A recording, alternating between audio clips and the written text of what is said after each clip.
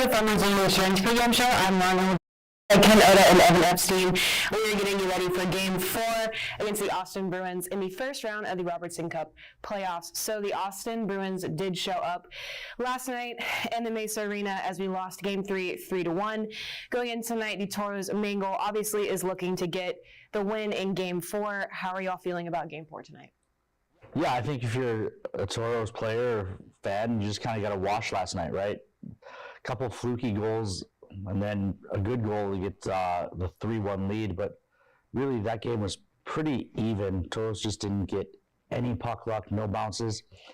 And after winning games 1 and 2 in Austin, you come home, you stole home ice, you got the extra win as well. You gave yourself a little bit of a cushion.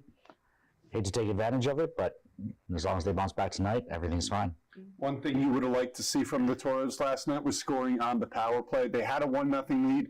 They had 1 minute and 41 seconds of a 5-on-3, unable to extend that lead to 2. And then the momentum kind of swung from there. And looking to tonight, Toros got to convert on the power play. All right, well, let's take a look at last night's loss to the Austin Bruins. Early in the first period, Toros break the forecheck. Jesse Ahala feeds Jack O'Hanison, whose shot pulls Jack Solomon out of position, and it's an easy finish for Billy Batten as the Toros take a 1-0 lead. Moving on to the second period, it's Alex Lorenzo working a puck out in front. Luke Mulcahy's shot hit the post, then off the pad of Lucas Svedin as the puck sat in the crease for E.J. Paddington to tap it in. Just 1 minute and 9 seconds later, Gus Elbert feeds Hirschfeld in front of the net, who takes it off the crossbar. Initially, the goal was credited to Evan Mulcahy, who tapped in the rebound, but they would later say that Hirschfeld's shot was a good goal. The Bruins would add on a third as Elbert's shot is blocked and Evan Mulcahy swats it through his legs. The shot catches Lucas Svedin off guard. Bruins take a 3-1 lead, and they would keep the Toros off the board in the third. Toros still have a 2-1 series lead, a chance to close it out tonight. Oh, now let's turn our attention back to tonight's game with a look at our updated Noodles numbers brought to you by Noodles and Company of Minot. So like I said yesterday, these Noodles numbers look a little bit different than they do during the regular season. But with last night's loss, our Toros are 2-1 during playoffs, and the Austin is 1-2. Yeah, first round matchup, right? So no one's played anyone else. That's why the numbers mirror each other. Toros still outscoring the Bruins overall in the series. Power plays are still over. Penalty kills still perfect. Toros have that 2-1 lead. Hopefully close it out tonight. The special team numbers even expand, though, back into the regular season. The Bruins finished the regular season 20 for 20 on the penalty kill. Now they've killed the first 14 penalties in the postseason, and the Toros haven't had a power play goal since back in Aberdeen on April 5th. That's 3 weeks ago to this day. All right, well, it's time to look at our Minotauros Booster Club players to watch. I'm going to kick it off with my choice tonight of John Small. He does have 2 points so far in the playoffs, although both of those came in the first game in Austin last weekend. We didn't see a lot of production on the first line last night with John Small, Ian Spencer, and Gavin Middendorf, but he did play a crucial part in the second power play unit, as we've talked about. Didn't produce a whole lot in this series so far, so hopefully that will happen tonight. I'm going to go with Jordan Gibbs. He was my player to watch in Game 1. Toros are leaning on the Mahler-Fleming pairing quite a bit. They need a second pair to step up and help shut down the Bruins' attack. I thought Jordan Gibbs played well last night. I thought he played really well in Austin.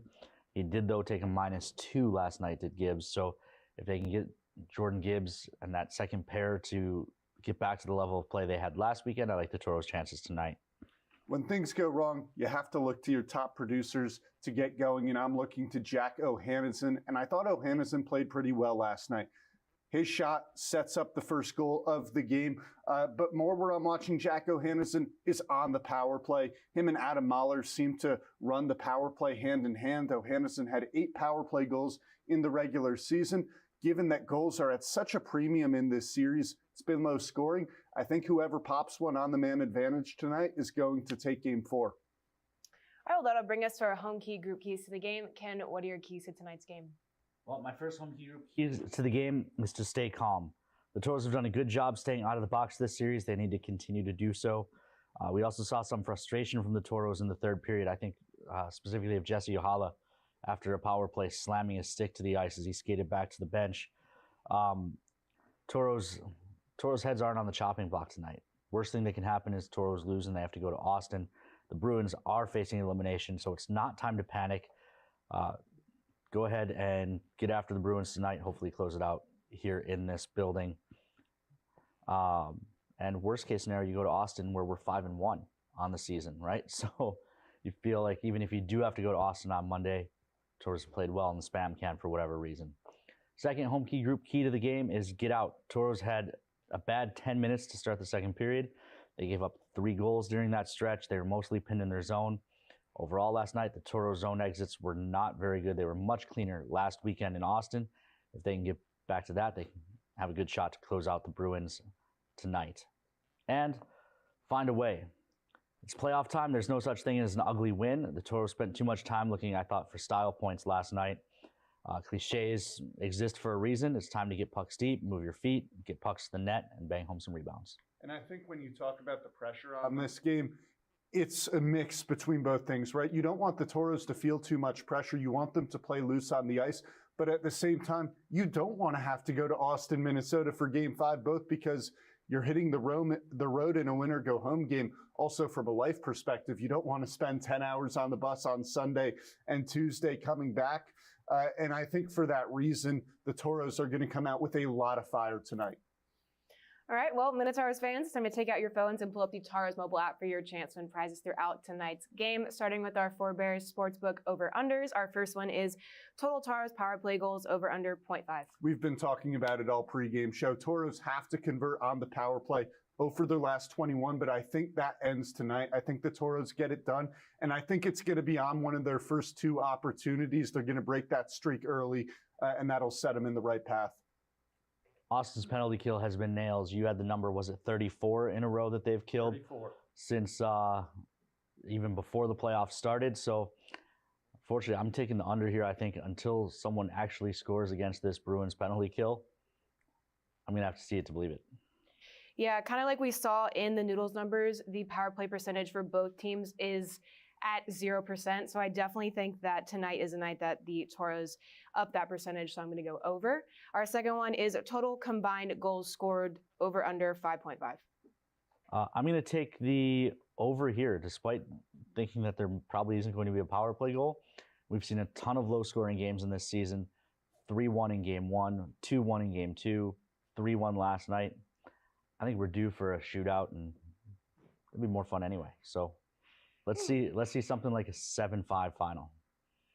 Wow, okay, I'm going to go the opposite. I'm going to go under.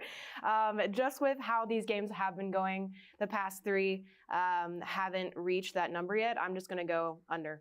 Ken, as fun as it would be to see a shootout, I'm going to the bank, taking out a large loan and putting it on the under. 2 terrific goaltenders in Jack Solomon and Lucas Vedin. A Bruins team that limits opponents to just about 27 shots on goal per game, one of the best marks in the league. Toros do a good job defensively as well. I'm going to be honest. I have no data or anything to back up my guess. I think it's more wishful thinking, if anything else. Games are more fun when you have more goals. Exactly.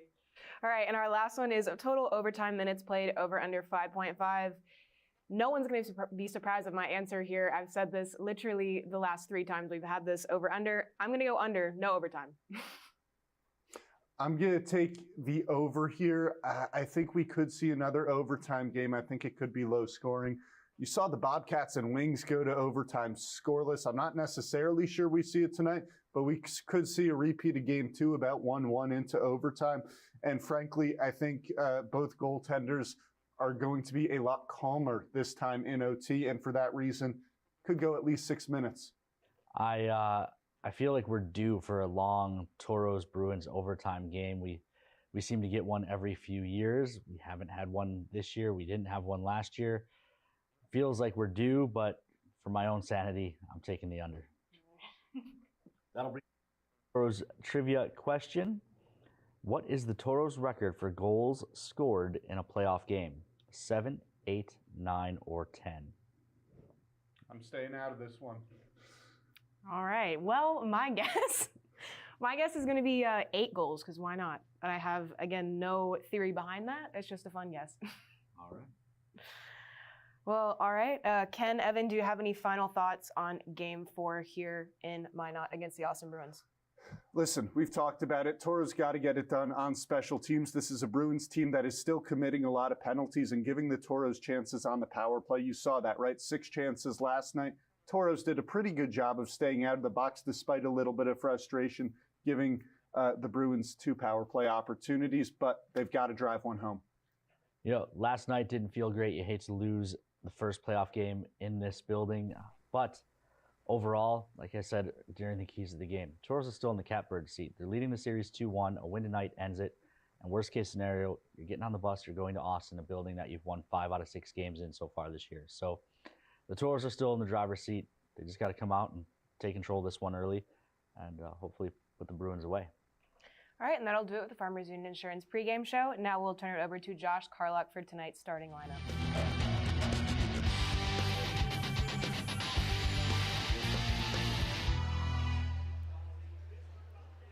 Good evening, Toro fans, and welcome to the Pepsi Rink at Mesa Arena for Game 4 of the Robertson Cup playoffs presented by Dental Care Associates.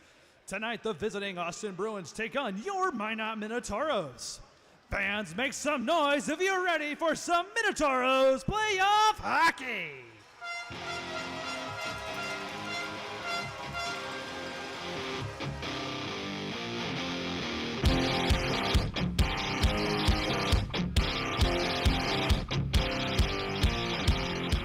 The secret side of me, I never let you see.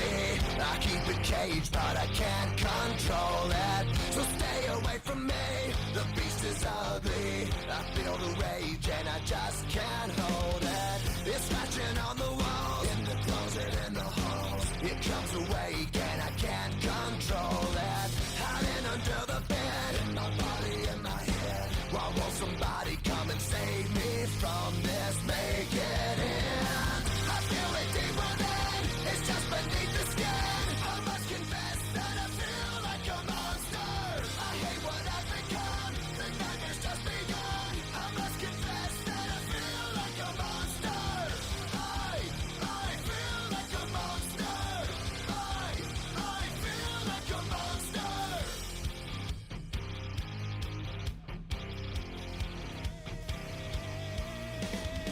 My secret side I keep.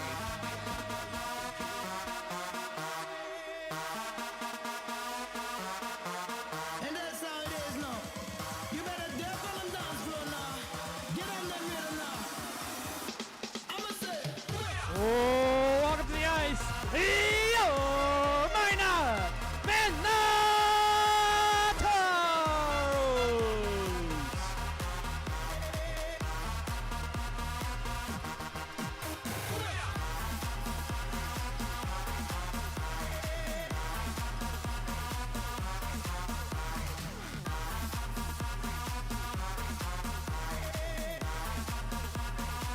Now it's time to meet your SRT Communications starting lineup. And go from Stockholm, Sweden, number 60, Lucas Swedi.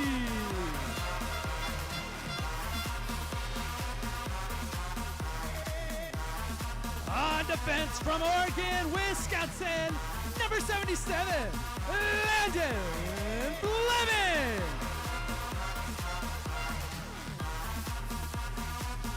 On defense from Ancaster, Ontario, number 42, Adam Mahler. At left wing from Phoenixville, Pennsylvania, number 34, Billy Batten.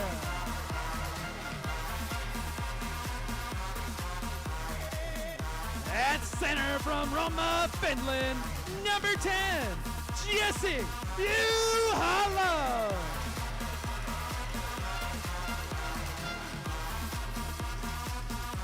And at right wing from Troy, Michigan, number 7, Jack Anderson.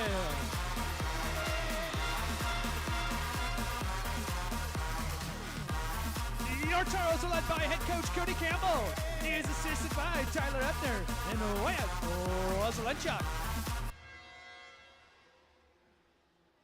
Toro fans, at this time, we ask that you rise as you're able as the Minot Air Force Base Honor Guard presents our nation's colors.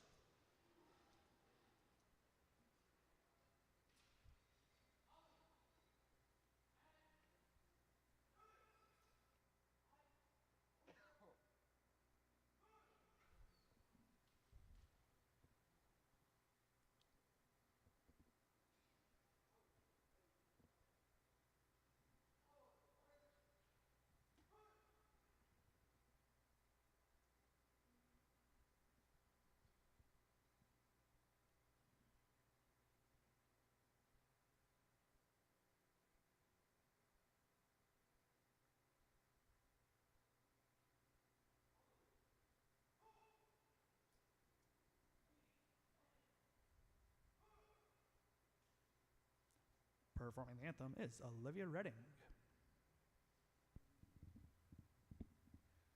Oh, say, can you see by the dawn's early light what so proudly we hailed at the twilight's last gleaming, whose broad stripes and bright stars through the perilous fight o'er the ramparts we watch were so gallantly streaming, and the rocket's red glare, the bombs bursting in air, gave proof through the night that our flag was still there. Oh, say does that star-spangled banner yet wave o'er the land of the free and the home of the brave.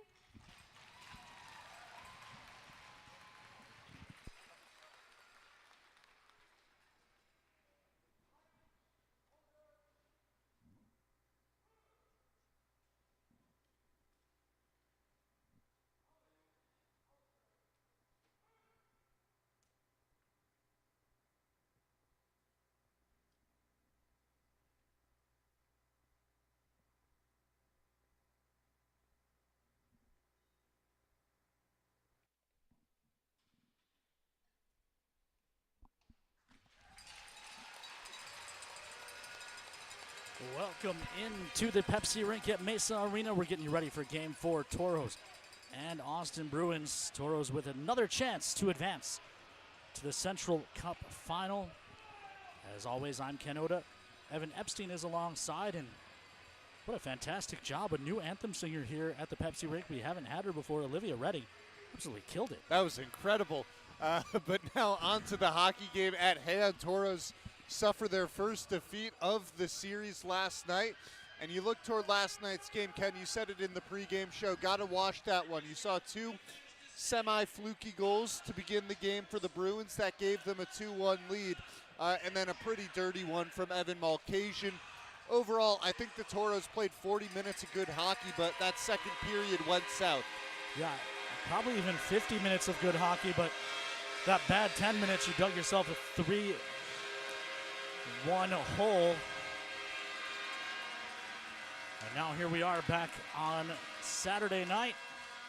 Game 4 underway. Toros in the home cream. They control the draw and dump it into the offensive zone. Albert tries to hack it up the wall, bouncing puck. Haruza able to force his way out to neutral. Hands off. Hirschfeld hands to Jackson Riley. Riley with a shot that goes well wide. Rebound to the far side. O'Hannison couldn't poke it out to neutral. It's down low for Riley behind the Toro net. Riley and Fleming come together. Flem pokes the puck free, jams it up the wall. It hits referee McCarty's skate, and then he gets tied up with Jackson Riley as well. Meanwhile, his shot went wide into the near side corner. Riley can't find it. Yohala does, but he turns it over, jammed out in front. Shot save made. I think it was actually Uhala who made the stop. I was distracted by a red light flashing behind the Toro goal, but it wasn't the goal light. It was some of the pregame festivity pieces being moved. Big hit by Fleming on Beckwith on the near side. Toros control the puck in their own zone. Touched at the red line by Small, so no icing. Toros up on the pressure. It's Middendorf and Small. Puck jammed to the near side. Beckwith. Beckwith working backwards, pressured by Jordan Gibbs. Jams it up the wall. Lipset works it ahead. Evan Malkasian, originally credited with 2 goals for Austin last night, but by the end of the game only had just 1 of them. Small able to hand that out to neutral. Lipset touches. Spence takes it away only for a moment. Evan Malkasian finds it. Puck rung to the far side. Mindorf turning with it. Mindorf to Spencer on the near side. Spence makes a move and then feeds in the middle for Small. Small through a man. Shot save made. No rebound given with Mindorf crashing down on Solomon's net. A nifty move by John Small to create the opening in the slot. Almost made it all for himself as you take a look at the stats for Lucas Svedin. Terrific all season long, but you look at what he's done this series, a .956 save percentage, now giving up 1.67 goals per game, or 1.68 actually, after 3 last night, plus the empty net time affects that stat just a bit. Draw will be to the left of Solomon. Quick shot by Jochums is gobbled up by Solomon, and that also gives us our answer to the debate we were having last night, late in the game and during the postgame show. Bruins decide not to turn to Saturday Night Carl, as they call him, and instead come back with Solomon. How could you go away from Jack Solomon when he makes 25 saves on 26 shots? Game 1, he wasn't bad in the loss. 32 on 34. Toros tack on the empty netter to win 3-1, as that one goes for a Minot's finest collision center icing. But in the playoffs, when you have a hot hand like that, how can you go away from him? Yeah, especially with your season on the line, you got to go with the goalie who played well last night. It's just, and no offense to Carl Axelson, he's been phenomenal as well, but you don't make a change, you can live with it. You do make a change and it goes wrong and you're going to feel worse, but here's a 2-on-1. Lorenzo with a shot blockered away by Swedes. Lorenzo didn't even pretend like he was going to pass that, tried to pick a spot on Lucas Swedin, and like most shooters have found this season, that's not a great strategy. Chipped ahead by Paddington, won't go far enough for icing, so Fleming has to play. Luke Malkasian pressures Fleming, but he leaves it behind for Mahler. Mahler to the near side and Noah Gibbs. Noah Gibbs finds Jochums in neutral. Jochums had it roll off of his tape. It comes to the near side. Haruza pressuring Noah Gibbs, who drops it back to Fleming. Fleming gives to Mahler. Mahler gives to Owens, and Owens from the middle of the ice looks up. Icy hand. Batten, who just didn't catch it cleanly. Albert tries to throw it up the glass. It gets by Yohala at the blue line. Tui takes over in neutral. Comes across to the near side, and Jordan Gibbs, he'll dump it in. It'll ring around to the far side. Yohala's the first to it. Yohala tried to turn it in the middle for Batten, but he didn't get enough on the pass. It comes back to him. He pokes it free, but Albert turns it over to Batten. Quick shot, save made, rebound. Not able to be jammed home by Yohala. That may actually have been a stop by Yohala, not a shot that got through.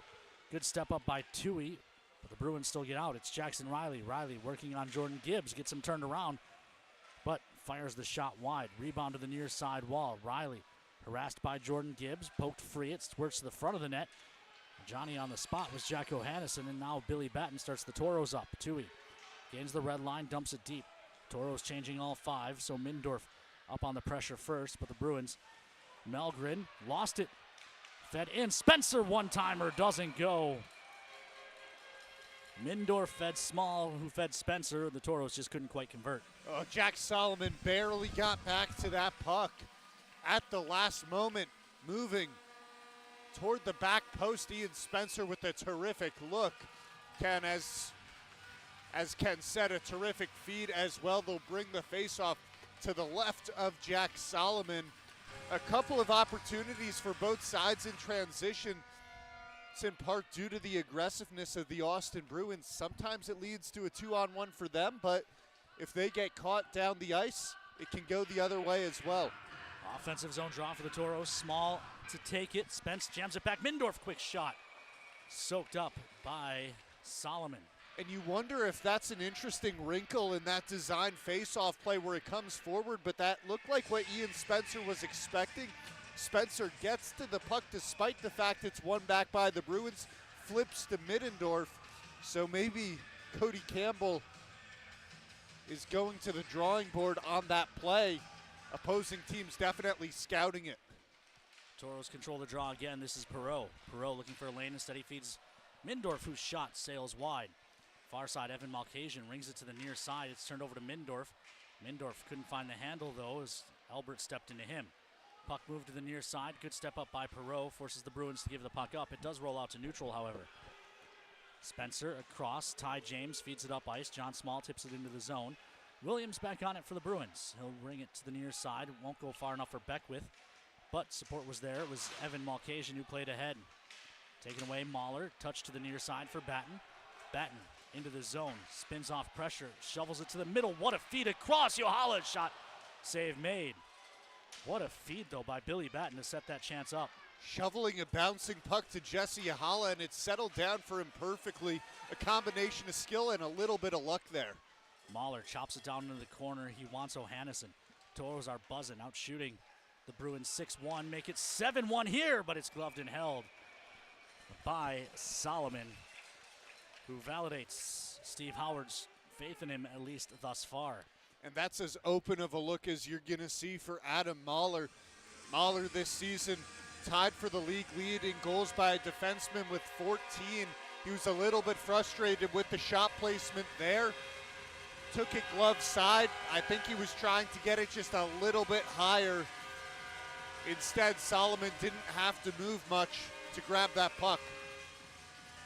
They're going to toss a Bruin from the draw, so Lipset steps in. Yohala wins it back. O'Hannesson, quick shot. Hits a leg and Karam's wide. Fleming throws it on net. That deflects off a body, then the far side glass. Mahler, another one. That's blocked off. Follow-up try, hacked wide. I believe it was Batten who tried to put that towards the cage. Turning on the near side is Lipset. Batten steps into him. Fleming pokes at it. Eventually Hirschfeld dumps it deep into the Toro zone. Swadin out of his net, rings it to the near side. Lipset closes it off. Put into the middle for Jackson Riley. He lost the handle. Now the Toros look to go the other way. O'Hannesson into the zone. His feed into the middle is cut off. Lund and Batten come together. O'Hannesson there as well. O'Hannesson tripped down. Toros frustrated with the lack of a call. It's back to the point. Jordan Gibbs across for Tui. Tui's shot is blocked. And now Bruin Lipset just falls on top of the puck. Eventually his teammates dig it out. 14-16 left to go. Now a long shot ahead for Lorenza. He couldn't catch the pass, but he's able to chase it down in the corner to save icing. Rings it to the near side. Noah Gibbs plays it ahead, not out. Williams shot had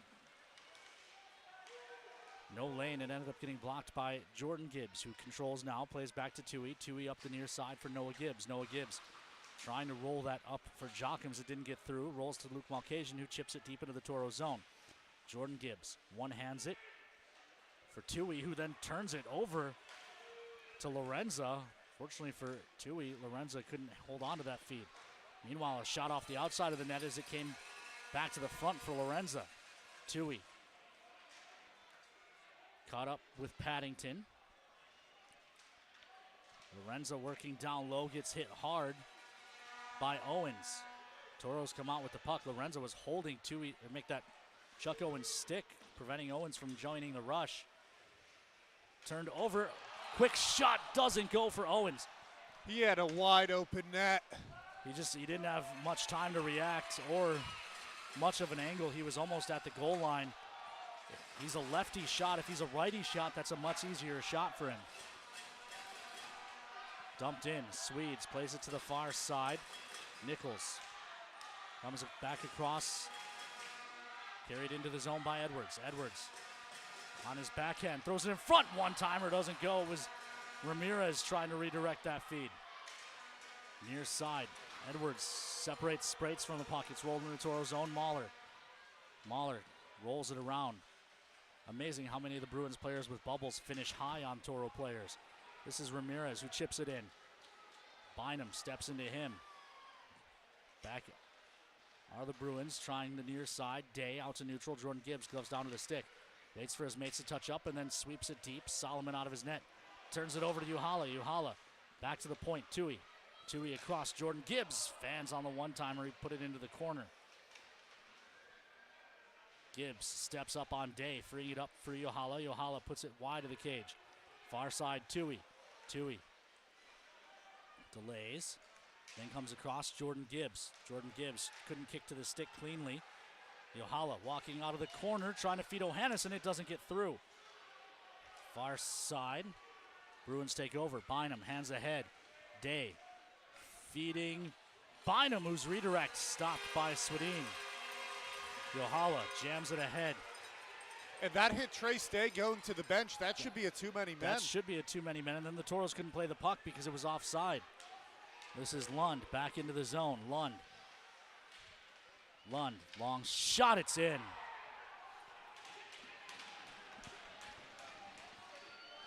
An offensive zone chance broken up, or a chance on the rush broken up by an extra skater on the ice.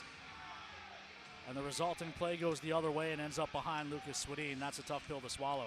And it's been a terrific start to the game for the Toros. Other than that one shot that gets by Lucas Swedin, the Toros have had all the momentum. They've had the puck in dangerous positions on Jack Solomon. They've done a good job of clearing the zone to start the game, but ultimately a bouncing puck gets through Swedin, and it's the Bruins on the board first, despite the fact that the Toros have controlled the first portion of this game. Bruins control the draw, dump it in, it hits Clark in the skates. Sevatesin trying to drive to the net. Walled off by Clark. Meanwhile, battle in front. Small and Lipset were going at each other. This is into the corner for Beckwith.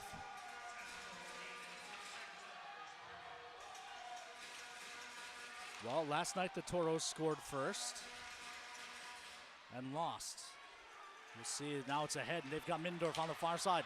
Mindorf in, shot, save made, rebound. Bouncing puck to the near side, Mindorf keeps it. Mindorf tries a shot, it's blocked by Lipset, up and out of play. 10:35 left to go in period number one. Let's get to some of these social media check-ins. Larry King's here at the Pepsi rink, as are the Kowitzes. The Swets checking in from Houston. Eliza Clark here at the Mesa Arena as well. Charles Wilburn up against the glass. Braden Tews is tuned in. Paul and Susan Zielikowski in Killdeer, North Dakota. Glad to have you all aboard here on a Saturday night. Game 4, Toros looking to dig themselves out of a hole and finish off the series without having to go back to Austin on Monday.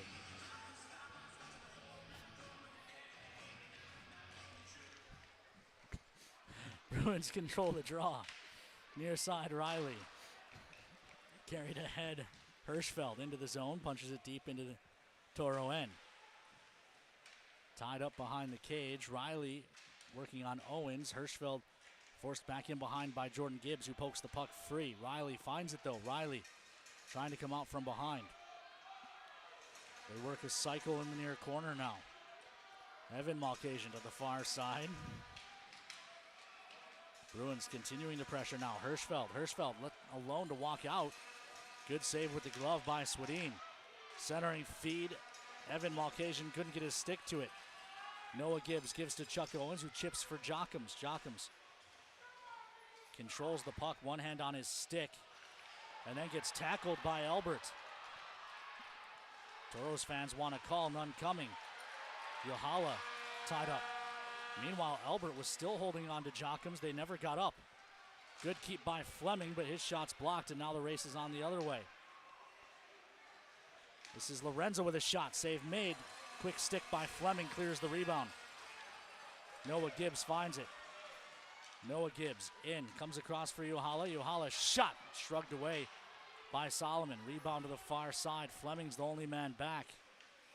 Bruins trying to take advantage. Shot. Save made. No rebound given by Swedin. 9:06 left to play in period number one. We hit the first media timeout. And on the other end of that play, it was the Toros that had numbers when Yahala's shot goes high, well, the Bruins that are behind the play now become ahead of the play, and that gives them the chance going the other way. But overall, from these first 11 minutes or so, I'd say this is a much more aggressive Toros team than we saw last night. They're putting pucks in on net. They're driving it deep, basically doing what you said, those keys in the pregame show. But it's Austin that's found the back of the net. Yeah, a good start for the Toros, ruined by a bad bounce. And now the Toros have to dig their way out. And at the time of the goal, the shots were 9-4 in favor of the Toros. Still in the Toros' favor, but it's 9-7. It's been mostly Bruins since they scored. But I think you look at that Yahala chance and it's just not putting the shots on target, right? Goes a little bit high. I'm not looking too much into that sequence there because it's been so back and forth. And these two teams typically very defensive. The Bruins give up just about 27 shots on goal per game. The Toros about 30, 9-7, 11 minutes in. Those are two very high numbers. Indeed they are. And you wonder who long-term an open game would think would favor the speed and skill of the Toros versus the size and strength of the Bruins. But so far that hasn't been the case. Lorenza and Yahala nose to nose over the dot to the right of Lucas Swedin. Draw one back. Shade to the corner by Swedes. Ty James hauled down. Cody Campbell. A quizzical look on his face as the Toros gain the line. It's jammed right back out. Mahler delays. Gives to Ty James, banked up to the near side. Puck flipped up and out of play for a whistle. 8:43 to go here in period number one. Where will they put this draw? Looks like they're going to come out to neutral. And for Ryan Lund, that's his second of the postseason. His first goal came in game 2 in the third period. That tied it up at 1 before it would go to OT, where Jesse Yahala would win the game just 44 seconds into that extra period. Dumped in by Ty James. Williams is back on it for the Bruins. Evan Malkasian now on the half wall, forced back by O'Hannison and Batten. He eventually falls down. So does Yahala on the far side. The Bruins are able to at least jam it back out to neutral. Ty James dumps that in. Beckwith steps into him. Throwing up the near side, Evan Malkasian met by Ty James. Beckwith tries a shot that's blocked up and out of play by Swedin. A few more social media check-ins.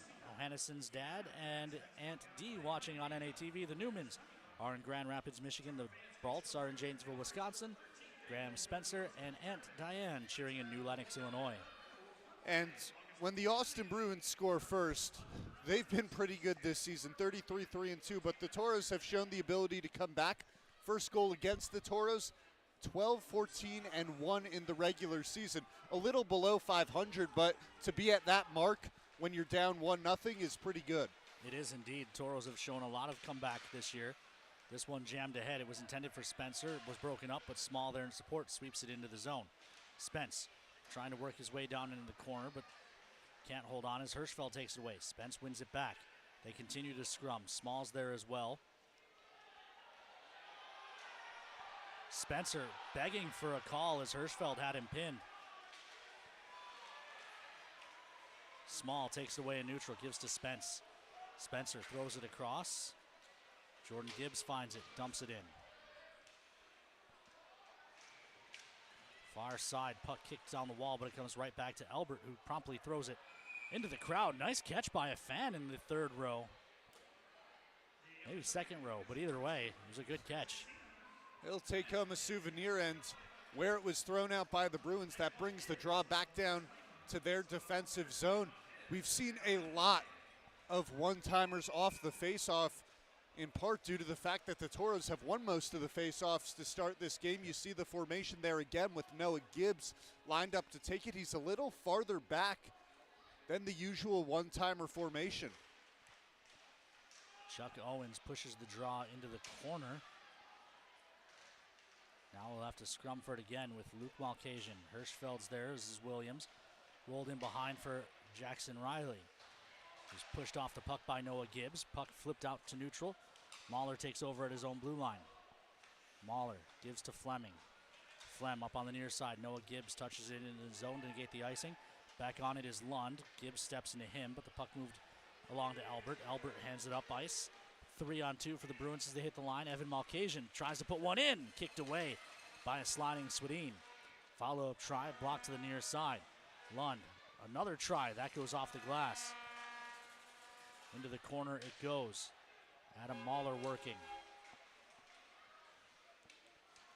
Bruins kick it along the wall. Samuelson couldn't find it.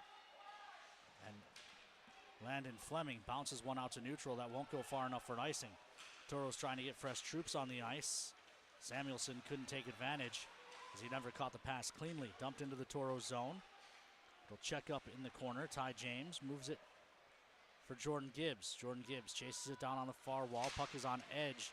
He couldn't ever settle it down. Luke Malkasian holding. Throws it in the middle. It's off the mark. Lorenza couldn't find it. Billy Batten up the near side. Hit by Lipset. Chipped it ahead anyway, and now Yohala punches it deeper into the zone. Lipset trying to step into Yohala. Batten with a shot. Save made. No rebound given. And then Bynum took an extra hack at Billy Batten after the whistle.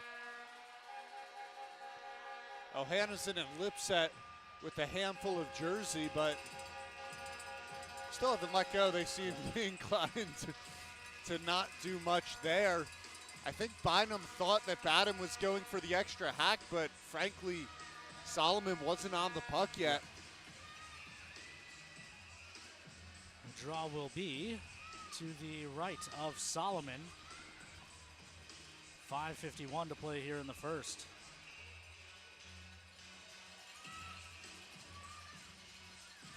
Toros trail by one. Ian Spencer talking to Kenny McCaughty. I assume still upset. I'm looking for the calls that Toros aren't getting on all of those hold and interference plays. Spencer pushes it back to the point in Jordan Gibbs, who carries down low, gives to Small behind the net. Small had his jersey pulled so he couldn't get away. Still trying to get free. Oh, and now we got to fight. It's Spencer and someone. I'm guessing it's Alex Lorenza. This is because the officials haven't been calling any of those holds. So Bynum, it was Bynum at the bottom of that. He just pulled Spencer down on top of him and wouldn't let Spencer up. Both players are likely going to go to the box. Well, and that's, again, what's Spencer supposed to do? Bynum grabs him and falls down.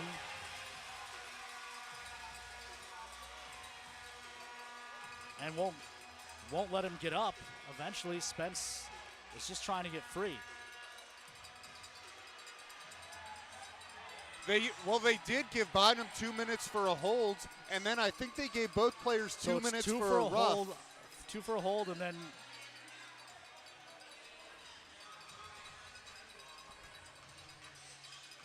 and Spencer and Bynum still jawing at each other between the boxes. This is right under us. Fun to watch. But if that was the call, it would be the Toros to the First Western Bank and Trust power play. I don't think it was, though. I think Adam Mahler was signaling 5-on-5 as he went to the bench. Then maybe they gave them both 2?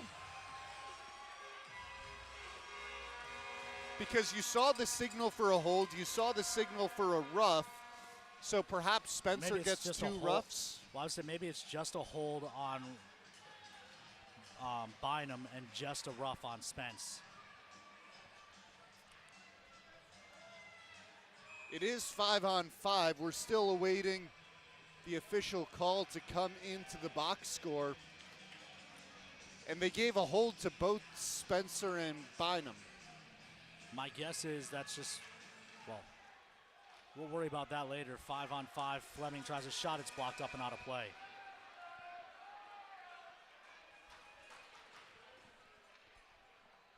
They gave them both 2 penalties, so Ian Spencer and Ashton Bynum will be in the box for 4 minutes each. Each for holding and roughing. Draw will be to the right of Solomon. And now if you're the Toros, you have Davin Nichols out onto the ice. That's another player to watch if this game continues to get chippy. Far side, Beckwith across for Albert. Savitessin and Mahler come together.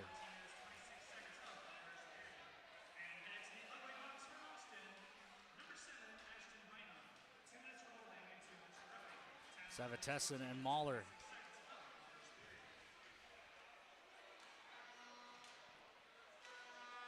Toros control out of the corner. 4-on-2 if they hurry. Edwards looks for Fleming. Fleming was tied up immediately. Taken back by Nichols. Nichols beats his man wide, tries a shot. It's blocked. It almost caromed to Ramirez on the backside. Ramirez takes it away though. Banks back to the point. Comes across near side, Jordan Gibbs. Jordan Gibbs to the middle of the ice. Comes back to Toohey for a one-timer that sails wide. Meanwhile, the goaltender's lost his blocker, so that's going to lead to a whistle. It's a good one-timer from Connor Toohey, who had a lot of steam behind that shot. Toros were pressuring, and somehow Solomon's blocker ended up in the corner. The puck was in the far corner, so I didn't see how it came off, but it comes off on the shot.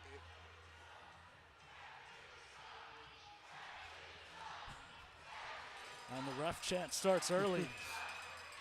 You draw out to the left. It's a good whistle.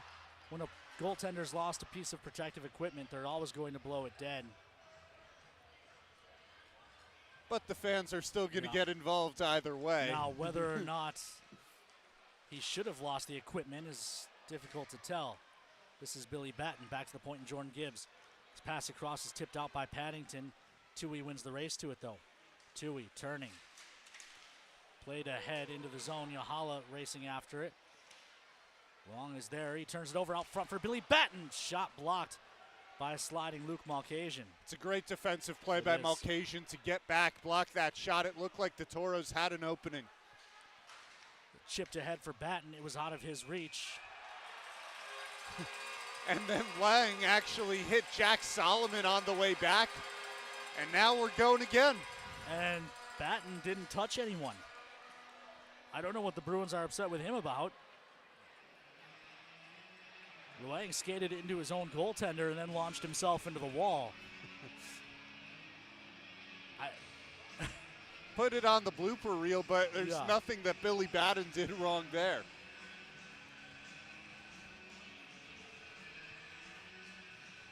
Draw will be to the right as we get our first NAHL 50th season fun facts. 340 commitments as of June 13th of last season. We don't have this year's final number yet, obviously, as we're still playing. Draw to the right of Solomon. 3:56 left to go in the first. Toros win the draw. Batten up top for Perreault.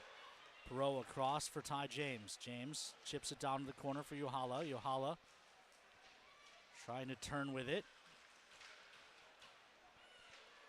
Far side. Bruins will carry ahead. Near side, Albert. Dumped it in. Toros get there first. Perreault plays up the near side. It was blocked off at Karen behind the net, but Ty James won the battle, and he feeds Batten. Batten into the zone to Ohannesson. Ohannesson tried to give it back. It's broken up. Big hit by Batten on Hirschfeld. They're continuing to joust. Puck chipped up the far wall. Mahler quickly to the net, but it goes wide. Fleming pinches down. Gloves down to the stick. Bruins play it to negate the hand pass and then throw it down into the Toro zone. Adam Mahler back on it. Didn't get far enough for icing, so Mahler has to play. Fleming tipped that into the zone. Noah Gibbs after it. Punches it to the corner. Albert on it first. Gibbs bumps him off. Couldn't find the handle, though, and the Bruins will turn. Peruza ahead, Savitessin. Left it for Lund, who couldn't find the handle. Poked away from him by Adam Mahler. Kept at the point. Dumped into the near corner. Fleming couldn't find the handle. Peruza does.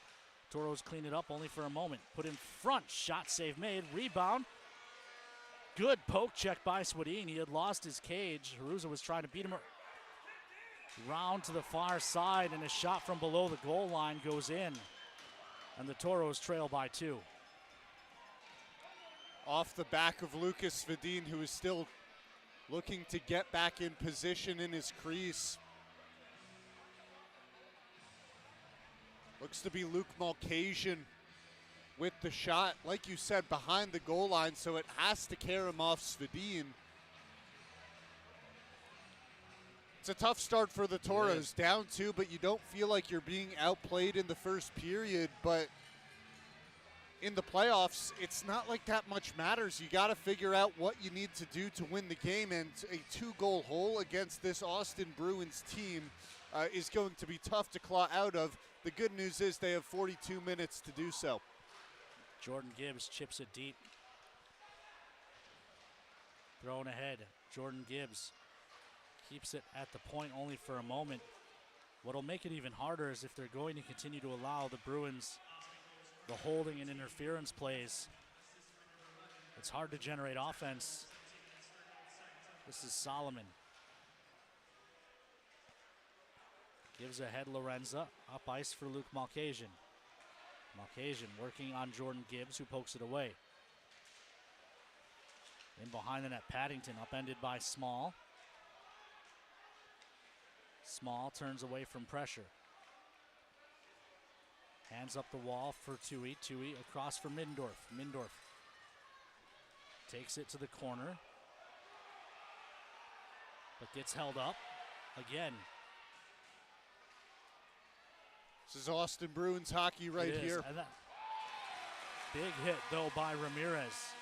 Clark jams it up the wall. Albert rocked by Clark. And that's going to draw a call. That's Dane Ramirez who's going to the box for that hit.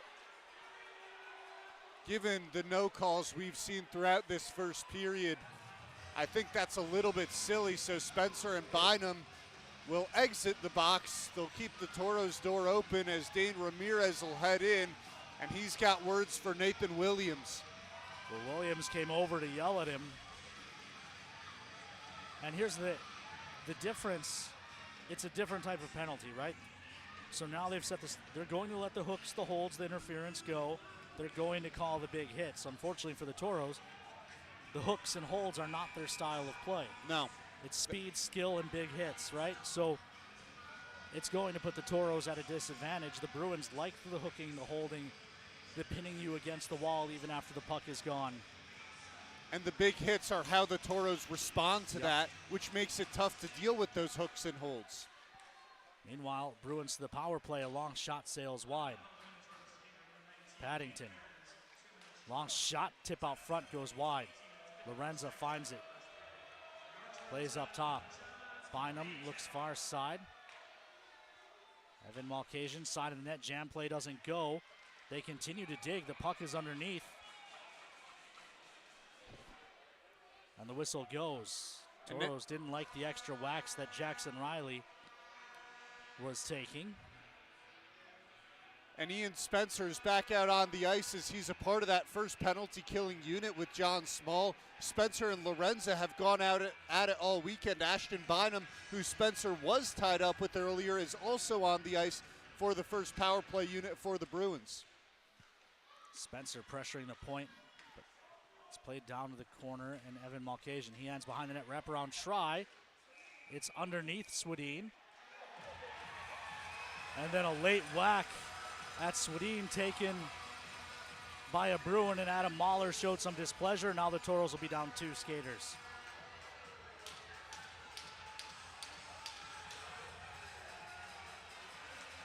It was Luke Mulcahy who took the late jab at Swedin. And it's a cross check on Adam Mahler. Toros down 2. And that's the frustration starting to tip over. You understand that that was a late whack at Lucas Fedin, but that's not going to draw the call. 2 to the back of Luke Mulcahy. There's not much you can do there if you're Adam Mahler. talked about how the Toros have dealt with that frustration well most of this series, but last night starting to boil over, and you see it here early now, down 2. 89 seconds of 5-on-3 for the Bruins. Going to be tough to kill. Bynum holds, plays across. Up top from Riley, a shot to Bynum goes over the glass, or over the net, into the glass. Luke Mulcahy to the side of the net. Lorenzo with a shot, stopped by Swedin, rebound to the far side. Turned over by the Bruins, and Fleming clears it all the way down, and it almost curls into the empty net.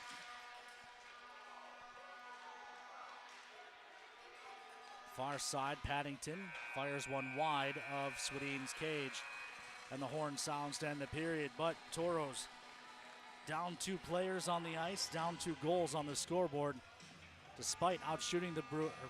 They were outshooting the Bruins early. That late power play now 14-11 in favor of the Bruins, but Toros, I think, played much better than the scoreboard would indicate through the first 20.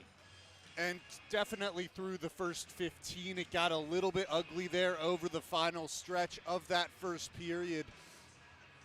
Like you said, this is a Toros team that came out hot. Austin gets on the board first, and then the Toros get hit with the penalties at the end. And that puts the Bruins in a good spot. We talked about it last night, how 3 goals is probably good enough to win a game in this series. That puts the Toros in a difficult position, giving up 2 in the first. Yeah, it'll take a lot to dig their way back into this one. We'll see who Lauren talks to. Looks like she's got Gavin Middendorf down on the bench. So we'll send it on down to Lauren Hill.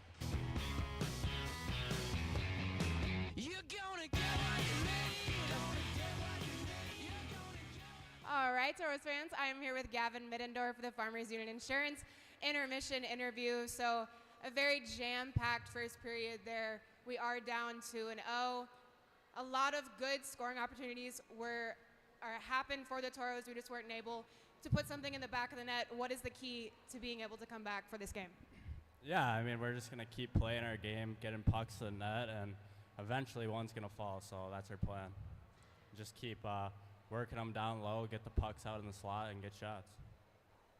All right, and how awesome is it to be here with all these Toro fans cheering you on during the playoffs? Oh, it's great. I mean, it's what fuels us to keep going. I mean, we couldn't do it without them. All right, thank you, Gavin.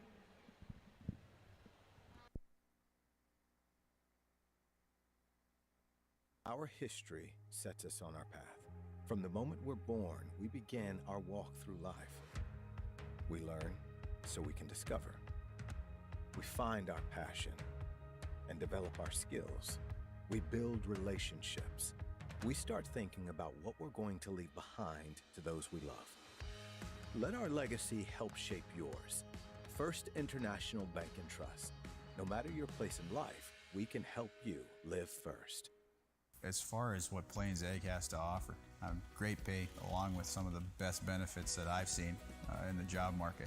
The company understands the importance of family and family values. You need to have that time with your children. Plains Ag is 100% family oriented. I love working here. Very helpful. There's no problem it feels like we can't solve when we're working together. Go to plainsag.com, fill out the application, and we'll be in touch with you shortly.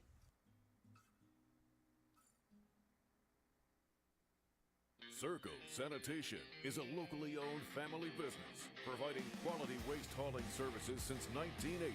We provide service to residential and commercial customers, as well as roll-off service for large projects and construction sites. We are dedicated to providing excellent service at competitive prices without deceptive contracts or hidden fees. For more on what Circle Sanitation can do for you, call us or visit circlesanitation.com. The puck, the net, the crowd, the moment. A chance to make history. Just like that perfect play, we're here to help you win at your financial game. At Great River Federal Credit Union, we offer competitive rates and innovative technology designed to empower you to achieve your goals. Become a member of Great River and score a $100 bonus when you use promo code Hockey100. Visit greatriverfcu.org/Hockey100 for details and open your account. Member NCUA. Being in business for over 25 years, we've learned a lot about why local matters. Unlike those guys, we take pride in our work and back our tires with our Plus Plan guarantee to get the most out of your tire's lifespan. Are the tires the same size on all the sides? We strive to provide great value to our guests and lowest prices guaranteed. That's not good. Stop at a trusted tire and auto and get a set of tires from people you know and trust, and will even match those guys. Nothing has embodied the American spirit like the family farmer. Year after year, they continue to work the land and plant their crops. Through droughts, floods, and uncertain markets, they keep that spirit alive with another crop harvested for the next generation. And for that, we tip our hats to them. Farmers Union Insurance, protecting those that protect America's food source. The Lamplighter is Minot's premier liquor store. Whether you're looking for wine, cold beer, or a fine bourbon, stop in and browse our selection, or make a quick stop at our convenient drive-thru. The Lamplighter Lounge and Liquor Store. Since 1977, Northwest Tire's been your partner on the road for over 40 years. People have put their trust in our quality brand tires and expert service on the roads and in the fields for work, play, and travel. Northwest Tire, keeping you rolling down the road. Tomorrow might be hard to see, but tomorrow is right in front of us. And we're always looking towards it. Investing another $4 billion in renewable energy and low carbon solutions through 2025. And lowering emissions by modernizing our infrastructure, bridging to a sustainable energy future.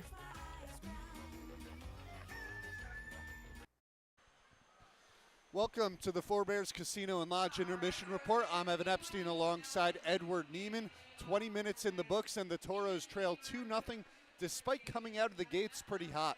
Yeah, Evan, I really like the adjustments that were made, at least in that first half of that first period. I thought the Toros did a really nice job, especially in the neutral zone with their exits, forcing some pressure on net and a lot of traffic in front of the net of Jack Solomon. But, of course, the Bruins did storm back in the second half of that period, put up two very important goals in a Game 4, and really the Toros find themselves in a different position now in the first intermission.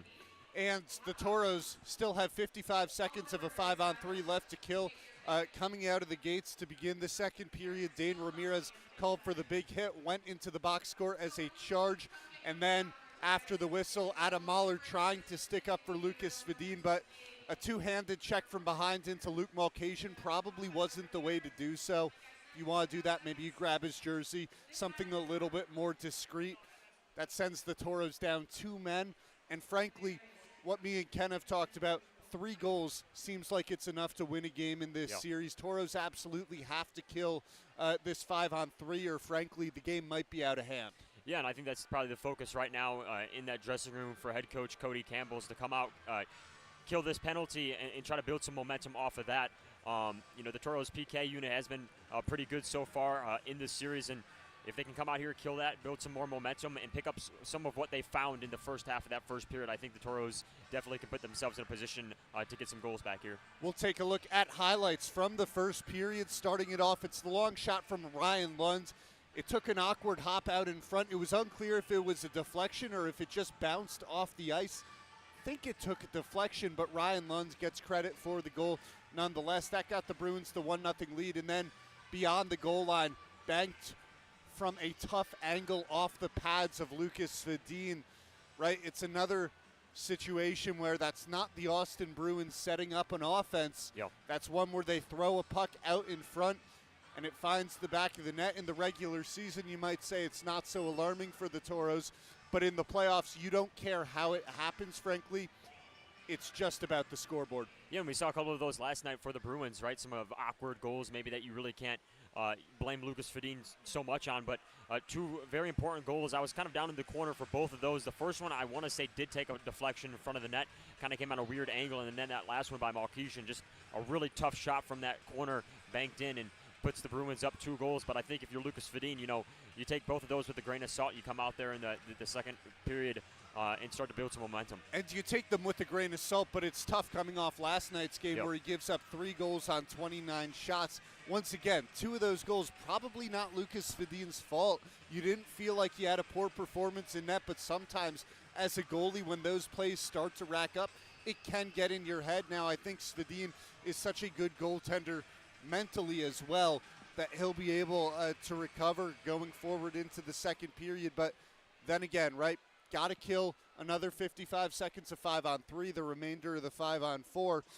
And then if you're the Toros, you got to figure out how to get on the board because you got to try and claw at least one back in the second. Yeah, and, me and Evan talked about it, too, I think earlier in the days. This is, the first couple of games in this series, the Bruins have outshot the Toros, but that's just the brand of hockey, right, to put a lot of pucks in front of the net. And obviously it has turned out well for them so far. So I expect them to continue to do that. But, of course, it starts with the Toros offense and getting one back, like you said. And sometimes that works, right? And that's what's been happening. If you continue to throw pucks out in front, I'm not even sure you can call the goals fluky because that's their style of play. You look at shots per game, 34.8 this season for the Austin Bruins. That is a very large number, and they hold opponents to 27.17 shots per game in the regular season. So when you take a look at that disparity, it doesn't always have to be pretty for the Bruins, but when they can get a puck to bounce in, if you fire more pucks on net, the more chances you get for one to go. Absolutely, and especially with this Bruins, team, they're definitely a bigger, more aggressive team. So if they can get pucks in front of the net and then, impose their will physically, obviously that turns out well for them. But yeah, I think, if the Toros can pot one early off a penalty kill, get this crowd back into it, the Toros are definitely still live in Game 4 here. And the other thing that's becoming abundantly clear over the first 20 minutes is that the hooks and the holds were not called against the Austin Bruins, but this is what Ken said, the big hits were called against the Toros, such as that Dane Ramirez charge. And unfortunately, that's how the Toros respond with big hits and how the Austin Bruins plays with the hooks and holds. So if they don't call the hooks and holds and they call the big hits, well, that's not going to favor the Cream and Cardinal. No, absolutely not. Absolutely not. But with that, we'll take a break here from the Forebears Casino and Lodge intermission report. When we come back, we'll check around the NAHL. Bobcats trailing that series to the Aberdeen Wings 2-1 coming into today. It'll be interesting to see what's going on there. Stay tuned. We'll be right back.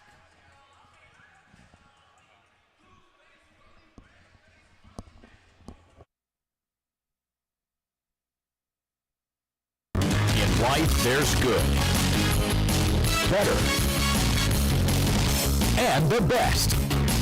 The same theme applies for our car and light truck tires at Northwest Tire. We offer you good tires, better tires, and the best tires. Which choice is right for you? That depends on your tire performance needs and your budget. The choice is yours. Come in and talk to one of our tire experts, and we'll help you decide which tire is best for you. Tire keeps you rolling down the road. We all have our ups and downs, but just like on the ice, we don't have to face the challenges alone. That's why we're excited to support First Link for our second season of Shut Out the Stigma. First Link is a free, confidential service offering listening and support, referrals to resources, and crisis intervention 24 hours a day. For the first 20 saves at each home game made by the goalies of the Minotauros, the Blue Cross Blue Shield of North Dakota Caring Foundation will donate $50 to First Link to keep hope on the line.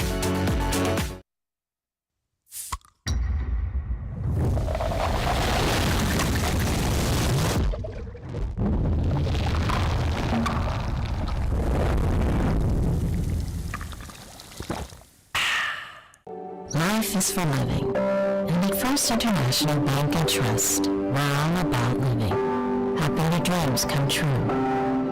Because we're not just in the banking business. We're a first home business, the community sponsorship business, the how do we make this happen business. Making your banking life easy, so you can focus on what matters most. First International Bank and Trust. Life first. Nicotine can harm brain development, which continues to about age 25. Know the risks. Visit ecigarettes.surgeongeneral.gov to learn more. This message is brought to you by the 1st District Health Unit and the Minot Minotauros.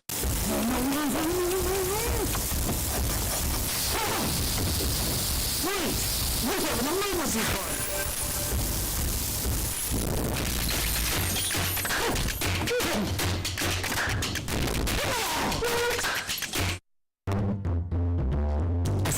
state-of-the-art hospital and medical office building built with you in mind. The new healthcare campus and medical district. Now open in Wyandotte. Trinity Health, making more possible. I think we have some pickles downstairs. Oh.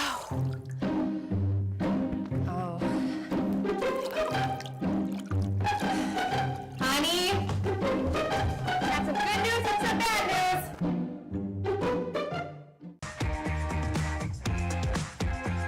At Northwest Tire, we have tires for everyone. Needs tires that are reliable and safe to get her family where they need to be. Needs a tire that's heavy duty for all of his off-roading adventures. Needs tires that can get him from point A to point B. No matter what you drive or your budget. Northwest Tire keeps you rolling down the road. Evan Epstein and Edward Neiman back here with the Forebears Casino and Lodge intermission report as we take a peek around the NAHL. Starting out in the Eastern Division, the Rochester Junior Americans came into today with a 2-1 series lead over the Johnstown Tomahawks. However, the Tomahawks are up 1 with 4 minutes and 40 seconds to go in the first. But the more interesting of those two series, the Maine Nordiques up 5-2 on the Maryland Black Bears. 2:40 to play a 2-1 series lead, as it looks like the Black Bears are going to see an early exit from the postseason. Yeah, and a good home stretch there for Maine, getting 2 against Maryland if the score holds. So potentially a team that was in the Robertson Cup semifinals headed home tonight. And then back over to the Central Division, where you see a 2-1 series lead for the Aberdeen Wings. And just like that 2-1 series lead, they lead 2-1, 9 minutes and 20 seconds to go in the second period. Wings got on the board, so board first. It was Cade Moxham, Ian Engel with the response to tie it up.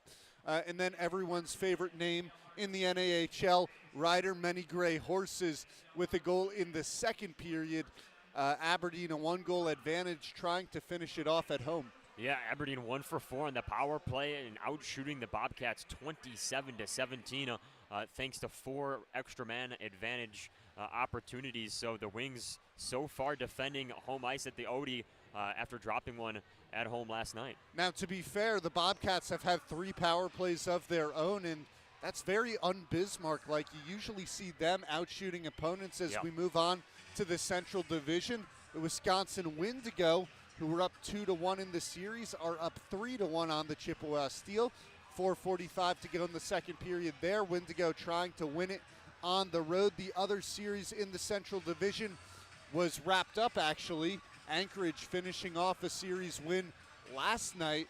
And now down south, both of those series are over. Corpus Christi a sweep over Shreveport. Lone Star a sweep over New Mexico.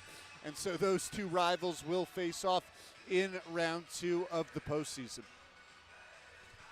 Back here at the Pepsi rink, Toros trailing by 2. Austin with the period's 2 power plays, but it's not over yet. 55 seconds to go. Edward, neither team has converted on the power play this series.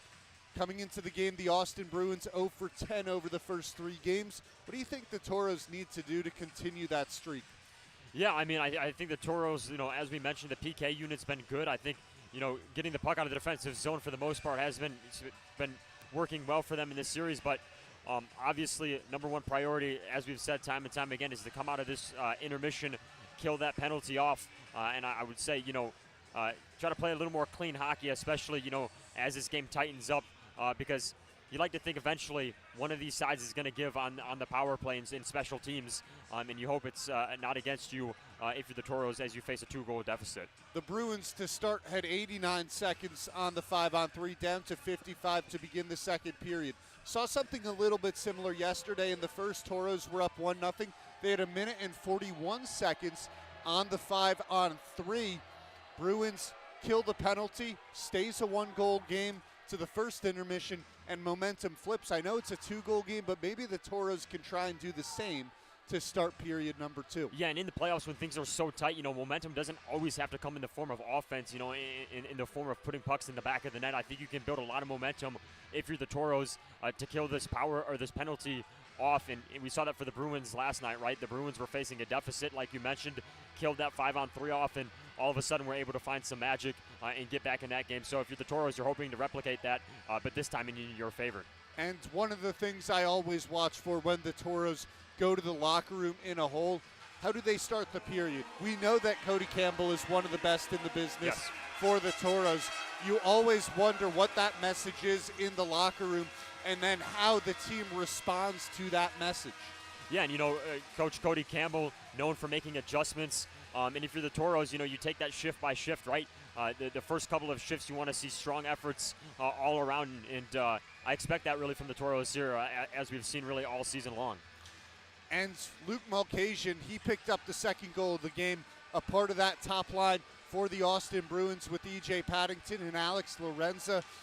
To start the game, I thought we saw some strong shifts from the top two lines for the Toros. Billy Batten, Jesse Ahala, Jack O'Hannesson, John Smalley, and Spencer and Gavin Middendorf.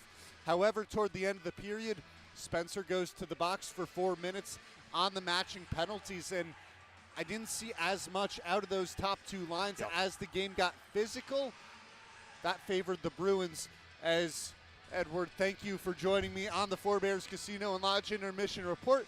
Ken Oda stepping back into the chair for period number 2. They'll put 55 seconds on the board for the Ramirez penalty, a $1.26 on the Adam Mahler penalty as the Bruins start period number 2, 5-on-3. Yeah, not an ideal way to start the period for the Toros.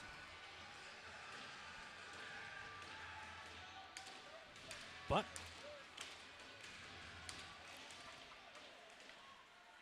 the Bruins killed a 5-on-3 yesterday, and that gave them momentum that they carried in to the second to get the win. Let's see if the Toros can do the same as Jackson Riley falls down. Toros poke it ahead. Billy Batten wants to challenge shorthanded. Batten crisscrosses with Fleming, gains the line, tries a shot. It's blocked up and out of play.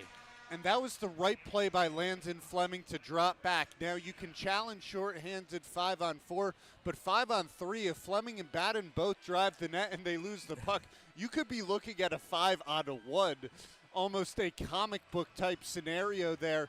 Good play by Fleming, good shot by Batten to force the offensive zone draw. Bruins control the draw in their own zone, start up ice 3-on-2 as they hit the blue line. It's Paddington. Paddington in the middle, good stick by Jordan Gibbs, puts that puck up and over the glass. 23 ticks left to talk in the 5-on-3. Papa John's PK, and then it'll be 31 more seconds until Adam Mahler is released from hockey jail.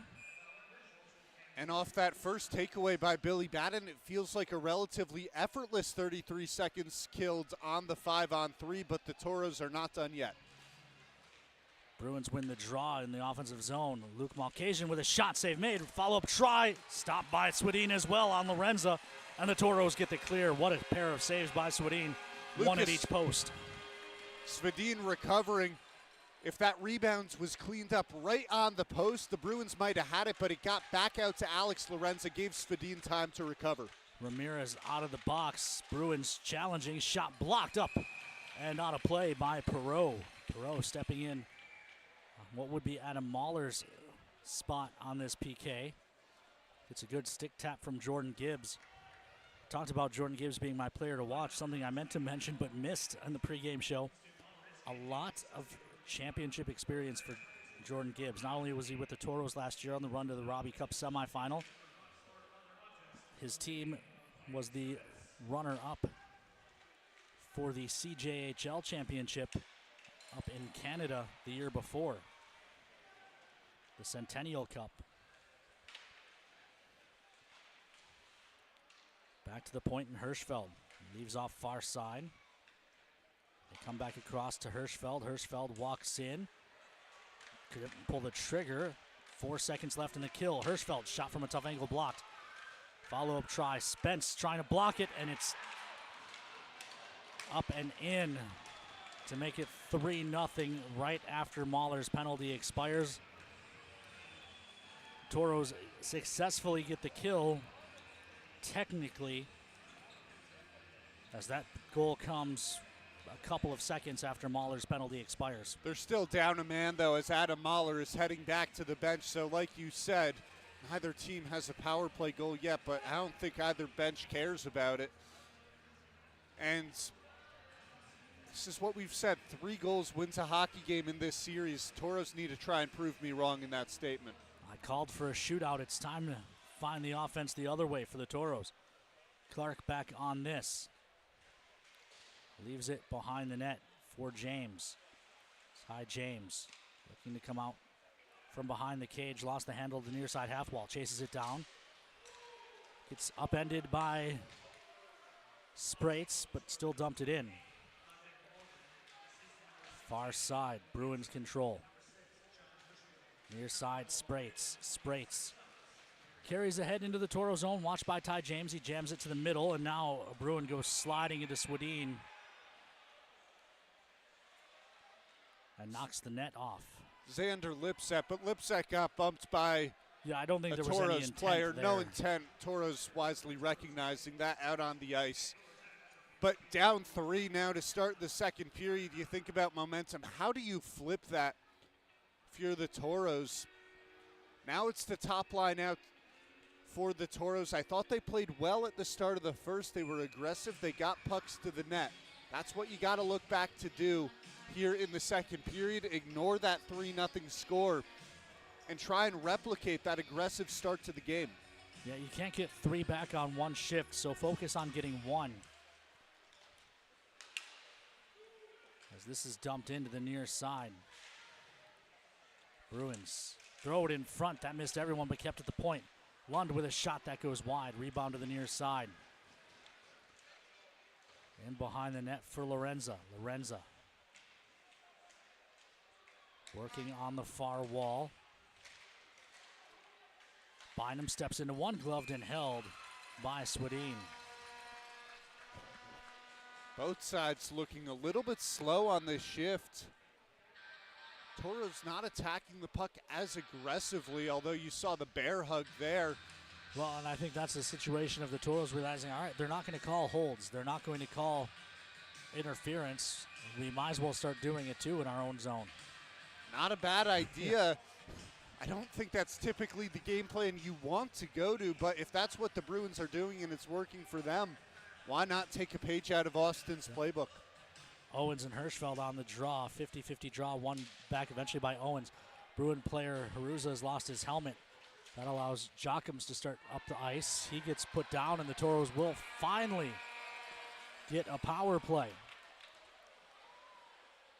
Jochums looks to be all right. Might have caught a shot to the face as Andrew Lang is the offender, and guess what? It's a hold. It is. Toros to the We've first seen one. Officials completely reverse course in game before. Toros certainly benefit if the standard gets adjusted here. Toros win the draw. Mahler hands off far side O'Hannesson. O'Hannesson. Mahler comes near side Yohala. Yohala drops it down to Billy Batten. Billy Batten up top for Mahler. Cross for O'Hannesson. Back to Mahler. Mahler. His shot deflects wide. Yohala on it. Yohala. Off a man. Holds. Drops to Billy Batten. Batten back to Yohala. And it takes the Toros out to neutral. Batten can't put that much air under that puck. Tough for Yohala to settle down on such a short pass. Yohala gains the line, shovels it deep for O'Hannesson, but Savitessin finds it first, and the Toros have to chase. And this is a Toros power play that hasn't converted on any of their last 21 opportunities. That dates back through the Bismarck series to end the regular season. Last Toros power play goal 3 weeks ago, April 5th, out in Aberdeen. Dumped in, Lipset. Hammers to the near side. Good stick by Mindorf. Keeps it in the zone. Mindorf looking for a lane. Gives to Jordan Gibbs. Jordan Gibbs drops to Chuck Owens. Back up top for Gibbs. Swings it to Fleming. Fleming comes to Owens. Owens up top. Jordan Gibbs thought about it, then pulls it back down. Gives to Fleming for a shot through traffic. That goes wide. It comes back to the side of the net, and it's jammed at. And the whistle goes for some reason. The puck was loose. I have no idea why they blew that whistle.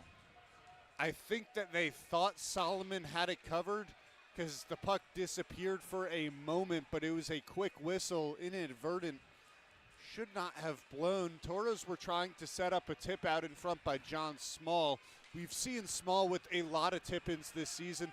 The hand-eye coordination he has is very impressive. We saw one almost baseball-style goal, you could call it, earlier in the year. Toros send their first power play unit back out to the ice. That is the good thing about the quick whistle. You get this unit another chance. Spencer controls and hands up top for Mahler. Toros will set it up. Ohannesson back to Mahler at the point. Back to Yohala on the near side. Drops to the goal line and Batten. Back to Yohala in the circle. Shot save made. Rebound loose. Comes up top. Mahler looks across. One-timer for Ohannesson. Doesn't go.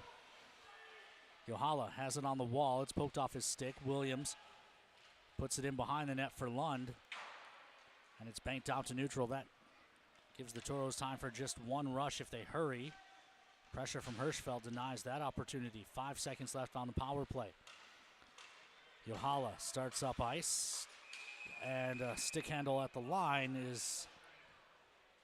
leads to an offside play. And the whistle goes. 15-16 left to play here in period number 2. Toros down 3.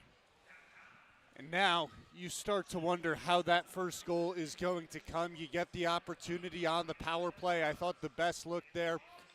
There were 2 good looks. One with the second unit trying to screen it up was John Small, and then the Ohannesson one-timer was a little bit off the mark, but he had a clean angle.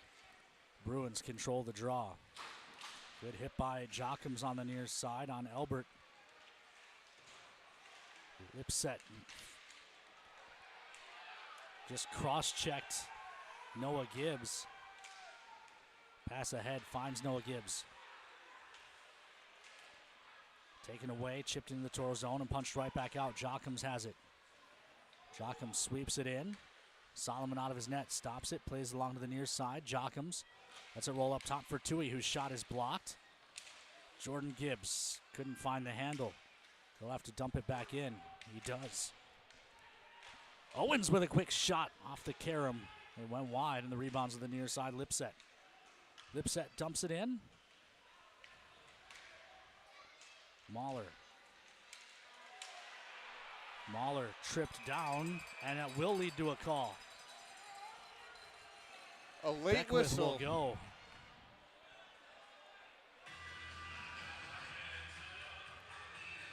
Not Beckwith. They'll take. It's Emil Samuelson.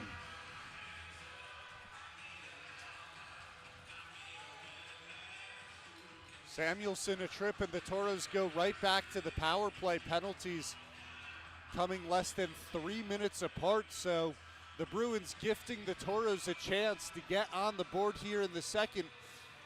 And down by 3, it's starting to feel like must-convert time for the Toros based on who was out on the ice last. Toros are going to rock with the second unit to start the power play. Bruins win the draw and clear at the distance.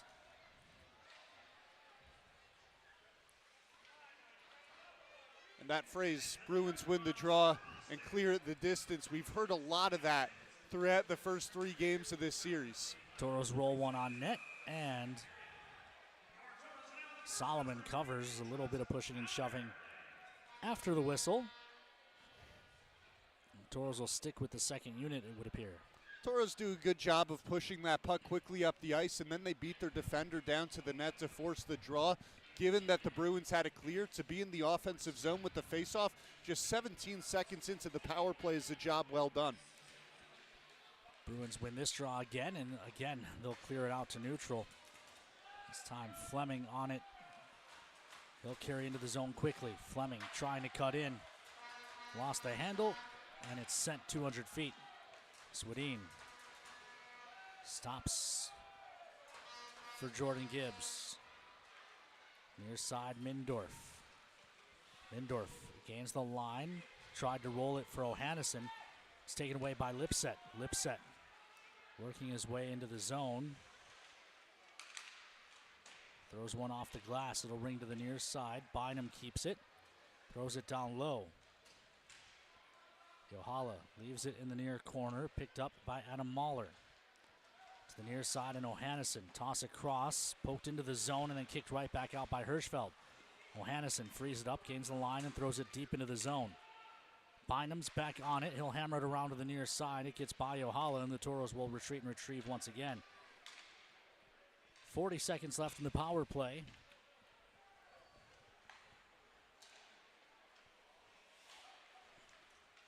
Mahler starts up the ice. Mahler pushed off the puck. Toros leave it to the corner. Mahler hit hard in front of the Zamdor. What happened there? Puck was cleared down the ice. Toros will start up again. Ohannison. His pass in was broken up. Toros dump it in, but they had men offside, so they have to retreat on it. This one again cleared the distance. The Bruins come full strength. And the Toros still cannot figure out this Austin Bruins penalty kill. Give credit where credit's due. The Bruins continue to win the faceoffs, continue to clear, and they're making it tough for the Toros to enter the zone clean.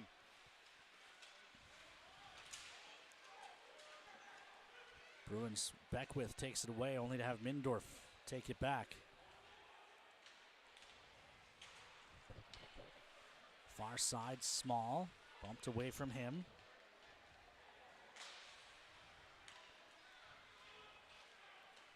Toros take it back. This is Mindorf. Mindorf dumps it in. Far side, unable to find the handle was Edwards. Dangerously close to too many men. But the Toros didn't touch the puck, unlike the Bruins in the last period. Ty James dumps it into the near corner. Albert plays it behind the net. Bouncing puck up on the apron. Solomon able to get the cover, and the whistle eventually goes. Solomon taking that puck off the top of the net, out back. Drags it across. I think he wanted to play it. That's why he moved quickly across, but at that point, he'd held the puck for too long. Well, I think that's why the official also gave him an extra second or two, maybe, before blowing the whistle, until it became clear there was no real option. Draw will be to the left of Solomon.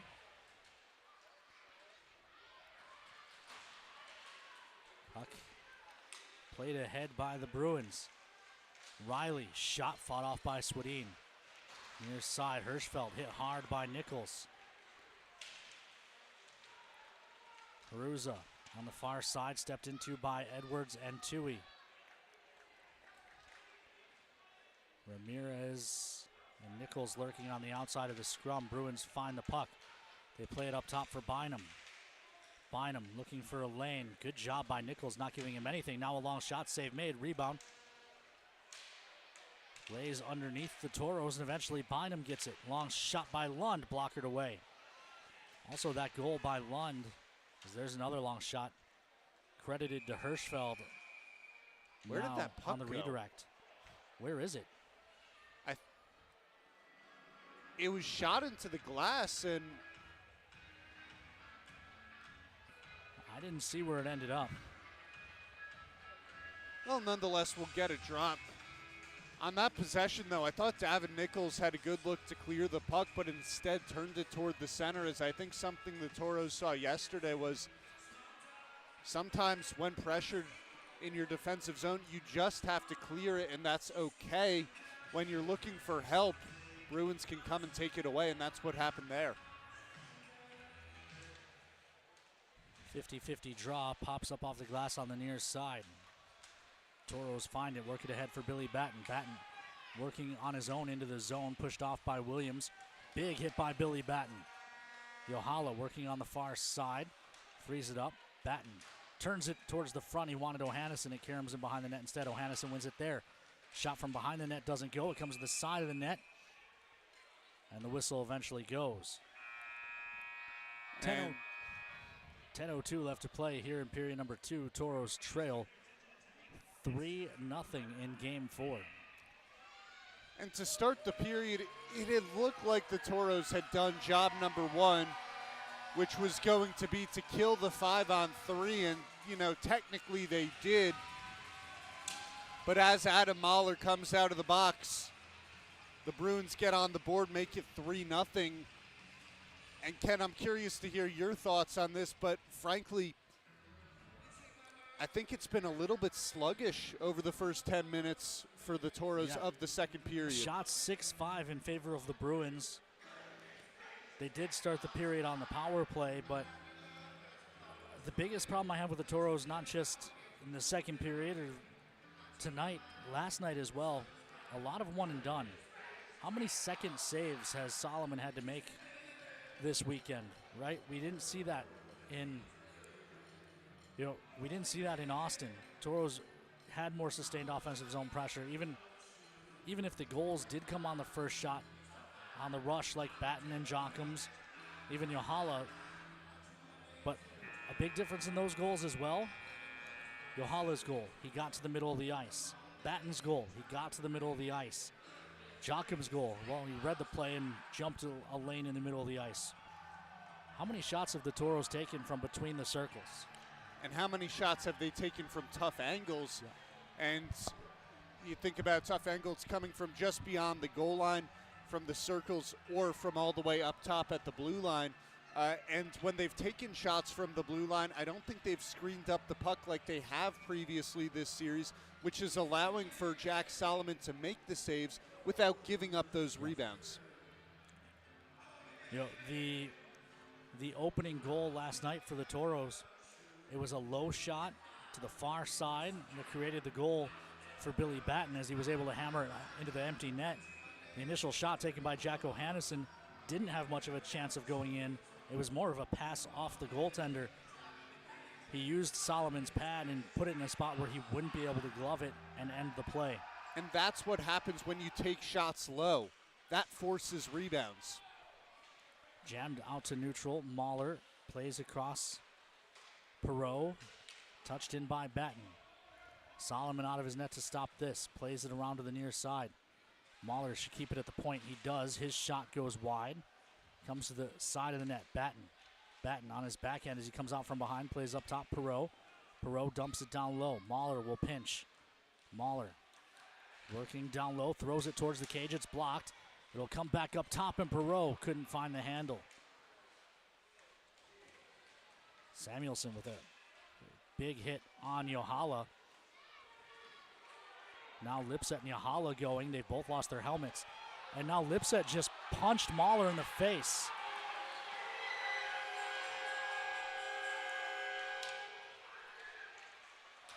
Meanwhile, play continues. Small chips up the far wall.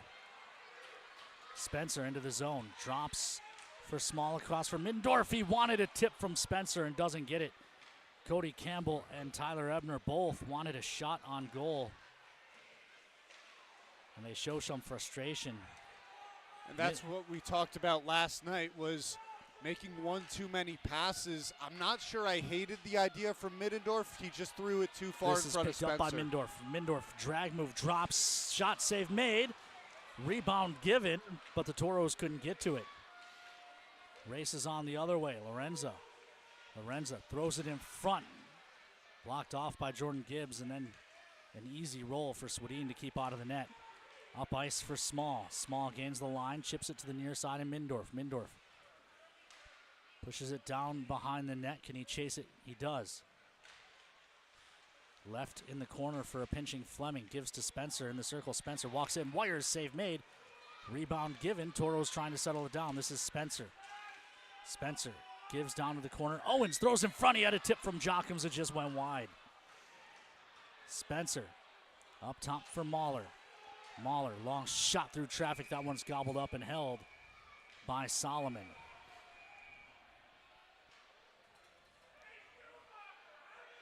A great shift from Ian Spencer, who finally heads to the bench as Noah Gibbs comes on to complete the change. And not just Spencer, Middendorf making some action happen as well. I'd say that might have been their best shift of the weekend. They created two really good looks over about the past minute. And maybe that'll jumpstart this Toros squad. Draw will be to the left of Solomon.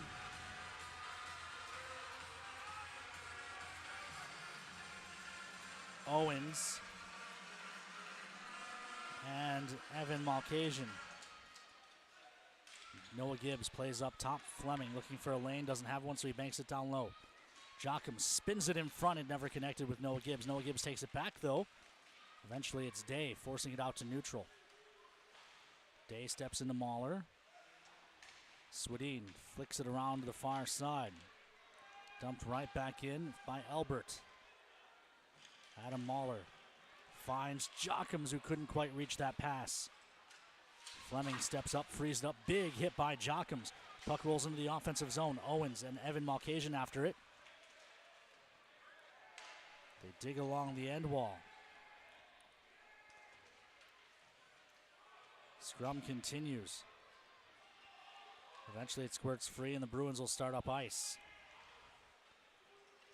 Dumped in. Day and Tui after it. Tui gets there first. Rings it around to the near side and Nichols. Nichols banks it up ice. But Hirschfeld finds it and dumps it in. Tui will retreat and retrieve. 6:43 left to go in period number 2. Toros down 3-0 as Tui pushes up along the benches. Gets hit up high, and that'll draw a call once the Bruins touch. Lipset does, and the Toros go back to the power play. They're going to call an elbow on Mellgren.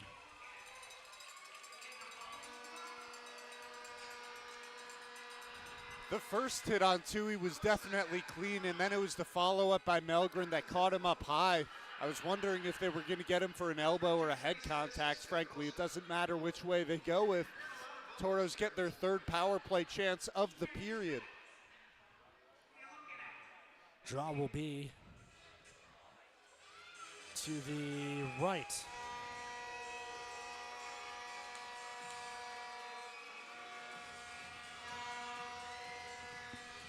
Of Solomon.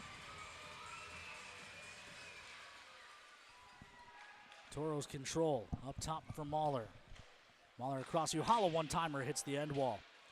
Johannesson able to chase down the rebound. He rings it back around to the near side. Uhala met along the wall. He plays it up top for Mahler. Mahler looking for a lane shot. Save made through traffic. Johannesson finds the rebound. Carries down looking for some space. He gives to Ian Spencer up top. One-timer for Uhala, and the stick breaks in half. And that's the luck the Toros have had these past 2 games. They finally set up a great chance for Uhala. Great puck movement to start this power play, and he breaks his stick. This is Uhala now. Tried to dump it in. It hit a body. Toros do well to get back on side. Only for a moment, though, it's taken away and cleared the distance. Ian Spencer had to dance around that puck because of the awkward carom, and that made it easy for the Bruins to get in the way, send it the length. Johannesson across to the far side. Uhala rolls it in, tries to get there. Williams finds it. Good keep by Spencer. Spencer cross one-timer for Batten, misses wide. Johannesson working on the far wall against Williams. Spencer there to help out. It's jammed back to the point. Adam Mahler. 47 seconds left on the man advantage. Uhala tries his shot. Save made with the toe by Solomon. Jammed back to the point. Mahler looks across. Johannesson back up top for Mahler. Mahler gives to the near circle. Shot for Uhala doesn't go. Batten throws it in front, and Johannesson had his stick at his waist. Was unable to redirect that into the empty side. Beckwith with a shot. That goes up off the glass. Near side, Beckwith. Hit by Mahler. They'll pin along the boards. 16 seconds left to go here in the Toro power play. 4:42 on the game clock as this is carried ahead by Jordan Gibbs. Jordan Gibbs gains the line, hands off to Fleming. Fleming flicks one wide of the cage. John Small is the first to it. Small looking up top. Mindorf does well to keep it. Mindorf walks in. His shot's blocked. And now the race is on the other way. 2-on-1. Savatessin with Sprates. Across for Sprates. Shot, save made. Rebound. Vandon. Can the Toros turn quickly? This is Jordan Gibbs. Jordan Gibbs comes back. It's picked off by back-checking Sprates. Noah Gibbs creates havoc in the offensive zone. Sprates turning on the far side. Poked at by John Small. Noah Gibbs trying to pull his way into the zone. It doesn't go. Chipped to the Toro blue line. Jammed across to the near side. Ty James into the zone. Nice move around a man. Throws a shot off the goaltender's mask, and it ends up going up and over. In behind, Uhala find it. Plays along the near wall. Uhala tried to work a cycle, but there was no one there on that backside. Bruins, Savatessin gains the red line and dumps it in. Stopped by Swedes. Ty James hands to Uhala. Given back to Ty James on the near side.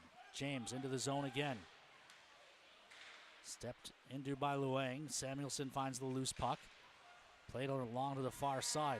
Ty James working over with Samuelson in the corner. Meanwhile, Lipset, an offside play, so the Bruins have to peel off.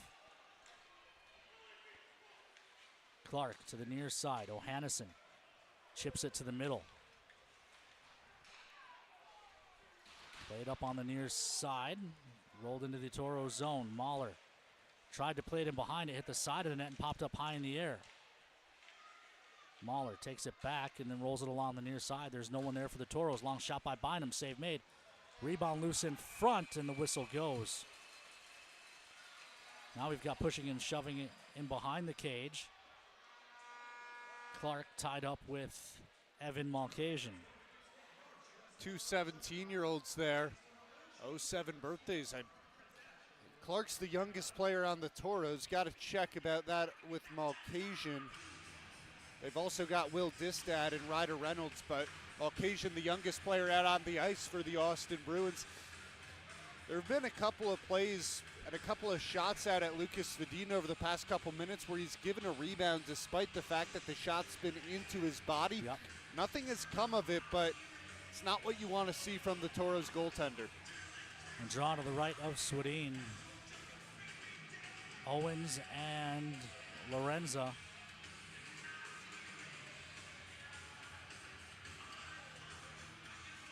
Owens will be tossed, so Jonkums will step in. Toros win the draw. Mahler throws it up and out of play.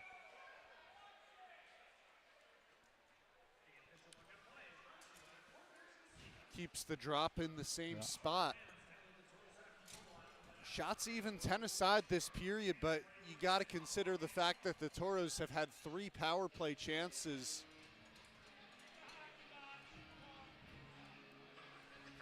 Draw will be to the right of Svedin.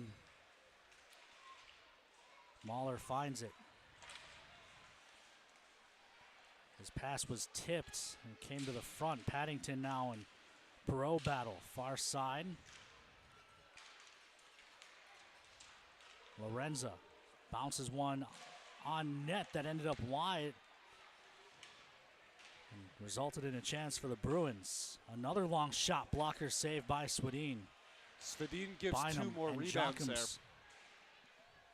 The one was a blocker save, so didn't have much of a choice, but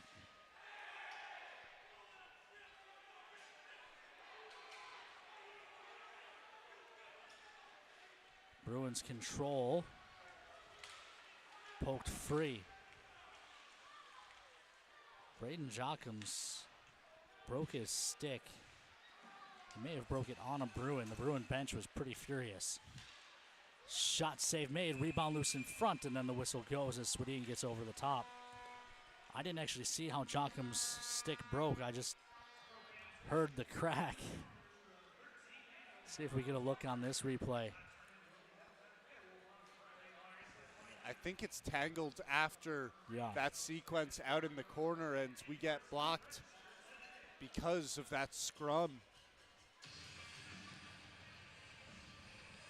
Bruins not happy with it, but the Bruins are laying off on the hits after the whistle, and that's because they're up 3-0. Draw will be to the left of Svedin.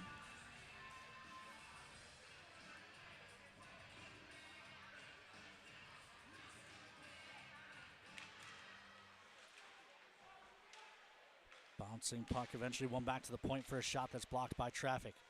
Jordan Gibbs finds it. Shovels ahead. This will go for an icing. Toros had the Bruins pinned for much of this period, but again didn't score, and now the Bruins seem to have turned the tide. And I think that comes back to those 3 power play chances, which I will say the last of those 3 looked pretty solid for the Toros. Yahala has a good look, his stick breaks. Billy Batten has a good look on a one-timer, but he didn't get much behind the shot. It was offline. Toros throwing pucks out in front, but just can't find the back of the net. Toros haven't gotten a single bounce all weekend. The Bruins have gotten a few. Peruza looking towards the front. Hirschfield tacked to tape. Works to the far side half wall. Rolls it in behind the net. Jackson Riley finds it. He lost the handle. Mindorf just chips it out to neutral. And it's dumped back into the Toros zone. Talked about it on the pregame show. The Toros need better exits. They haven't gotten much of that from last night. Toros jam this to the offensive zone. Mindorf walled off, taken over by the Bruins. Long toss ahead. This will go for an icing as long as Ty James wins the race, which he does. 39.1 left to play here in period number 2. Final minute of play is brought to you by our friends at Northern Plains Equipment. And icings are brought to you by our friends at Minot's Finest Collision Center. Mackenzie Lalonde on YouTube and Facebook wants the Toros to score. The Battens are checking in from Phoenixville, Pennsylvania. Kim Nelson's aboard. Kayla Jo Fieldstad says there was blood on the ice down by Swedin. We did eventually see them scraping that up coming out of the media timeout. Draw to the left of Solomon. They're going to toss Edwards. So Ramirez will step in.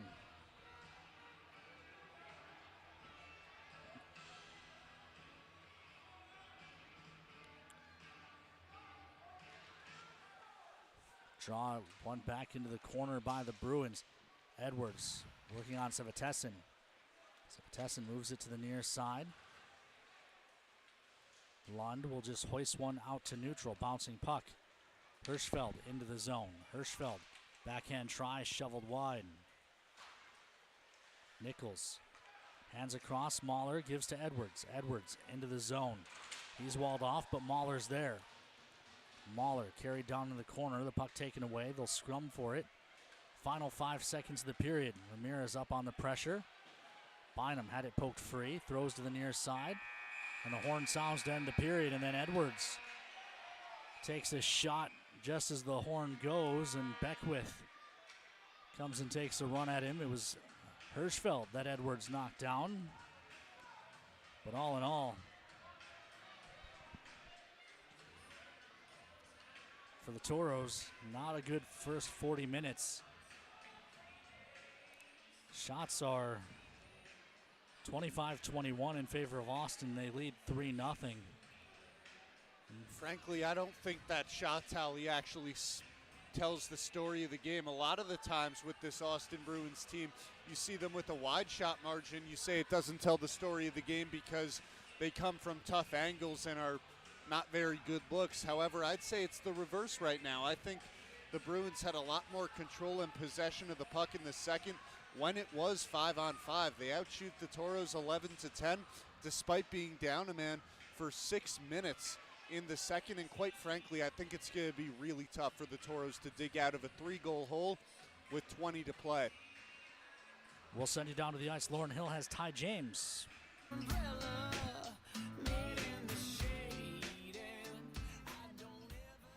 All right, Toros fans, I'm here with Ty James, the Farmers Union Insurance intermission interviews. The Toros have had a lot of great scoring opportunities, but we have not been able to find the back of the net in this game. What do you think the key to that is?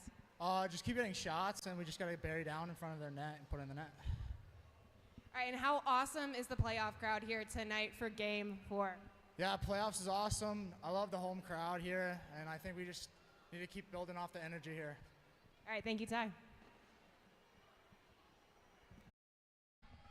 That was Lauren Hill with Ty James as we hit the Four Bears Casino and Lodge intermission report. Edward Neiman back alongside, as has been the case this weekend. Edward, that was a pretty ugly period for the Toros. What were your thoughts? Yeah, you know, I thought obviously Toros did a nice job coming out of the intermission, killing that 5-on-3 opportunity that the Bruins had. But, you know, right as that expired, obviously Austin got one back. I don't know technically whether it was, I think it was after the power play expired. Yes, it was. The Toros had a nice stretch. I thought a little before that 8-minute mark of the period. They had a little momentum going. You know, power play opportunities, I believe a pair of them, or 3 of them, I guess, in that second period, but obviously still unable to convert on special teams. And, you know, they've had opportunities with the power play in this series just haven't been able to put one in the back of the net. And I thought that very final power play was the best of the three. Hollis sticks breaks, and you saw that opportunity. You saw an open side of the net, and you thought the Toros may have finally got one. But, right, his stick breaks, a bad break for the Toros. They set it up for Billy Baden. Baden doesn't get much steam behind the shot, goes off target. And frankly, it looks better, but at this point, it's not about style points. It's about popping one. And now 0 for 3 tonight. This series, let's do some math. 0 for 17 now this series. Sorry, took me a second there. I've been away from college. I haven't had the time. I'm not a math major either, so you're asking the wrong person. But yeah, I think, at this point in the game, at this juncture, in the third period, the name of the game is just to put pucks on net, right? You like you said, you don't care about style points. You don't care how you get them. Just got to flood the front of the net because you're down 3 goals. And it's about forcing rebounds from Jack Solomon, because if you put those pucks out from the blue line, you need to either screen them up or you need to put them on net from out in front. I think what was working for the Toros last series out in Austin was working the puck low to high, drive it deep into the Austin zone, and then from the goal line, work one out into the slot, work it to the side of the net, maybe set up a jam play, and just try and create some havoc out in front of the net of Jack Solomon, because you need one, I would say, in about the first 5 minutes of the period. And I think that's almost a worst-case scenario for the Toros. This is a team that's capable of scoring 3 in a period, but against an Austin team that gave up less than 2 goals per game in the regular season, and goals have been tough to come by this series, I have a tough time seeing how the Toros get it done unless they get one in those first couple minutes. Yeah, and credit Jack Solomon. I mean, you can't take away from his effort. Obviously, last night the Toros got one early in the first, but he was stellar throughout the rest of the game. And to start this one so far, he's also been great. I believe 5 shutouts on the regular season to Solomon's name. So the Bruins, whoever it's been in net has been good, but Solomon has really been a steady hand all season long. And he's 21 for 21 tonight. Doesn't get much better than that. We talked about the decision between Carl Axelson and Jack Solomon, and I think coming into this series, you knew it was going to be the same guy for the Bruins because, well, if they lose, the series was over, but if they win, they probably run it back with Jack Solomon unless it's a crazy 6-5 high-scoring game, but I think we all know that that's not very likely in a game between these two teams. And like you said, Axelson's known as Saturday Night Carl.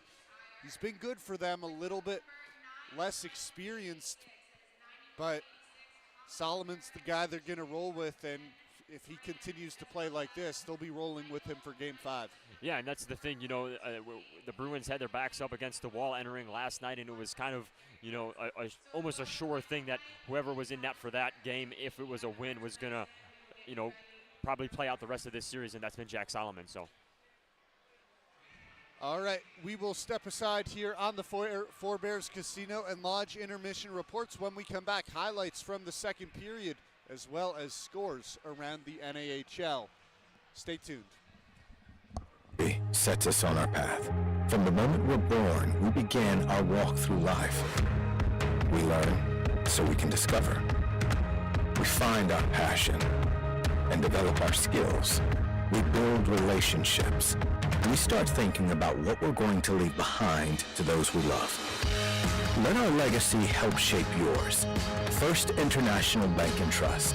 No matter your place in life, we can help you live first. As far as what Plains Egg has to offer, great pay along with some of the best benefits that I've seen in the job market. The company understands the importance of family and family values. You need to have that time with your children. Plains Egg is 100% family oriented. I love working here and very helpful.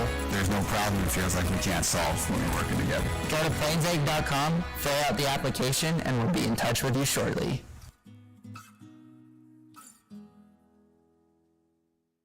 Circle Sanitation is a locally owned family business providing quality waste hauling services since 1980. We provide service to residential and commercial customers, as well as roll-off service for large projects and construction sites. We are dedicated to providing excellent service at competitive prices without deceptive contracts or hidden fees. For more on what Circle Sanitation can do for you, call us or visit circlesanitation.com. The puck, the net, the crowd, the moment, a chance to make history. Just like that perfect play, we're here to help you win at your financial game. At Great River Federal Credit Union, we offer competitive rates and innovative technology designed to empower you to achieve your goals. Become a member of Great River and score a $100 bonus when you use promo code HOCKEY100. Visit greatriverfcu.org/hockey100 for details and open our account. Member NCAA. Been in business for over 25 years, we've learned a lot about why local matters, unlike those guys. We take pride in our work and back our tires with our Plus Plan guarantee to get the most out of your tire's lifespan. Are the tires the same size on all the sides? We strive to provide great value to our guests and lowest prices guaranteed. That's not good. Stop at a trusted tire and auto and get a set of tires from people you know and trust and will even match those guys. Has embodied the American spirit like the family farmer. Year after year, they continue to work the land and plant their crops. Through droughts, floods, and uncertain markets, they keep that spirit alive with another crop harvested for the next generation. And for that, we tip our hats to them. Farmers Union Insurance, protecting those that protect America's food source. The Lamplighter is Minot's premier liquor store. Whether you're looking for wine, cold beer, or a fine bourbon, stop in and browse our selection, or make a quick stop at our convenient drive-thru. The Lamplighter Lounge and Liquor Store. Since 1977, Northwest Tire has been your partner on the road for over 40 years. People have put their trust in our quality brand tires and expert service on the roads and in the fields for work, play, and travel. Northwest Tire, keeping you rolling down the road. Tomorrow might be hard to see, but tomorrow is right in front of us. And we're always looking towards it. Investing another $4 billion in renewable energy and low-carbon solutions through 2025. And lowering emissions by modernizing our infrastructure. Bridging to a sustainable energy future. In life, there's good, better, and the best. The same theme applies for our car and light truck tires at Northwest Tire. We offer you good tires, better tires, and the best tires. Which choice is right for you? That depends on your tire performance needs and your budget. The choice is yours. Come in and talk to one of our tire experts, and we'll help you decide which tire is best for you. Keeps you rolling down the road. We all have our ups and downs, but just like on the ice, we don't have to face the challenges alone. That's why we're excited to support First Link for our second season of Shut Out the Stigma. First Link is a free, confidential service offering listening and support, referrals to resources, and crisis intervention 24 hours a day. For the first 20 saves at each home game made by the goalies of the Minotauros, the Blue Cross Blue Shield of North Dakota Caring Foundation will donate $50 to First Link to keep hope on the line.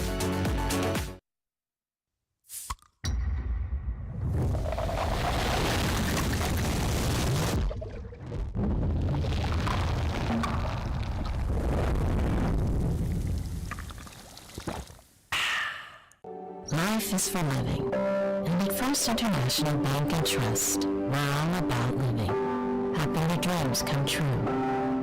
Because we're not just in the banking business. We're a first home business, the community sponsorship business, the how do we make this happen business, making your banking life easy, so you can focus on what matters most.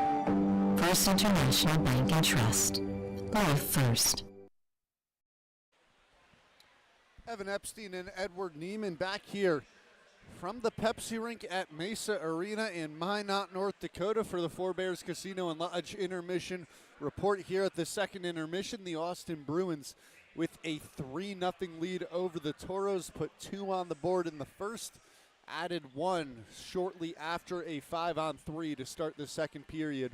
And that's where we stand as we take a look at scores from around the league. Johnstown wins it in overtime. Last time it was a double OT winner. Yeah. Now that knots the series at 2. That'll be an interesting one out east. Absolutely. Rochester obviously has been one of the teams to beat 40-plus wins in the regular season. Johnstown with a nice pushback this weekend, back-to-back overtime games. Say so long to the Maryland Black Bears. The Maine Nordiques pull off the upset.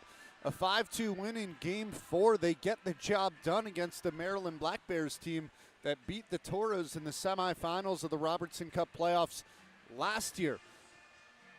For the playoffs right now, a relatively high-scoring game. The Wisconsin Wendigo up 4-3 over the Chippewa Steel. I don't think you always say that's high-scoring with 6:12 to go in the third period, but frankly, it seems like defense has been on full display around the league. Wendigo hold a 2-1 lead. 6 minutes to try and wrap up that series. Yeah, and I don't know if that's correct on there. I just wanted to jump in here. I think 16 shots on net for the Wendigo. I don't know if that's reading correctly, but that would be quite the feat there. 4 goals for the Wendigo in that one. Crazier things have happened, and you start to wonder, 4 goals on 16 shots, is that due to goaltender play? Is it due to special teams? I mean, well, they're only 1 for 2 on the power play, so you don't have to wonder if it's due to special teams. But you wonder if maybe they even think about pulling their goalie in that one.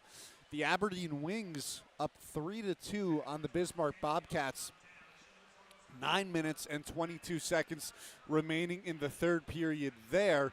Wings hold on, and the 4 seed will pull up the upset, pull off the upset over the top-ranked Bismarck Bobcats. What a huge series that would be. Not only that, but if the Wings win and the Toros win this series, that gives the Toros home ice and will put the Toros back in the Pepsi Rink on Friday and Saturday.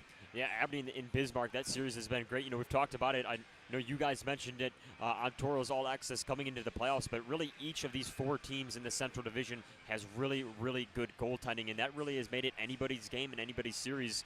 And Aberdeen, of course, coming into the playoffs on that win streak, looks to be at least continuing some of that momentum as they look to pull off the upset in that semifinal series. Damon Cunningham and Lucas Vadim were the 2 goaltenders to represent Team Central at Top Prospects, and you can understand why Cunningham has showed up in a big way in this first round against the Bismarck Bobcats. Shuts them out in Game 2 in a game that went to OT.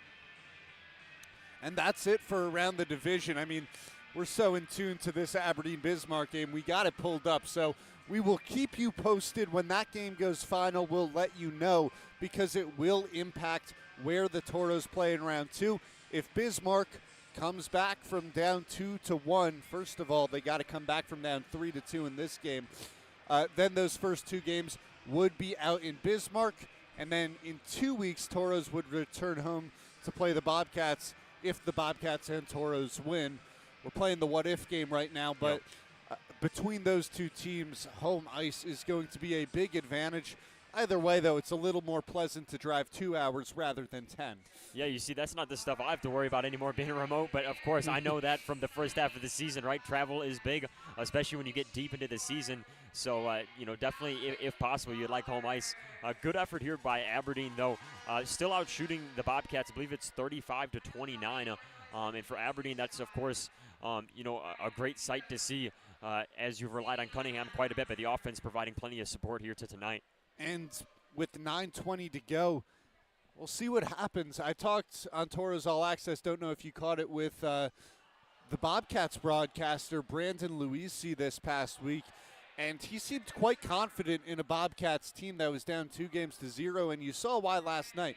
It was not a team that was panicked, and it was a team that came out strong in Game 3, but it's really hard to come back down 2-0, especially when you are the team with home ice and you lose those first 2 games.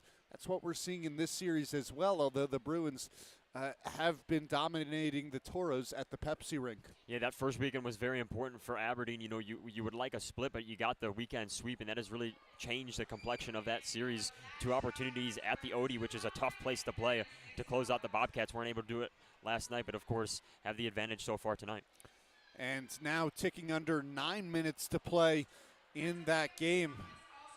As there's a whistle there, just 3 minutes and 10 seconds to go until we drop the puck in the third period here at the Pepsi rink. And I know I've sounded a little bit pessimistic from a Toros fan's perspective over this game. It's a low-scoring series. 3 goals is going to be tough to do. But if you reset in the locker room, you send out those top 2 lines for the first few minutes in the third, you get one early, maybe the Toros can get something going.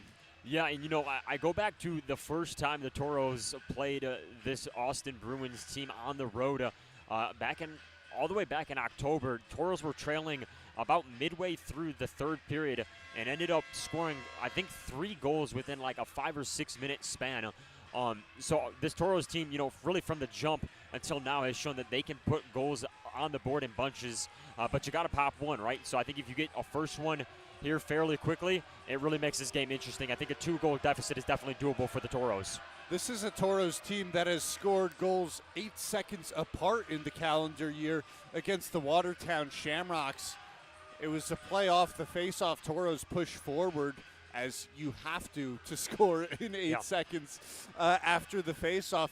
You've seen them do it. Now the question is, can you do it, and can you do it early in the third period here against the Austin Bruins? And that will do it for us here on the Forebears Casino and Lodge intermission report. Or maybe it won't. I don't know. Will it? Will it not? We'll figure it out. Bruins come out onto the ice to the dismay of Toro fans at the Pepsi rink. Toros waiting in the tunnel. Lucas Vadine will lead the charge out as we're set to resume action in period number 3. Evan Epstein back alongside Ken Oda. Toros had a couple of good shifts at the end of the second period, particularly from Ian Spencer, John Small, and Gavin Middendorf. We'll see if they start with that starting line, Yahala, Batten, and Ohannes, I don't think it matters much, as Small, Spencer, and Middendorf should be first over the wall. You would think so. I have a feeling it's going to be a lot of the top 2 lines here for the Toros as they try to get back into this one. You think it's a lot of the top 2 lines, maybe in the first 10 minutes, but is there any point of a switch where you're in a 3-goal deficit and you think, all right, well, we don't want to risk injuries for our top guys and we want to rest these guys? I wouldn't be surprised if the Toros don't pop one in the first 12 to 13 minutes. If it's still 3-0 with 7 minutes to play, then it'll switch, I think.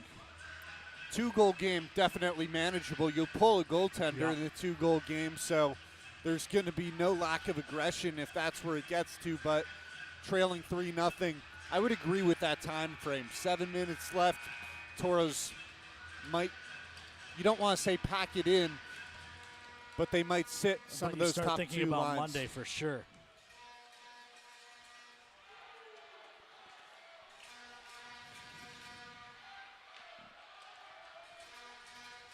Far side, jammed ahead.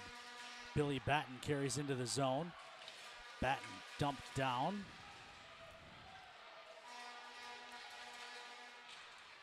Toro still control. Fleming, long shot, redirect, goes wide.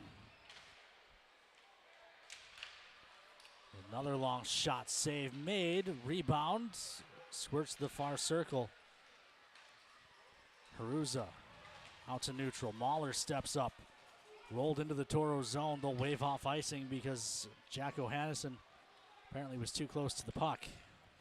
Strong sequence to start the third for the Toros. Tip out in front and then force a rebound way up into the air. Those are 2 good looks.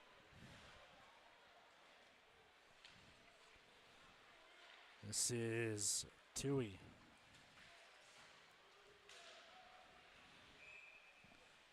for a shot that's held for a whistle.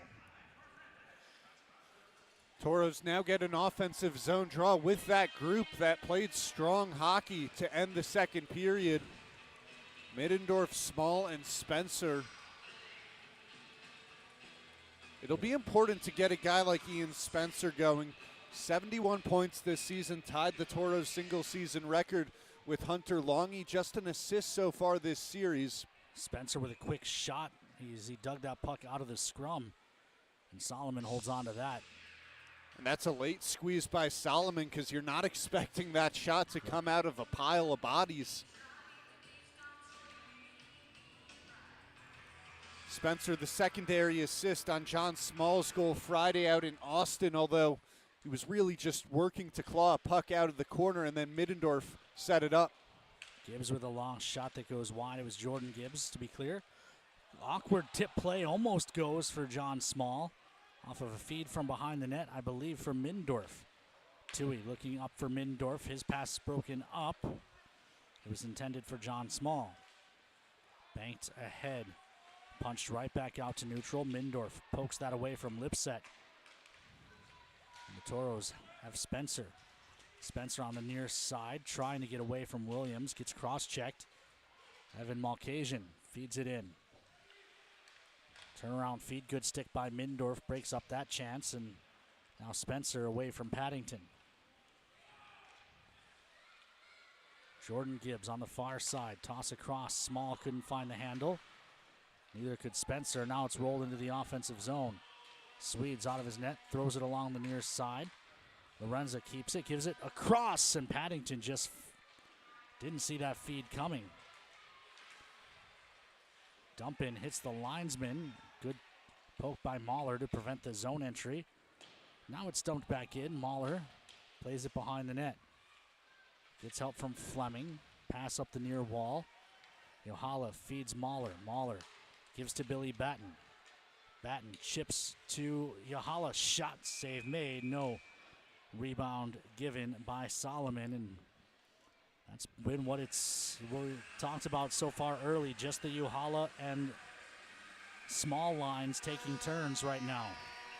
Encouraging signs for the Toros. Like you said, this Yohala line starts the period. On comes that Small Middendorf Spencer line, and then Yahala's line right back out over the wall. I would imagine you probably give them each two. Then you see that Chuck Owens unit come out for one, and then maybe you go back another two for each of these two squads. This is Fleming with a long shot that goes wide. Rebound to the far side. Fleming steps up and takes it away from Savitessin. Johannesson and Mahler play catch. Now it's ahead for Fleming. Fleming jams it up the far wall. Bynum will be the first to this. He sweeps it down in the Toro zone. It'll go for an icing. Clark wins the race. Icing is brought to you by our friends at Minot's Finest Collision Center. Toros 5 shots on goal to Austin's 1. They had one?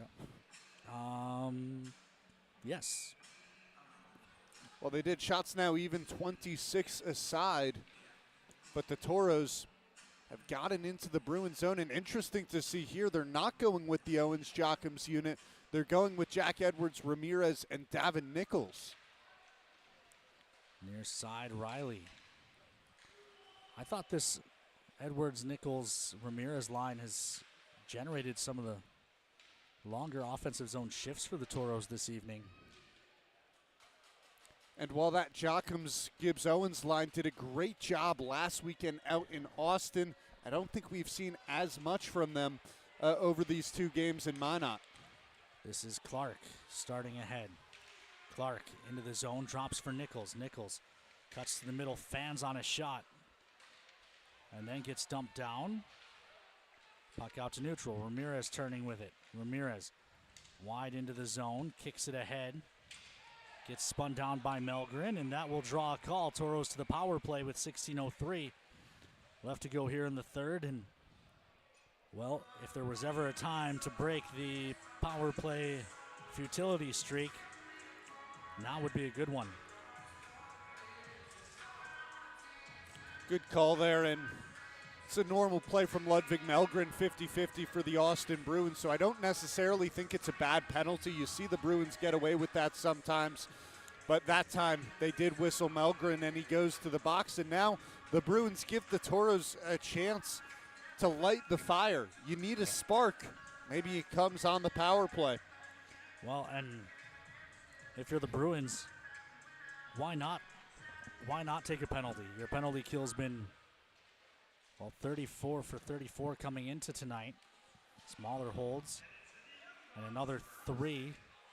A long shot gloved and held by Solomon. So 37 for 37.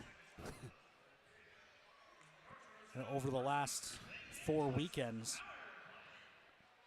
You'll take that. And as aggressive as this Austin team is in the third period, up 2, they probably play the same way, but up 3, even the Bruins might drop back a little bit defensively. And for that reason, I don't think they care about getting one more on the board. They just want to keep the Toros off. Toros win the draw in the middle for Yohala. Yohala tries to hand to Batten, but it's picked off by Williams. Batten wins it back, plays up top Mahler. Mahler comes across for Ohannesson. The NAHL's leading point man, or at least active point man, gave it up, and the Toros jam one towards the net. An easy cover for Solomon. But I thought that was a good shot from Jesse Yohala. He takes it low on the ice, tries to get a rebound out in front. Wasn't trying to put that shot by himself. You see the low sweep, and he does create a rebound, just doesn't go very far for Jack Solomon. A pretty easy cover. Speaking of games tied at 3. Oh, really? What we'd like to see here, Bismarck has come back and tied the Wings and the Odie with under 5 minutes to play in regulation. Toros have a lot of work to do to be in a similar situation. Yohala drops it down low to Batten. Stop-go move, comes out front. Tried to feed it to the back post, but there was no one there. Spencer turning on the wall. Spencer. Backhand feed, rebound hacked at, follow-up try, it's in, Ohannesson.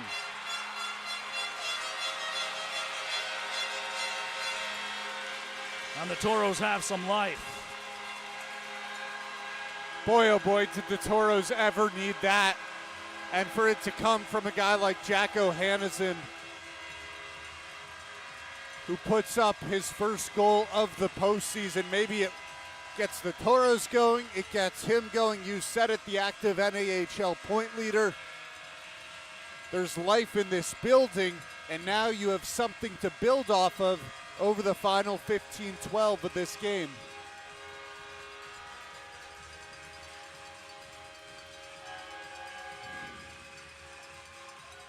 And the power play gets on the board at long last.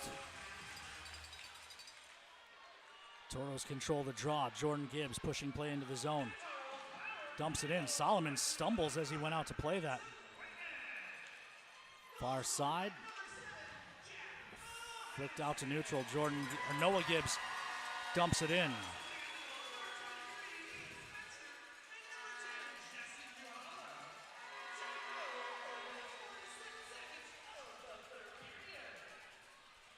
Far side. Long shot, save made. Noah Gibbs behind the net. Banks back to the point and Tui. Tui forced out to neutral.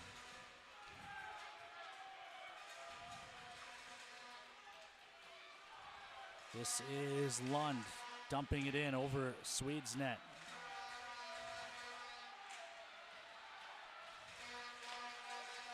Shot blocked, and Noah Gibbs looks to start the Toros the other way.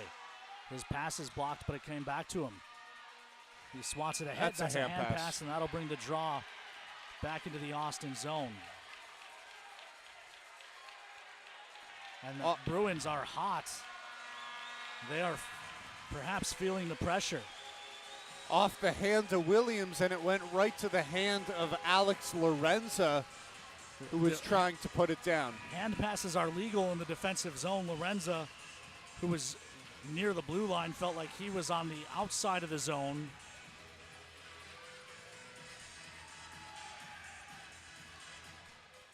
Toros control. Fleming across for Mahler. Mahler sweeps it down low. Put out front. Quick shot. Blocked to the near wall. John Small turning with it.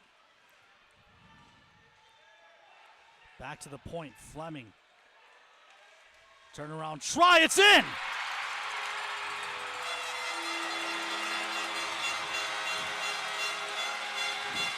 Mindorf. And the Toros are within one.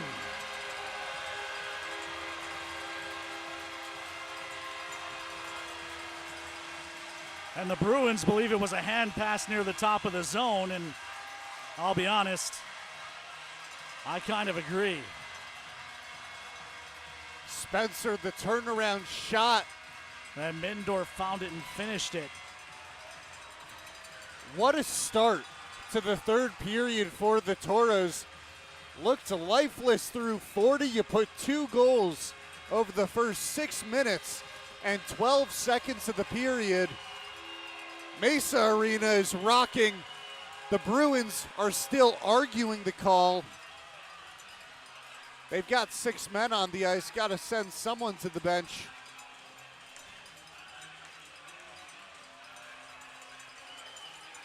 And now the Toros are thinking about trying to finish this one off tonight. This is Lund into the zone, shot one wide.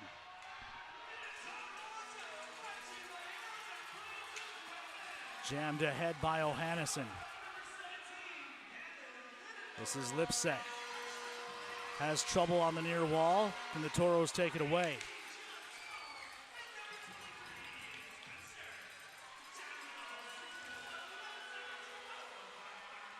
So now you've got a goal from the Yohala line in the form of Ohannesson's goal, and from the small line from Mindorf. This is Yohala ahead.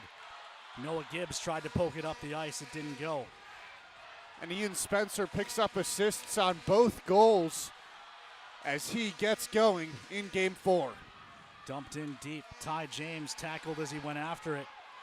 Poked ahead to the near side. Noah Gibbs jams it out to neutral. Bouncing puck. Williams couldn't keep it away from Jockums, and then a pretty clear interference call. Cody Campbell frustrated. But I have a feeling whistles might go away as the Toros have started to come back in this. Nope, they won't. High stick. Adam Mahler gets a stick to the face, and the Toros will go right back to the power play. And the Austin Bruins can't get out of their own way here in the third period. Toros get on the board via the power play goal. They add on one more, and they go right back to the power play. A chance to do it again as Luke Mulcahy. It's going to be a 4-minute. Mahler's bleeding.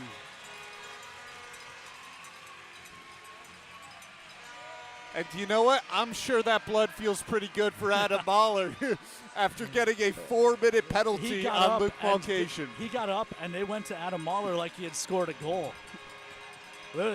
All of his teammates came over. Mahler's going to play through.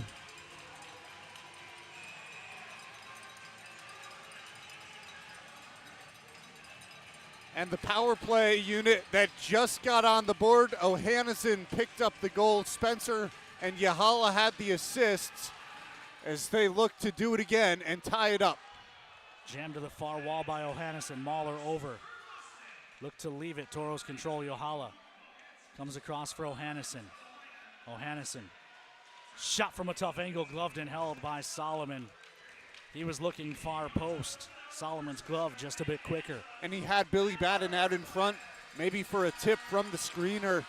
I like that look from Ohannesson. Take the shot early in the power play. Solomon might be a little bit rattled. Got to get pucks to the net if you can. Palindrome on the clock, 12:21 as we restart. In behind the Bruin net, the Bruins get the clear.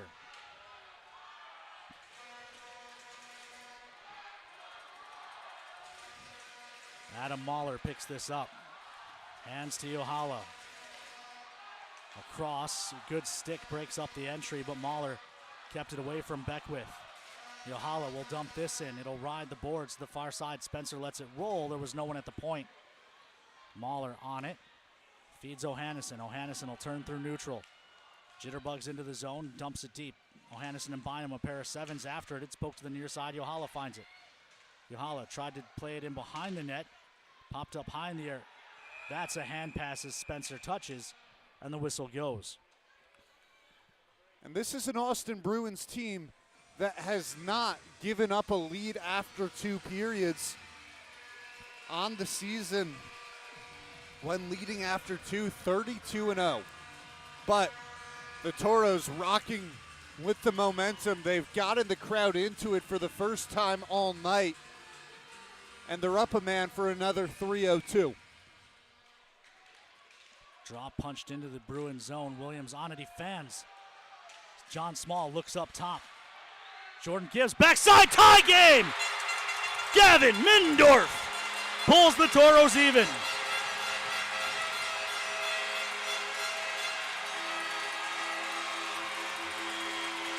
What a feed from Jordan Gibbs.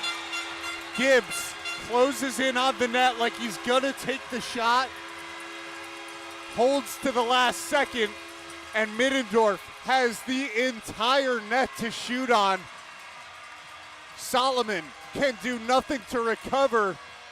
It takes 8 minutes and 34 seconds for the Toros to put 3 on the board. We were talking about if you don't have one within 13 minutes, you start to look forward to game 5. Toros players said, forget that, man, we're gonna pull even. And now, Toros still on the power play. They scored on the front half of the double minor. A chance to take the lead for the first time tonight. This is Batten into the zone. Batten looks up top, Yohala. Yohala wires, save made, rebound loose in front. Spencer hacks at it, can't get it to go. Spencer tackled, but the Toros control the puck. Ian Spencer slow to get up. And now the whistle goes. Ian Spencer got tackled, and he is writhing in pain. And that is not good. And as much energy as there's been in this building, to see your leading point scorer down on the ice in pain just puts a little bit of a pit in everyone's stomach. Well, and again, it's those hold and tackle plays as well.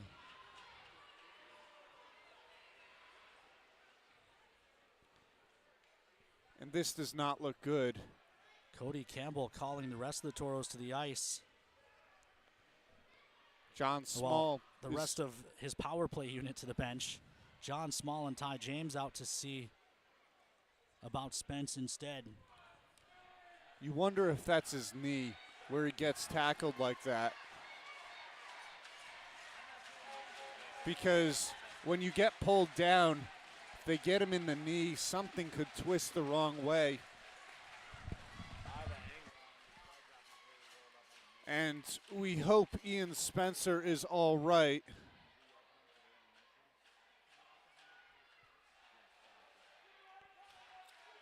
You've seen all the emotion from Ian Spencer throughout tonight's game, throughout this series. He's been animated over the first 4.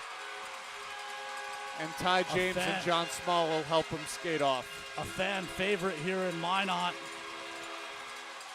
You hope this is just something that hurts more than it's an injury, because you hate for this to be how Ian Spencer leaves the Pepsi rink in Mesa Arena. Obviously, there could be another round, but if this is a serious injury, and who knows when he'd be back. But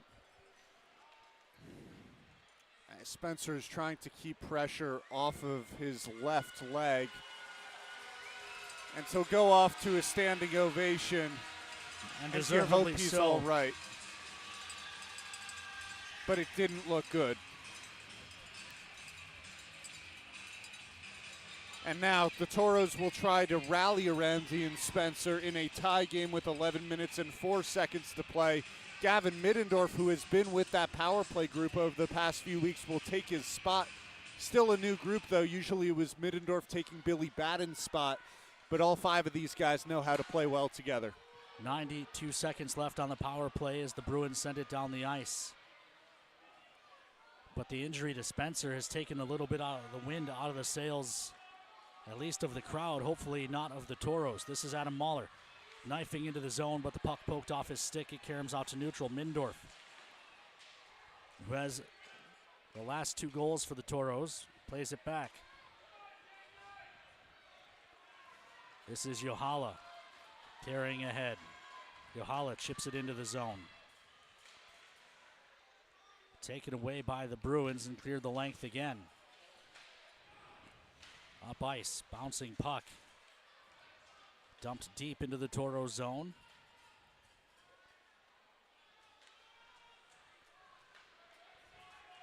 Toros will start up ice again. Yohala turns that over and it's dumped all the way back down.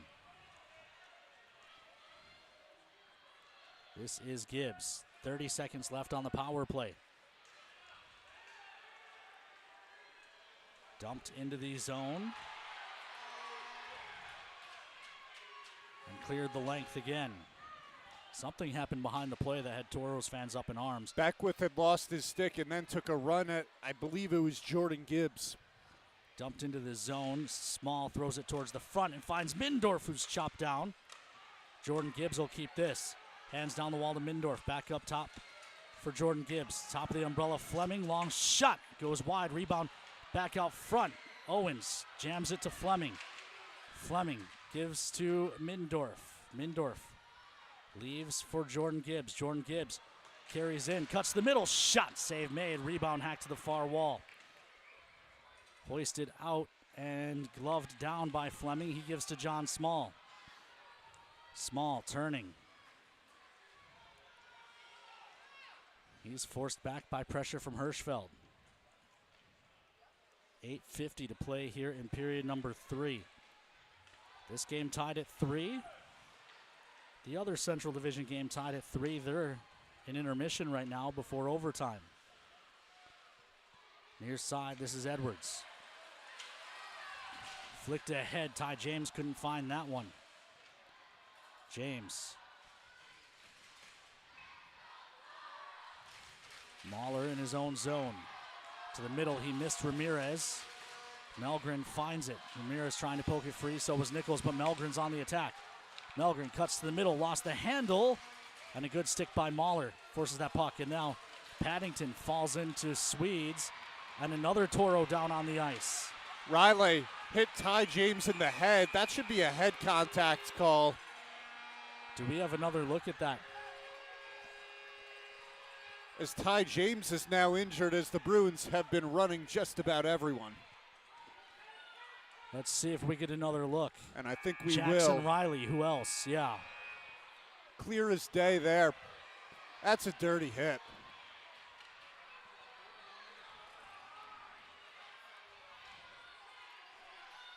An absolute hit straight to the head.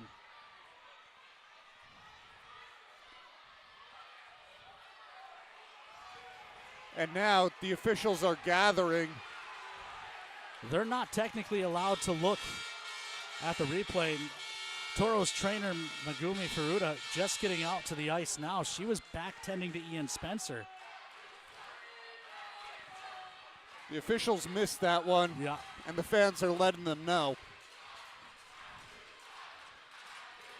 And now another extended stoppage after a Toro's injury is caused by a not called Bruins penalty. Now, the one on Ian Spencer is more typical Bruins hockey, where I think you have an unfortunate injury. I don't have, that wasn't a dirty play that injured Ian Spencer. It wasn't a clean play, but it was a hockey play, right? Right, and I agree with you there. This late hit to the head of Ty James by the bubble-wearing captain of the Bruins is inexcusable. It's late, it's to the head, into the boards. It's inexcusable. And it should be a 5 in a game. It should be. And it's not going to be called unless this officiating group changes their mind, which they're not supposed to. They're not supposed to look at the replay. They can converse with the linesman, so if the linesman saw something, the linesman could tell the referee. But again, I don't know how you make this call late.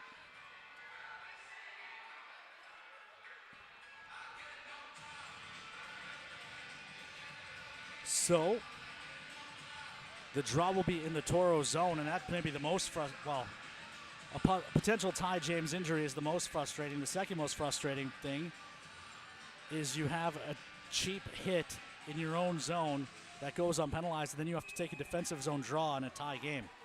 And this is going to be the Lorenza line that's out on the ice after a lengthy delay. Toros send their top line out as well, but when the Bruins have one line like that, that's really an advantage to Austin.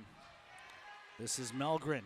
His shot hits a body. Wraparound try doesn't go. Mellgren, near point, just flips one towards the cage. Paddington was trying to redirect it out of midair. That would have had to have been a high stick had it connected.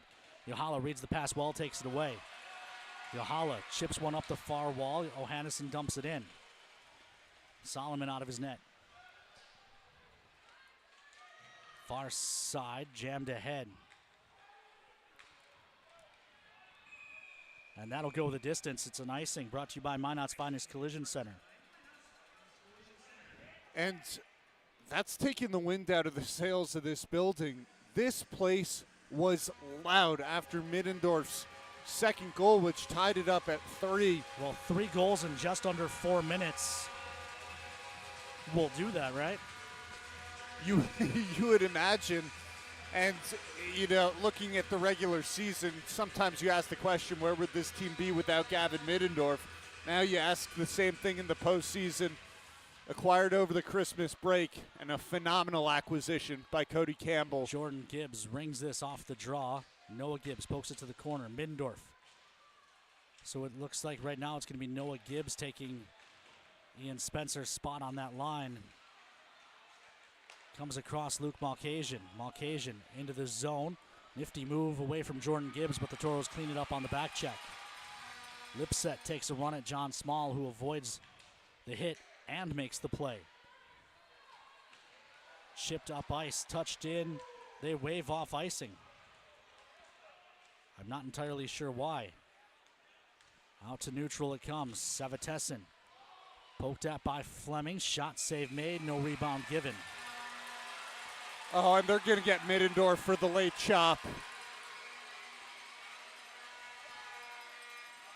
And as frustrating as it is with the Bruins and their plays, you can't do that in a 3-3 game with time trickling down. You understand why these two teams hate each other.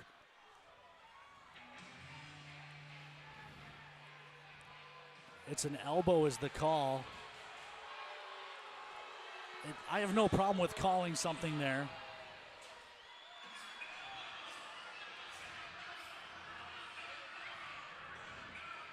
So the Toros will go to the kill. 6:44 left.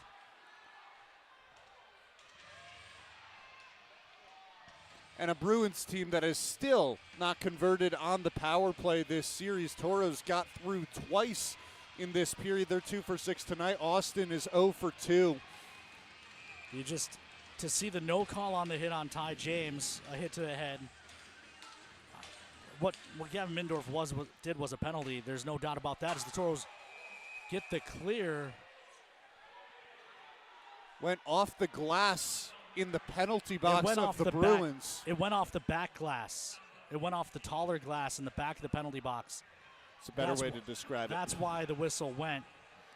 We can actually see the puck mark on the glass. So it did go out of play. It's just that second bit of safety glass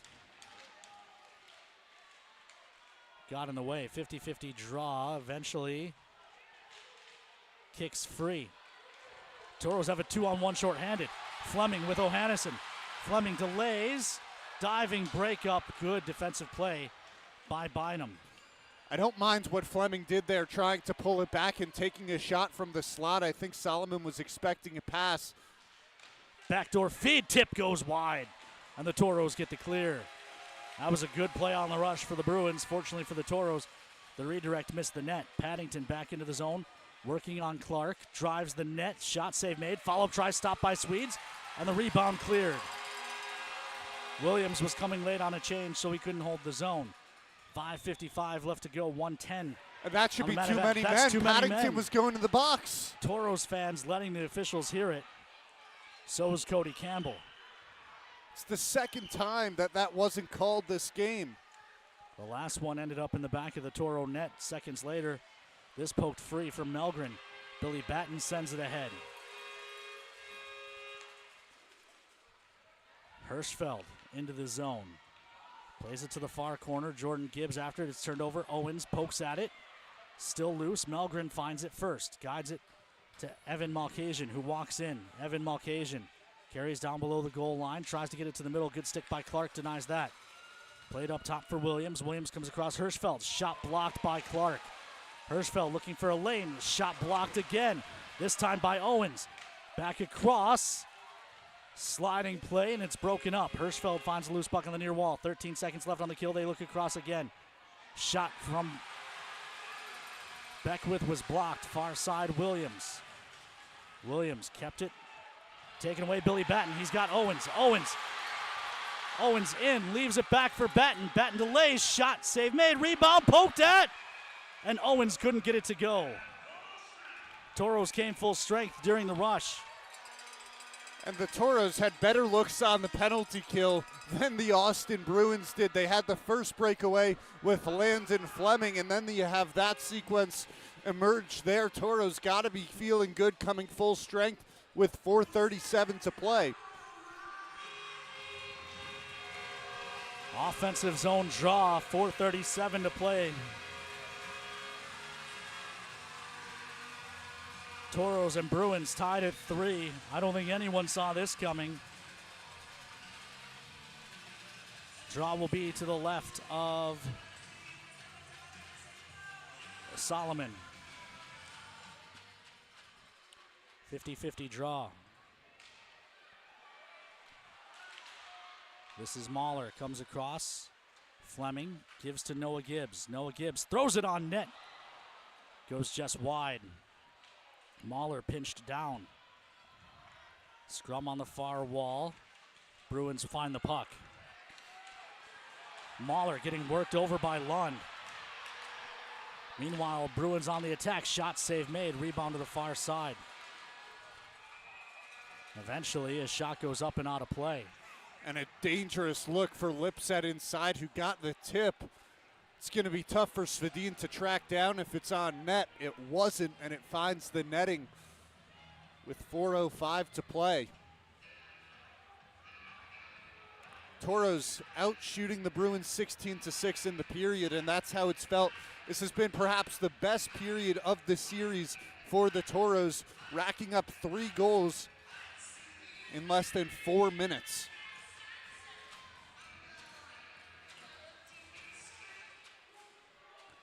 Toros control. Up the far wall. Loose puck. Paddington didn't have a stick to play it with. Toros dump it in.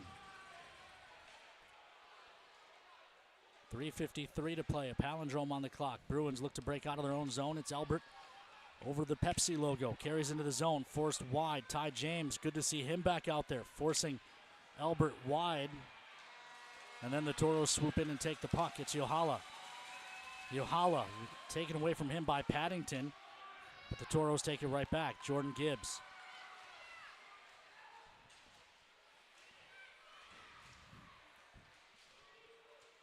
Dumped on net, and Solomon will play for Melgren. Owens pressuring, pokes it free, but it rolls out to neutral. Fleming and Luke Malkasian joust. It's jammed to the Toro blue line. Mahler finds it. Noah Gibbs dumps this one cross corner. Bynum back on it. Swept to the far side. Owens working in the far corner. It's kicked along the wall.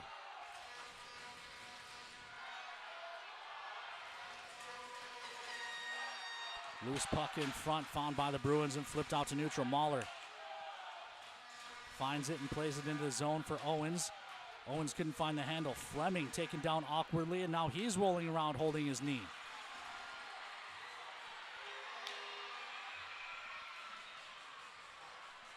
Fleming on all fours. Another bad takedown near the wall, and Fleming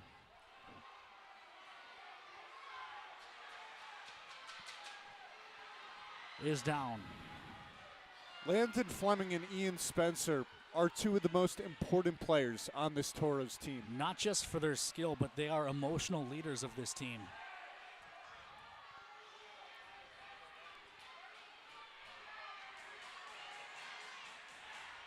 Fleming is paired with Adam Mahler. And I think the work he's put in this postseason series has been absolutely tremendous. +3 coming into tonight's game. That was the best on the team. And Fleming. Good to see Fleming getting up on his own at least. And he's skating off on his own as well. Gingerly, but he is skating.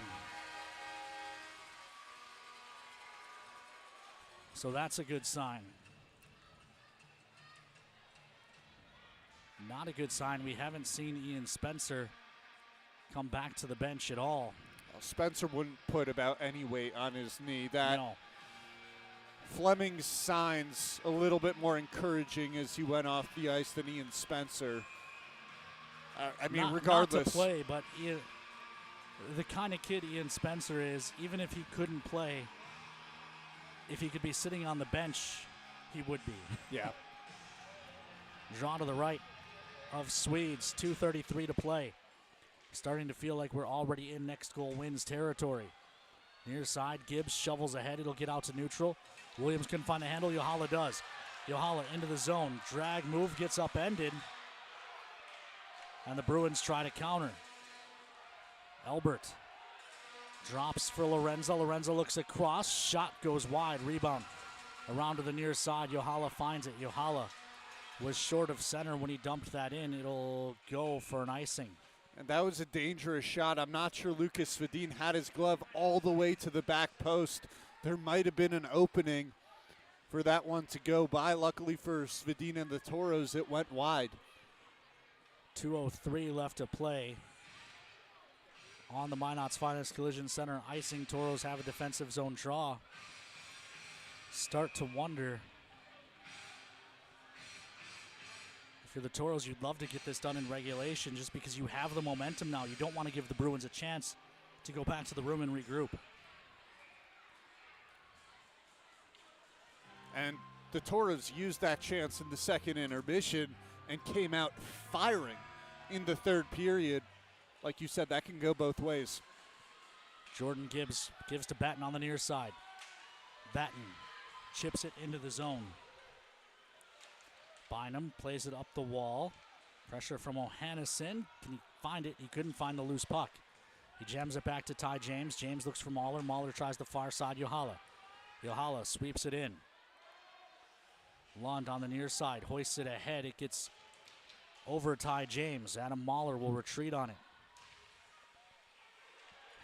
Taken away by the Bruins after the puck hit the ref. And now the Toros look to go the other way. John Small turning. Plays up top. Jordan Gibbs kicks to the stick. His shot is blocked. It comes back to him. He couldn't drag through traffic. Mindorf pokes it free. Mindorf swept down. Toros fans want a call, not getting one. Evan Malkasian up the far side, dumps it in. Final minute of regulation, brought to you by our friends at Northern Plains Equipment. John Small chips ahead. Small into the zone. Gets by Elbert, drives the net. Shot, save made. Rebound loose in front. They poke. It's still loose, but the whistle goes. No Toros there anyway, so not a missed opportunity. Offensive zone draw, 45.7 left to go. And in fact, that whistle might help out the Toros because you get an offensive zone draw rather than the Bruins taking it out of their own defensive zone. Usually an inadvertent whistle in the net is going to hurt the attacking team, but not in this case. So, who will the Toros send out? Yohala, Batten, O'Hannison, James, and Mahler. Ty James taking the spot of Landon Fleming, trying to see if he's on the bench or if he went back to the locker room. Can't spot him right now. With just a minute left, it maybe go back to the locker room, get rest, and get ready for overtime, right? Draw controlled by the Bruins. Far side, Savitessin in. Good poke by Mahler, directs the puck to the corner. Ty James finds it. Guides it around to the near side. Yohala couldn't find the handle. Kept the point. Long shot through traffic. Hits bodies. It lays loose in the slot. Turnaround try. Kicked away by Swedin. Beckwith swings it around to the near side. 22 seconds left. Williams just dumps it down low. Beckwith guides it back to the far point. Bynum. Long shot blocked by traffic. Where is it? It's loose in front. Meanwhile, Lipset was working over Ty James, and now a long shot gloved and held by Swadin through a ton of traffic. At one point, Lipset literally jumped on top of Ty James. But a good save by Sweeto through traffic. 7.5 seconds left. Svedin has been a rock through pressure here in the third period. He's faced just 9 shots, but some of them have been difficult, like that one. That one went straight through to his glove, but it was screened up. And everything just becomes a little bit more difficult in situations like these. 7.5 seconds to go. Toros probably don't have a chance to break down the ice. Bruins will have a look on the offensive zone draw if they can win it back. Small with quick draw. One look. Malkasian tries a shot loose in front. It comes to the side of the net. Still free. Bouncing puck. 1 second, and the horn sounds to end regulation. Even at 3. But what a period for this Minotauros group. And this game seems fit to go to overtime. And Landon Fleming out testing the leg. And he looks good to go. So Fleming comes out of the locker room just to get a little bit of that ice time. Tries out the leg. We hope he's all right.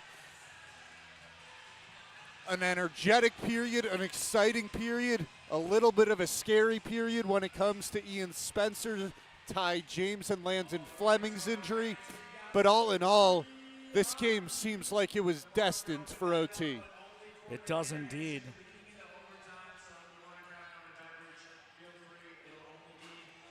The question is, who will be your OT hero? Toros now also working with a short bench, right? No Ian Spencer. It seems fitting. I see Ian Spencer in the hallway. He is out of his hockey gear. He's got a bag of ice on the knee. So there is no Ian Spencer, so the Toros working down a forward as fatigue becomes an issue. It seems fitting that the hero could be Ty James after taking the hit from Jackson Riley. Now, I know Ty James had just 3 goals on the season, his last one coming on January 3rd. But it's not always the most likely of heroes as Edward Neiman takes the place of Ken Oda. As we get an extra Forebears Casino and Lodge intermission report as we head to overtime. Edward, what a period. 3 goals for the Toros, a couple of injuries. If Ty James looks to be all right, we hope Landon Fleming's all right. Ian Spencer, it appears, is not. He's in street clothes. Let's start with the goals, though. What did you see from that burst from the Toros? Yeah, you know, we talked about the ability for this squad to pick up goals in bunches, and it was about getting one early. Jack O'Hannison got the Toros back in under 5 minutes into that third period, and I think that was what really started everything up. This crowd got back into it, and, you know, we were talking about can the Toros net a goal within that halfway point of the third period, but at the halfway point in the period, they had this game tied up. Yeah, 3 goals within 4 minutes of each other, and now we'll hit highlights here from the third period, starting with that Jack O'Hannison goal that you just mentioned. Comes on the power play. Toros finally break through against that Bruins PK. We're starting from the top, I suppose.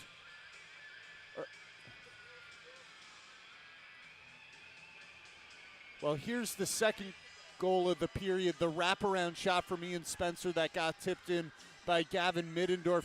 And then this play, it's a goal by Middendorf, but it's set up by Jordan Gibbs, tucks it backside to the goal line for Gavin Middendorf. I thought that was such a clever play from Jordan Gibbs. Skates in as if he's going to take the shot, pulls Jack Solomon to commit to the shot. Last second, sends it back to Middendorf, and the game's tied. Yeah, and, you know, I think all 3 of those goals really Obviously, we're a team effort, but especially that last one, as Middendorf was set up beautifully, able to tuck that one by. I really think beyond just the 3 goals, the momentum in that second period shifted in the Toros' favor. I think the Toros did a good job weathering a little push there by the Bruins, but I think all said and done, if you're the Toros, I mean, you're happy to be here, but you want to finish the job now in OT. I couldn't agree with you more, and, bad blood has mounted this series, and it came to a pinnacle there in the third period. Right after that third goal, Ian Spencer goes down. It did not look good. Spencer out in street clothes. And frankly, that was a hockey play. It might not have been a clean hockey play. It might have been a penalty, but it was nothing absurd or egregious. Just minutes later, you see what I would call a dirty hockey play. Jackson Riley hits Ty James to the head. It's a late hit into the boards. No call came of it. I thought it was deserving of a major and an ejection. Yeah, I did not see the Spencer injury, but I did see the James one along the near side boards here. And, it's playoff hockey. It's, it's an aggressive, physical Austin team, but at the same time, right, you got to ride that line of being physical, but also, making hockey plays when you're out there. And that did not appear to me to be a hockey play. Like you just said, the Bobcats and the Wings were going to overtime last time I heard, and it is still in overtime, tied at 3, each side with the goal in each period. Someone called timeout. It's about 7:30 into OT. Bismarck wins. They force game 5. Aberdeen wins. It's over. Similar scenario here. Toros win. Yep. Game over. Bruins win. Force game 5. But you look at that period, and for the Toros going back to the locker room, can you rally around Ian Spencer after that injury? Can you rally around some of those hits? And the overtime we saw in Game 2 took just 44 seconds because Carl Axelson couldn't handle the first shot from Yahala. Great move, great shot. And with these overtimes, I have a feeling it's either going to be less than 2 minutes or more than 20. Yeah, and, I think the Toros did a nice job on Saturday night, obviously ending it, seizing a little momentum. But I think tonight it's even more important, right? This crowd is into it. This game is in your hands. If you can finish it early, obviously that's the preferred method, but you'll take it any way you can get it. But I feel like right now the Toros are definitely in the driver's seat of this game. I would agree with you, right? And you would say the opposite after 40 minutes of play, because the Austin Bruins controlled the first 2 periods. They took all the momentum to the third, to the point where we came on at the second intermission report and was like, well, we might be gearing up for game 5. And boy, oh boy, did Cody Campbell and the Minot Minotauros prove us wrong. And the Austin Bruins helped out, right? They gave the Toros chances on the power play. Toros score on the first power play of the period from Ludwig Melgren. Luke Malkasian gets a 4-minute for high sticking. And Gavin Middendorf pulls through on the front end of that power play. So the Bruins were not helping their own cause there in the third period. You thought maybe they tightened things up after the Ohannes goal. Up to that point, maybe they didn't even mind going down a man because of how good they'd been on the PK. But they give one up, they go down once again. Toros capitalize. Yeah, and I forget the number that you said that was the power play number for the Toros in this series. But you knew eventually at some point it was going to break one way or the other. Of course, for the Toros, it couldn't be more timely than that. For the Toros, coming into tonight's game, it was 0 for 14. They were 0 for their first 3. I was 0 for 17, 2 for their last 3, 2 for 6 tonight, and the number that matters, 3-3, with about 8 minutes to go until puck drop. Edward, I think it's going to be interesting to see the lines that come out for the Toros, because to start the third, we saw Yahala Batten and Ohannes out to start. Small, Spencer, and Middendorf come out after, and then they cycle back without hitting a third line.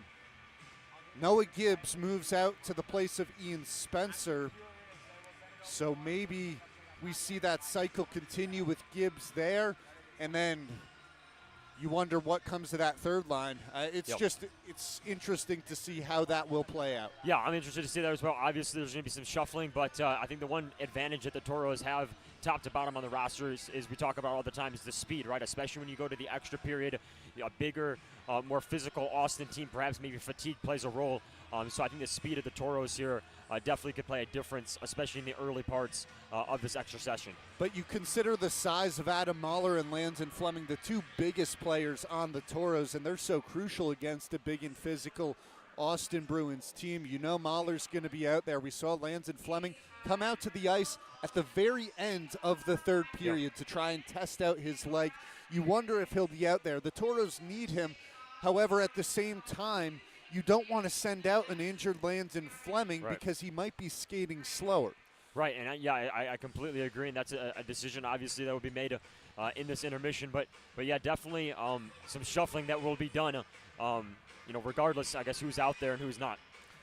Overall, though, I think that was probably the best period of the season for the Toros, mainly because it came at the time that mattered the most.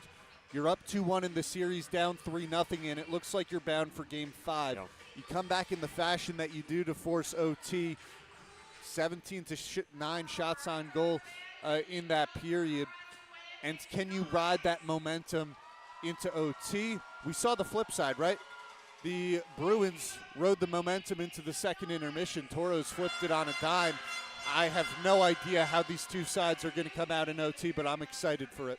Yeah, I know, and before we get out of here, you got to credit the fans, right? I mean, this is one of the best places playing junior hockey. We talk about it all the time.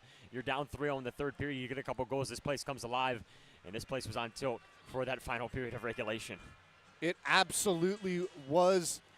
As we'll take one more look at that score between the Bobcats and Wings. They're still going, 9 minutes to go in that first overtime period. We've seen marathon games in the past between the Toros and Bruins. The record went well into the third overtime, almost up until that 120-minute mark when the Bruins won it here at the Pepsi rink on a goal that, according to Ken Oda, should not have been a goal. But I was not here. Yeah. As not for me to comment on. These two teams always seem to play each other in the first round of the playoffs. After all these hits, you know it's going to feel especially good for the team that comes out on top tonight. Absolutely. That will do it for us here on the Extra Forebears Casino and Lodge Intermission Report. We've got just about 5 minutes until puck drop in overtime. Ken Oda will be back alongside, but Edward, seems like you're signing off one final time. Yes, absolutely. It was a pleasure, Evan. Evan, you've done a fantastic job on the call, and I'm excited to ride this out in the playoffs. Well, I appreciate you coming on and joining me. It's been fun to have you back up here in the Magic City for this weekend's Game 3 and Game 4 against the Austin Bruins. We're not done yet, and who knows, maybe you'll be back on for another intermission report. Stay tuned here on the Minotauros Network.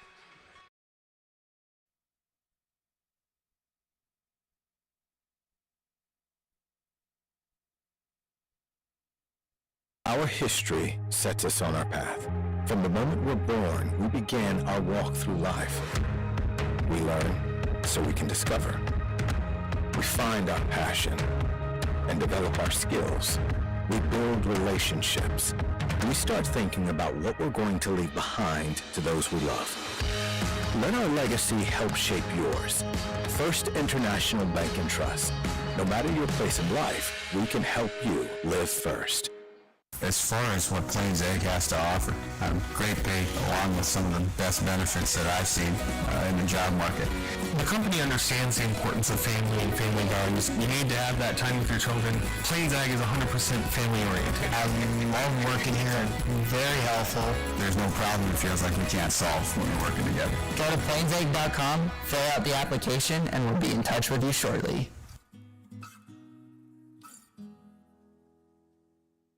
Circle Sanitation is a locally owned family business providing quality waste hauling services since 1980.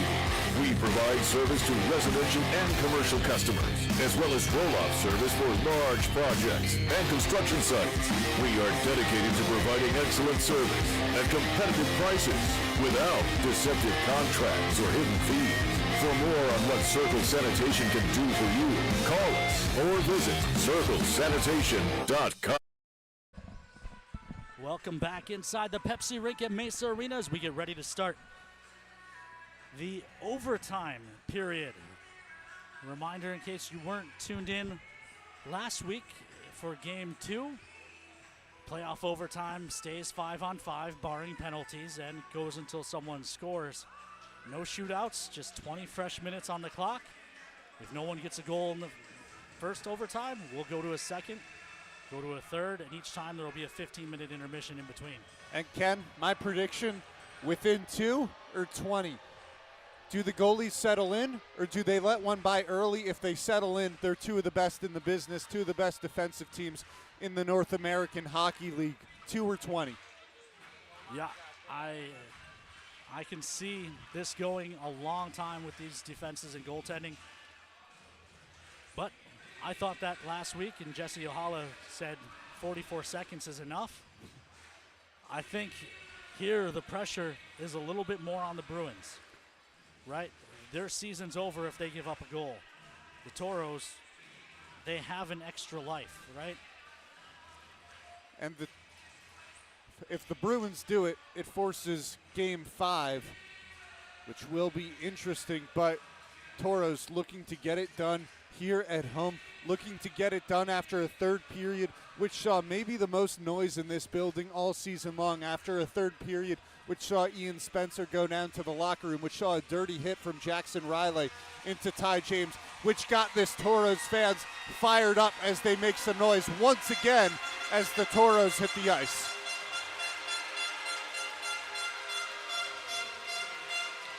Crowds thinned out a little bit as we hit 10:30 at night, but this Toro group. And look who's back out there. It's Landon Fleming. I did go downstairs while you and Edward had intermission covered. Flem is good to go. Said he's not even feeling pain anymore. Ty James, good to go. Ian Spencer will be the only player the Toros will be without here in the extra session.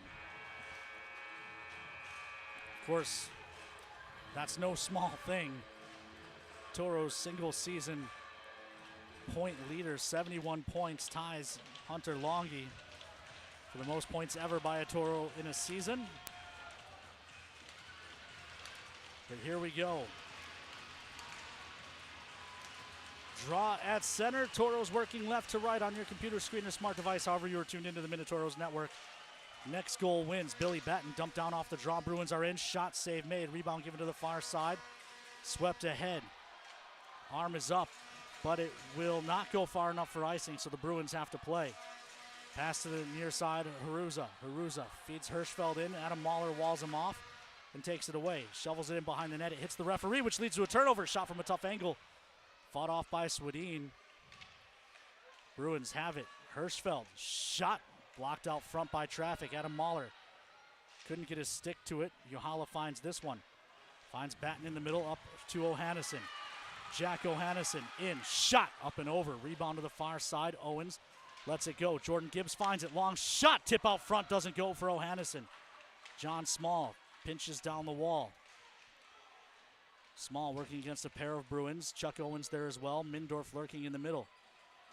Small behind the net. Couldn't find the handle. And the puck is ahead. It just gets by Toohey and out to neutral. Toohey. Bad pass by Evan Malkasian. Every possession matters in OT. That gives the Toros the puck back. Toohey up ice, touched in by Small. Toros will pursue. Mindorf and Albert after it. Albert wins the battle, chips it to the near side. Lorenzo lets it roll to Paddington. Paddington gains the red line, chips it in over the blue. Save made by Swedin. He guides it to the far side. Owens ahead. Mindorf looking to walk in. Couldn't beat the second defender.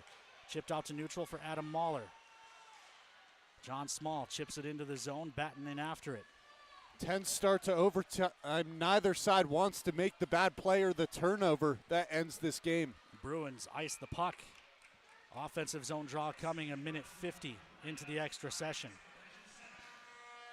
And just like the third period, you see the rotation between these two lines for the Toros. Yahala's line start goes to the Gavin Middendorf line and right back to Yohala, Ohannesson, and Batten.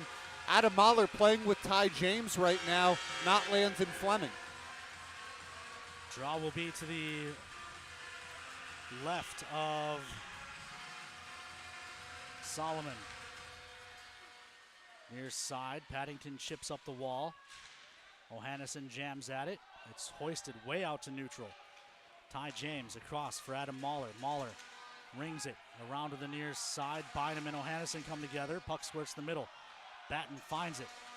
Billy Batten working down low on Lund.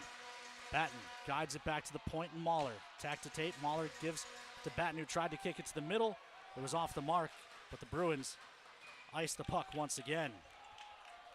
And the Toros will have another draw in their attacking zone. Still waiting to see who the winner of this series will play. Bismarck and Aberdeen is down to under 5 minutes in their overtime period of a game that's tied at 3. Draw will be to the right of Solomon. 50-50 draw. Owens. Banks to Mindorf. Long shot from the point. Save made. Rebound covered by Solomon. And that got Jack Solomon just a little bit uncomfortable. Tried to guide it away with the stick to the far corner. Ends up sitting right down on his stick. He has to come out and cover the puck. Not a dangerous shot from Jordan Gibbs, but you see how that creates a chance in overtime. That's what you got to keep doing. Offensive zone draw. Evan Malkasian, despite the icing, going to the bench. At a certain point, off an icing, Bruins could be whistled for delay of game. Either way, Toros control the draw. Connor Toohey banks one to the front. It was pushed behind the net with the glove by Solomon. Jordan Gibbs pinches down, puts it in behind the net. Owens tried to work it to the front. It didn't get through. Sliding puck turned over. Mindorf shot. Save made, and the rebound up and out of play. What a save by Jack Solomon. My goodness, Middendorf picks it up on the doorstep. And a good shot. I think he tried to take it just under the right arm of Jack Solomon. I like the idea, but Solomon makes the stop. 17-14 left to go in the extra session. It's been all Toros so far.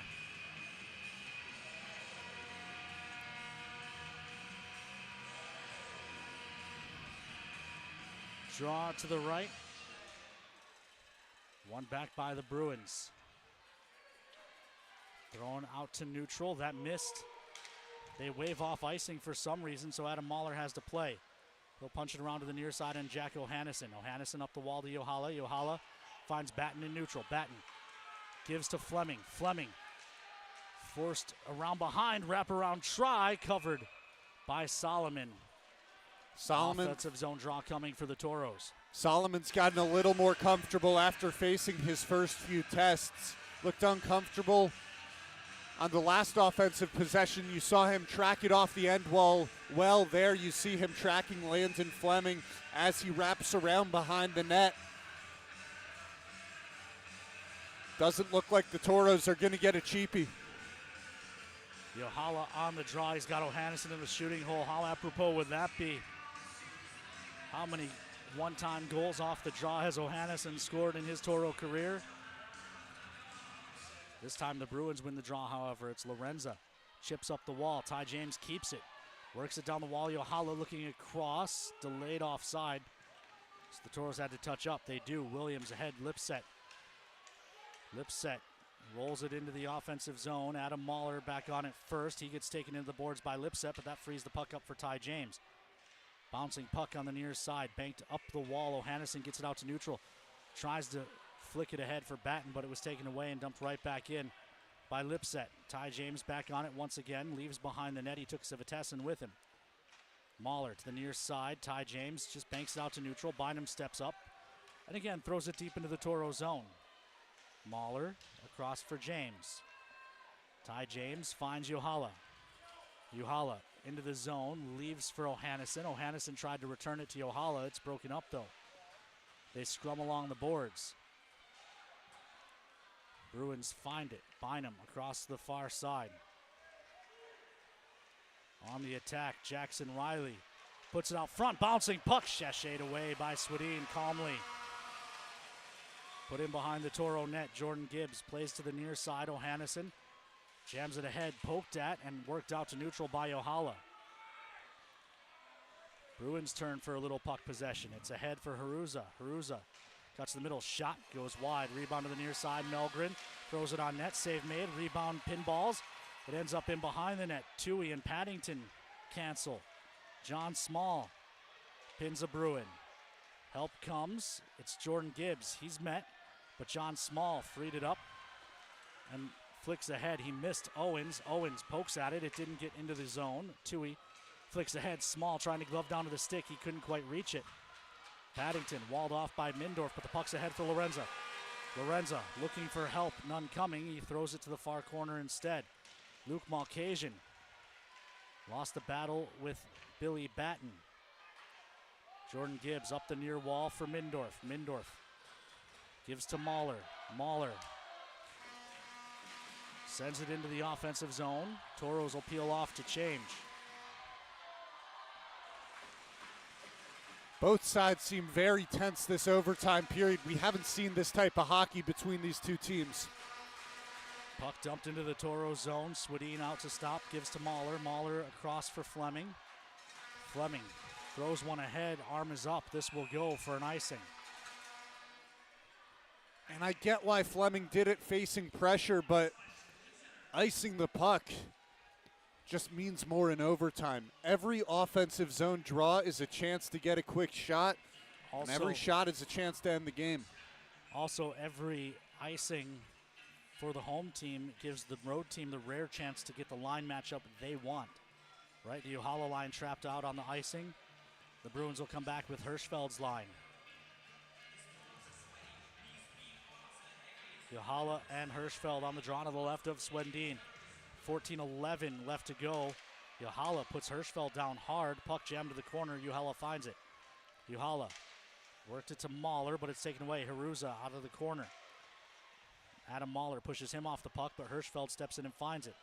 Yohala pressures him. It's rung to the far side. Lund pinches down. Haruza down low. Haruza trying to work it to the front. Gets help from Hirschfeld. They've got a man going back door. It's Jackson Riley who put it wide. Jackson Riley was all alone, and he missed the net entirely. Up ice. Billy Batten jitterbugs into the zone, hits the brakes on the near side, looks across to the far side. Shot save made, and the rebound covered by Solomon. It was John Small with an attempt from the far side half wall. One grade A chance apiece for these two teams. Middendorf out in front of the net of Jack Solomon, and now Jackson Riley in front of Lucas Svadin. If you're Riley, you got to put that one on net. Unable to do so. Wings and Bobcats are officially headed to a second overtime. We've got a palindrome on the clock here. 13:31 left to play in period number 4, or overtime number 1, if you rather. John Small line out. They're going to toss Lorenza from the draw. So Luke Malcasian will step in.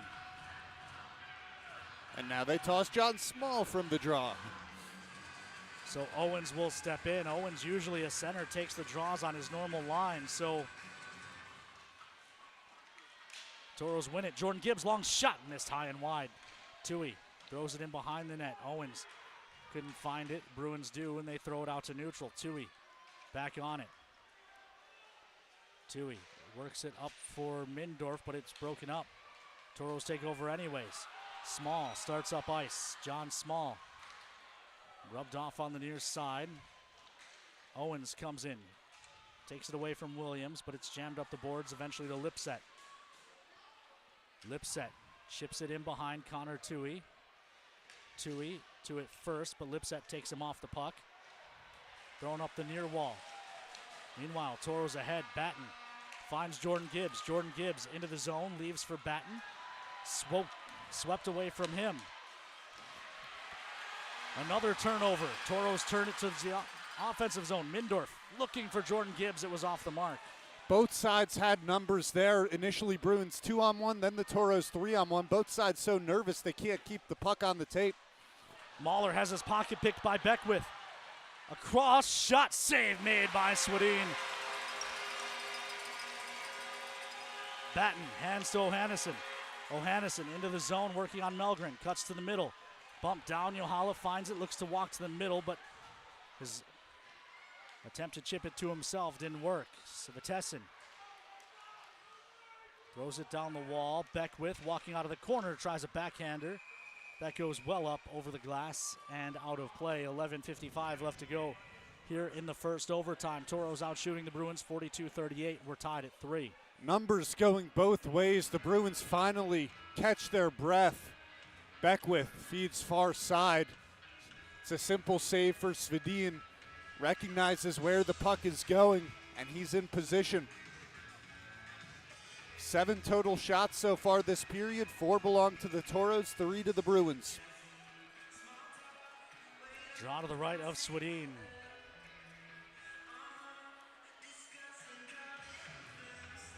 Hirschfeld against Small. Small wins it back behind the net. Jordan Gibbs wins the battle, plays it along to the near side. Mindorf reverses it back to Jordan Gibbs, who lets it roll to Tui. Tui up the wall for Owens. It's broken up.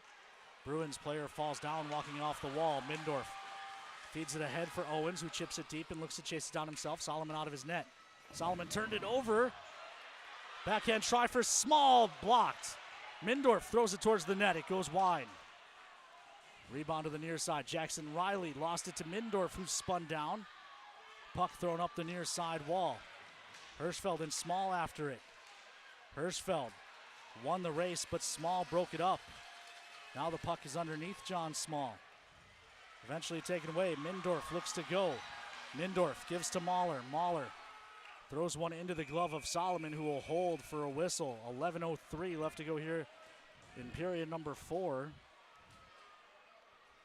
And you feel the heartbeat of the crowd every time the Toros take possession of the puck, work it into neutral. The crowd starts making noise. This is a nail biter. The definition of a nail biter. 11:03 left to go here in overtime number 1. The Johala line out for the Toros against the Lipset line. Johala pushes it back. Jordan Gibbs leaves for Ohannesson. Ohannesson shot blocked to the end wall. Lund finds it first. Chips up the boards. Bruins play it out to neutral where the Toros take over. Tui gives to Johala. Johala ring it in. And then Johala got run, and that'll be a delayed call. Toros will go to the power play. Evan Malkasian.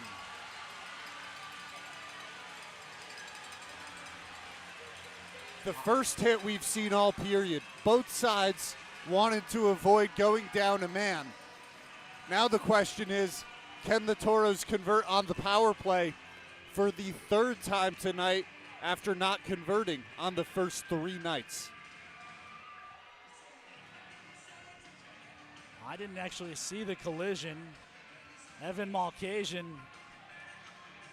didn't think it was a penalty, naturally.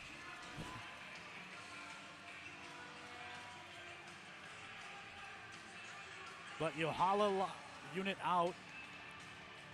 Mindorf will take Ian Spencer's spot. Draw rolls on net for a quick cover. 1 second expires and they'll do it again.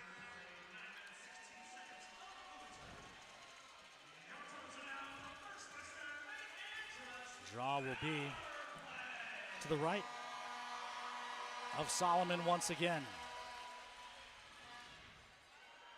Bruins push it ahead. Savitessin looking to challenge shorthanded. Mindorf did well to get back, and now Savitessin just dumps it in behind the net, but it comes to the front. And Swedes alertly plays and hands to Mindorf. This is a Bruins team with 10 shorthanded goals this season, 3rd in the league. Got to be careful on the breaks there.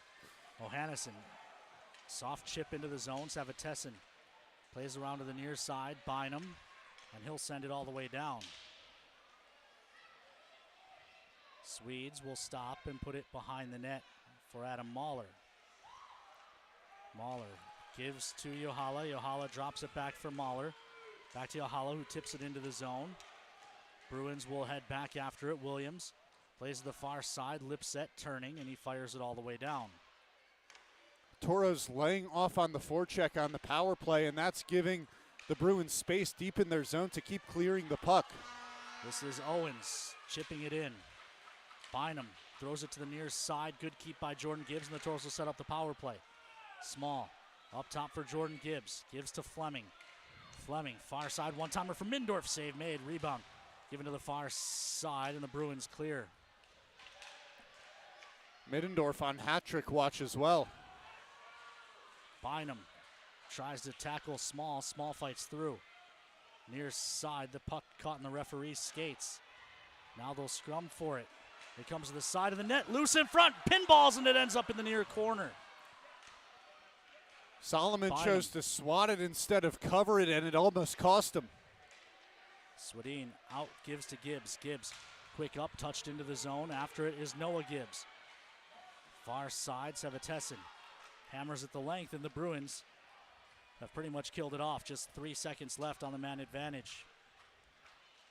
Ty James gives to Mahler.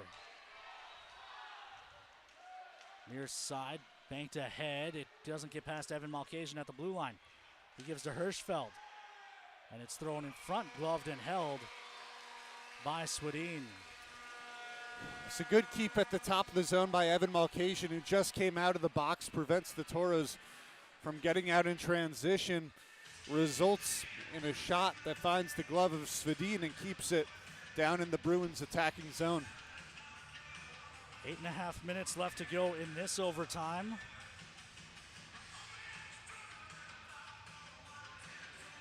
Lorenza and Yohala to the right of Swedin.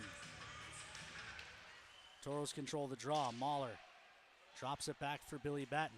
Batten hoists it ahead. He missed his intended target. Albert ices the puck, and the Toros get an offensive zone draw.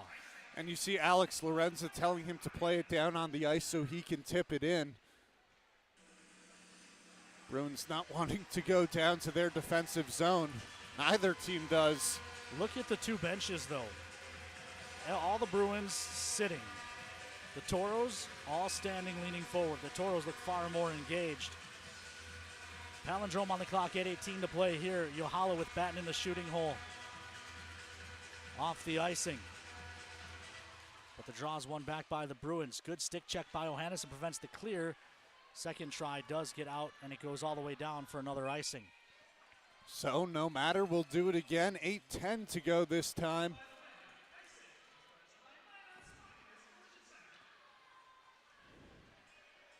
You know, you feel like one team's going to have to start playing a little bit more freely to really pop one. I still think that both sides are tense right now. You get the reason why. Certainly does feel like both teams are playing more not to lose than to win. A defense first strategy, understandable in overtime though. This is across for Tui. Long shot, save made, rebound was there, but Yohala was tied up by Albert. Chipped ahead on the far side, launched towards the Toros zone. They'll wave off icing. Tui and Paddington come together. Not sure if that was a hold by Tui or a hook by Paddington. I don't think the referee was either, so he let both go. This one banked out to neutral, no icing. Solomon out of his net. He doesn't end up playing it. Melgren up the near side, touched in by Hirschfeld. Back on it is Tui. He's taken off the puck. It's kicked along the end boards. Gibbs leaning on a Bruin. Jordan Gibbs pinned along the wall. Bruins come out of the scrum with it, poked free. Eventually hacked out. They've got Small in behind the defense. Small tries to chip for Mindorf, doesn't go.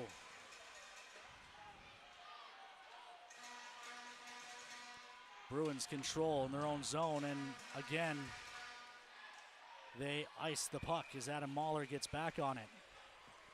John Small just didn't have his feet under him. That's why he tried to pass it ahead to Gavin Middendorf, but Small had an open lane. If he's balanced there, he'll get the breakaway chance. He just couldn't accelerate. Timeout taken by the Bruins after several icings here in the period, and top two lines are exhausted for both sides. The Harusa-Hirschfeld Riley line has played just as much as the Paddington-Lorenzo-Malcasian line. Yeah, both teams have really shortened the bench, mostly just using their top two lines. I have seen Gibbs and Jochum's worked in a little bit for the Toros. Of course, the Toros are without one of their top six forwards as well, so the shorter bench, partly because of that as well. But nonetheless, the Toros a chance to advance. The Bruins trying to stay alive. Solomon very zen on his knees in the slot. Swedin went for a skate and now he's back in his crease.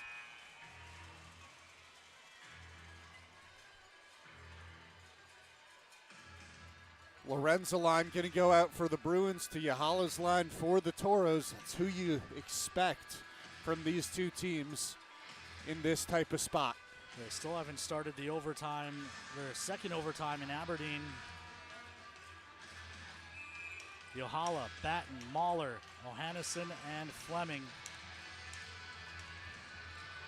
6:52 here to play in overtime number one, overtime number one, period number 4. Draw one back by the Bruins. Taken away, though, by Ohannison. He couldn't get to the front as he was being hooked. This is Savitessin. Savitessin cuts to the middle. Shot blocked up and out of play for a whistle. Savitessin went for the crisscross play there, and it worked, kind of. Got him some space on the far side. Toros defenseman recovered, forces the tip up into the netting, but on the other end, it was a great stick from Jack Solomon to get the puck away from Jack Ohannison, who looked to have a look inside. Draw will be to the left of Swedin.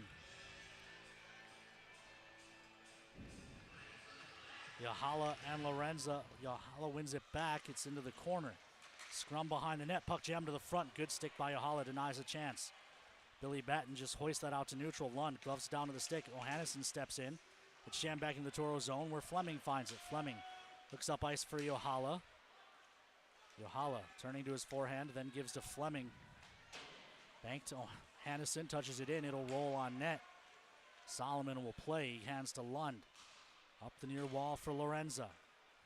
Lorenza dumps it cross corner. Gibbs on it. Gives to Tui. Tui spins away from Paddington. Shovels to Batten on the far wall. Batten hoists out to neutral.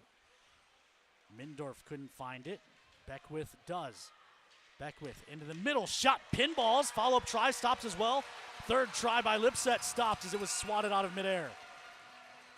3 fantastic saves from Lucas Swedin. Bruins working in the offensive zone now. Paddington to the front. It comes out, poked out by Swedin. Gives to Batten. Batten has Mindorf with him, but the pass picked off and jammed back towards the Toro zone. Batten took it away. Bruins bull their way into the zone. Toros punch it back out and Algren dumps it in. Jordan Gibbs. Far side, pass eluded, John Small. Harusa plays it back towards the Bruin bench. It comes to Small. He jams it to the Bruin blue line when it's mishandled by Bynum. His second hack gets to Hirschfeld, who dumps it in. Swedin couldn't stop it. Gibbs taken to the wall. They dig in that far corner.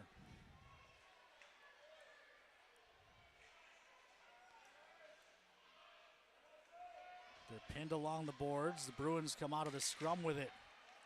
Up top for Bynum. Bynum looks across. One-timer fanned on by Lund. It goes right to Owens. 3-on-2 if the Toros hurry. Owens across for Mindorf. Mindorf just chips it in. It'll bounce in behind the net. Bruins pick it up there. Good stick by Owens. Takes it away. Owens looking for help. Leaves it in the corner for Yohala. Riley tried to leave it behind the net. He does. It gets through. Harusa to the near side. Harusa Accelerates and dumps it into the Toro zone. Fleming on the far side. Jams it into the Bruin change. Yohala trying to gain the line. It's poked away from him. Lorenza turning. Lorenza working on Ty James. Ty James forces the league's leading scorer to turn back. Toss across, finds Williams. Williams, long shot, blocker save, rebound to the near side. Ty James hacks at it. O'Hannison steps into Lorenza. Eventually hacked out to neutral. And Albert sticks it out of midair. 3:45 left to go here in the overtime. Swedin sends it up the far wall. Jockums touches it ahead. Jockums working on Bynum. Couldn't get possession. Far side, Noah Gibbs couldn't either. It's hacked out to neutral for Tui. Tui gives to Chuck Owens, who touches it into the zone for Jockums. Bynum swatted it away from him. Near side. Jockums pinned along the wall, working on Bynum. Eventually the Bruins have numbers and take it away. Lorenza moves it up the near wall for Paddington. And it's sent down the ice, another icing. That'll finally give the Toros some time in their offensive zone after the Austin Bruins have seemingly taken over these final few minutes. The 3 follow-up chances on Lucas Svedin, starting with EJ Paddington, the most dangerous of this extra period. And then even on the sequence after that, the Bruins starting to get some good looks, starting to settle down in OT. Draw to the left of Solomon. Paddington on it.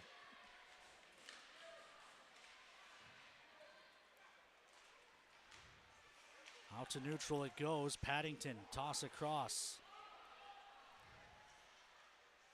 Ty James gets help from Small. It's out to neutral, but the Bruins dump it right back in. Mahler with a good pickup, then hands to Mindorf. Mindorf, toss across, finds Small. Small dumps it in. Near side, Mindorf lets it roll to O'Hannison, who throws it on net to be swallowed up by Solomon. I like the idea there, though, by O'Hannison. And I like the idea by Middendorf to let that continue to go up the wall and to give O'Hannison the free look. And from there, either hoping from a misplay from Solomon or rebounds into the slot. Good things happen when you put pucks on net. Toros have found that out late today. They've put 49 shots on goal. Draw to the left of Solomon once again. Kicked free. Yohala digs it out. Yohala trying to get to the net, gets upended. Far side. Beckwith falls down, allowing Tui to take over. Banks ahead, touched into the zone by Yohala, so it won't go for an icing. Albert back on it, plays to the far side. Savitessin plays ahead and just unable to hold the line was Tui. Toros have players in offside, so they'll backpedal. Banked ahead, Noah Gibbs touches it into the zone. Lipset takes a run at Noah Gibbs on his way to the bench. That's an offside play, and the whistle goes. Beckwith was 3 feet offside when that pass entered the zone. And I think that hit from Xander Lipset was maybe the first collision we've seen in overtime, and there's just a $1:46 to play. Draw in front of the Toro bench.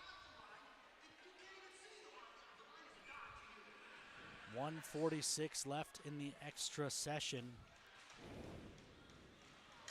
Mahler dumps this in off the draw. Solomon out of his net, guides it to the far side. Bruins on it there. It was Lund. Turned over, hacked towards the cage. It gets through Bynum to the corner. Thrown to the near side. Evan Malkasian gets it by Mahler at the point. O'Hannison dumps it right back in. Solomon out of his net to stop for Bynum. Bynum pressured by Mindorf. Bruins throw it to the far side. Lund will find it. Lund played it ahead, and now the Bruins just chip this into the Toro zone, delayed offside, so that allows Mahler to go back and get it. Carried ahead by Fleming. Fleming hands it to Mindorf, chipped into the zone, but then chipped right back out. Lorenza couldn't gain possession as we hit the final minute of overtime number 1. Final minute of play brought to you by our friends at Northern Plains Equipment. Tui comes to the near side, Mindorf. Mindorf ahead, it missed, Noah Gibbs. Pass ahead finds Paddington. Paddington will work on Tui. Tui, good stick position, gives Paddington nothing. Toros chip it up the wall, but it's not out. Into the middle, Lorenzo with a shot that goes wide. Rebound to the near side, Williams pinches down. 25 seconds left in the overtime. Yohala carries ahead. 16 seconds, Yohala gains the line, looks to dangle through and then gets tackled. No whistle. By Williams. Oh, the whistle comes because Solomon had covered the puck. Solomon covers the puck, which leads to a whistle, but I mean, a great form tackle. NFL draft is going on. You might want to send that film in. This happened at the end of the third period, though, except it was flipped. The Bruins had a draw in the Toros zone with 10 seconds to go. This time it's the Toros in the Bruins zone, where you feel like maybe it's just the Toros that'll have the offensive chance. And worst case, you might be going to double overtime. Small, O'Hannison, and Batten, Mahler, and Gibbs. I'm thinking, as this draws one back by Hirschfeld. So John Small swaps with Yohala. I'm wondering, the coaches, the Toros staff charts face-offs throughout the game. I'm wondering if they saw something about a face-off matchup, and that's why they put Small out with Yohala's line. If so, it didn't work out as Hirschfeld wins the draw back. Near side, 5 seconds. O'Hannison trying to free this puck up. 2 seconds, 1, we will head to overtime number 2. Because why not? And that's the feeling you got right off the get-go. I think you said it best, right? Both teams trying not to lose rather than to win, and when that happens, that can create a marathon game. If we see that style of hockey continue, we could see 2, 3, 4, 5 overtimes. I mean, I think one side is going to get aggressive. I blame myself. On the Farmers Union pregame show, I said we were due for one every couple of playoff series. These two teams have a long playoff game. Here we are headed into overtime number 2. I'll turn it over to Edward and Evan. They'll get you through the intermission. So Edward Neiman does get another chance to come on to the broadcast, as here he comes. Edward, I told you as you were signing off, thank you for coming on to the broadcast. And then I said, well, you know, you could be back. Here you are. Yeah, who would have thought? Who would have thought? Man, oh, man, what a game we got on our hands here. That was a pretty tightly contested overtime period as well. I think, and me and Ken talked about it before he left, both teams played a little bit scared there. They were gripping the sticks tightly, and they didn't want to turn the puck over. Now, with that being said, I thought both sides had a couple of good looks. For the Toros, highlighted by Gavin Middendorf right in front of the net. Jack Solomon makes a terrific save. Paddington has a great shot with 2 follow-ups. Bruins also have a 2-on-1, but Svedin got back to the back post. Overall, a pretty even OT period. Yeah, and I guess something we maybe should have expected too. I've talked about it, all week long. 2 great goaltenders, both of them making some big-time saves in that overtime period, keeping this one knotted at 3 aside. But as you mentioned, I think good opportunities both ways. And the time where everyone thought the Toros might get one, when they went to the power play, 9 minutes and 16 seconds into OT. Evan Malkasian calls with a check from behind, and the Toros might have had a look or two over the first half of the power play, and then the Bruins settled in, win the face-off, clear the puck, and they escaped. Yeah, and that was probably the biggest moment there, I think, of the period for the Bruins. The Toros have already cashed in on the extra man advantage tonight, but that PK unit holds strong, and, I guess it's not too uncharacteristic of that unit, at least thus far late in the season, because they've been good. Still have our eyes on that Bismarck-Aberdeen series. They're in double overtime as well, 16-15 to play in the 5th period. Their shots look very similar to our shots, 51-45 in favor of Bismarck. In this game, it's 51-44 in favor of the Toros. In overtime, Toros outshoot the Bruins 13-10, partially because they had that power play. Yeah, and two great series going on in the Central Division. I think setting up for an incredible second round, no matter who it is. But yes, a lot of good hockey being played right now here in the Central. Couldn't ask for much more from this division. Just to wrap it up, in some other places, the Wisconsin Wendigo finish out the series against the Chippewa Steel with the 7-3 win. We hit everything else. Johnstown forces Game 5 against Rochester, and Maine finishes off Maryland. South already decided, so we get to focus on the task at hand in front of us. You go back, you still got to go back to that third period and the run the Toros make. 3 goals in 4 minutes after showing very little signs of promise through 2 periods. And you wonder what was said in that locker room after the second break. Yeah, I would love to have been a fly on the wall there. As we mentioned, Coach Cody Campbell is, a coach of adjustments, period to period, one of the best in the business, if not the best. And obviously some adjustments were made, and it led to, as we mentioned, a very tightly contested third period. I'm not sure I could really, tip the scale one way or another in overtime, but I think, generally speaking, you still like the Toros' chances here on home ice in overtime. Goal scorers this game for the Toros, Jack O'Hannison and Gavin Middendorf twice. And I think those are 2 very fitting players to get the Toros on the board. They get it from where the production has come all season long. O'Hannison's 3rd season with the Toros. He's been to the playoffs twice with the Cream and Cardinal. And frankly, last year, terrific in the postseason. 4 goals, 7 assists in 9 games. Continues strong play here tonight. Yeah, and some of those returners, I think, are the guys you're going to look to as we go to this second overtime period. Guys with experience, not only, in overtime games, but also just in the playoffs in general. And, I wouldn't be surprised it's one of them that pops the game winner. And one of those returners, Ian Spencer, made a terrific impact in this game before going out with an injury. Primary assist on Jack O'Hannison's goal. He's technically credited with the secondary assist on Middendorf's goal, but it was his shot that took 2 tips out in front. Spencer makes that play happen before leaving with an injury. Spencer, another player who had a great postseason with the Toros, another returner. And you look at experience all over the roster. We talked about this yesterday. Returners and other players like Billy Baden, Braden Jockums, who's played in the WHL. He's played in the SJHL.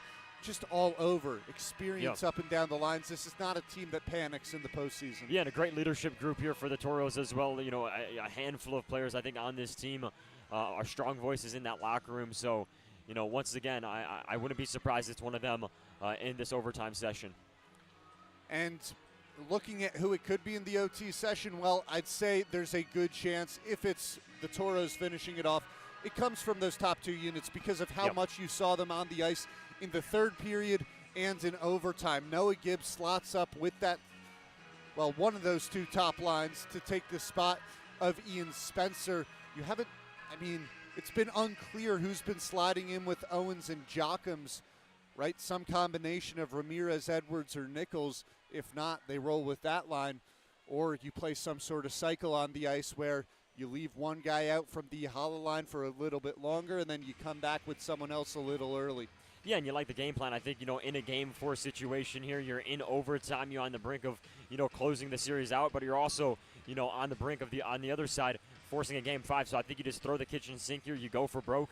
And if it means, keeping your guys out there a little longer, I think, they would gladly take that step up. And no matter what, you have a day off tomorrow. Correct. Be it on a bus to Austin or be it lying down in bed here in Minot. Yes. After a very, very long Game 4 that is bound for at least 80 minutes. We've already had 80 minutes in the books, and said it in the last intermission. These are 2 teams that have played over 116 minutes in a game before. It can happen. Crazier things have happened. Let's see. Bobcats and Wings still going out in Aberdeen. It's just a marathon night in the Central Division. You know, typically speaking, I would say, well, with this game in a double overtime, you know, whoever advances to the next round, the other side of the bracket will have the advantage. You can't say that in this scenario. Bismarck and Aberdeen in their third overtime game in the playoffs, and the Toros here in a double overtime game as well. So, I mean, just madness all around.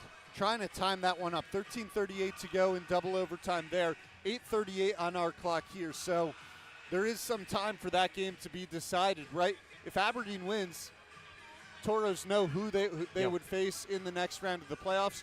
They also know that that would keep them on their home ice next weekend.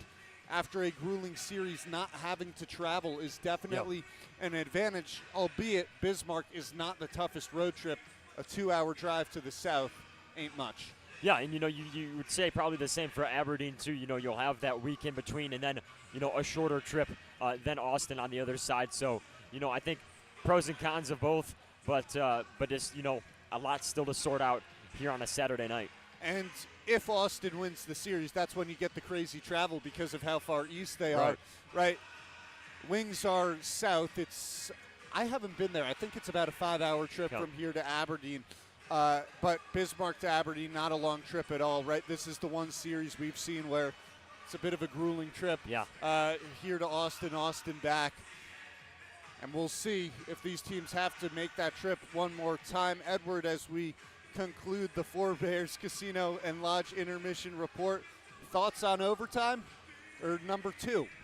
Yeah, you know, I think it's going to be a lot of the same. What we've said it ad nauseum, but you know, I think the early part of this overtime session is once again, you know, going to be a telltale. I think if the Toros, you know, can exercise that speed advantage that they do have, you know, they'll be dangerous in the early part. But you know, as we saw in the last overtime period, you know, Austin had a very good pushback, and I think it's just going to come down to, you know, one odd man rush or another. Who knows? And if you want to sign it off for what could be the last time you're on the Four Bears Casino and Lodge intermission not a better report, game to do it on. Or you could be back. Not a better game to do it on, right? I love free hockey, so why not? All right, that'll do it for us here on the Four Bears Casino and Lodge intermission report. 6 minutes and 39 seconds until puck drop in overtime number 2. It's a good one. Stay tuned. I know it's late, but you better be with us.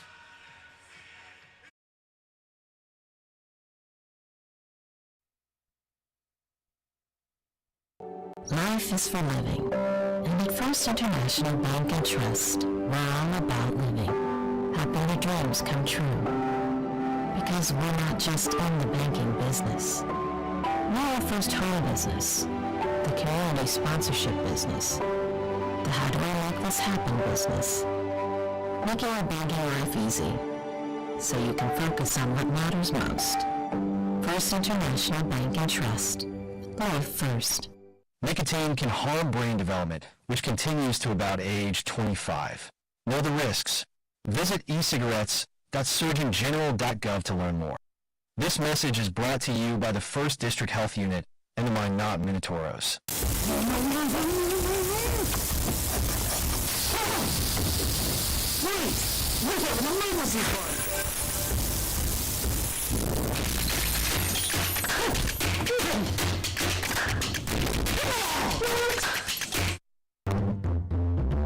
A state-of-the-art hospital and medical office building built with you in mind. The new healthcare campus and medical district. Now open in Minot. Trinity Health, making more possible. I think we have some pickles downstairs.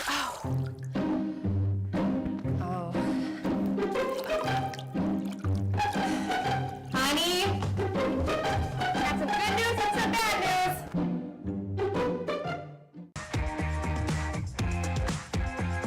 At Northwest Tire, we have tires for everyone. Needs tires that are reliable and safe to get her family where they need to be. Needs a tire that's heavy duty for all of his off-roading adventures. Needs tires that can get him from point A to point B.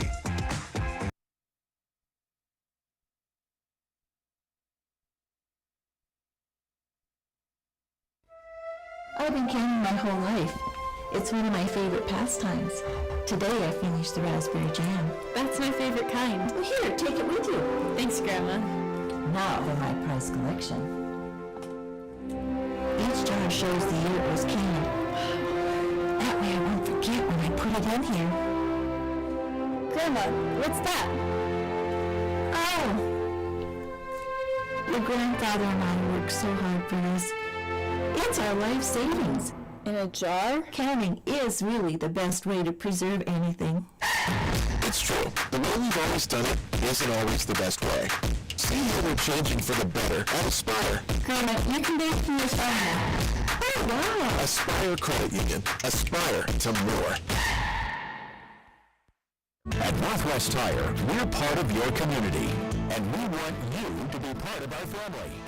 We're about more than tires. We're about superior customer service to keep your vehicles and equipment safely rolling down the road. If you'd like to join a company that truly cares for our customers and employees, come work with us and become part of our growing family. Apply at nwtire.com. Northwest Tire keeps you rolling down the road. As long as you have the back of someone in the midst of an overdose, North Dakota's Good Samaritan Law has yours. Learn how to save a life at behavioralhealth.nd.gov. Opioids. Fill with care.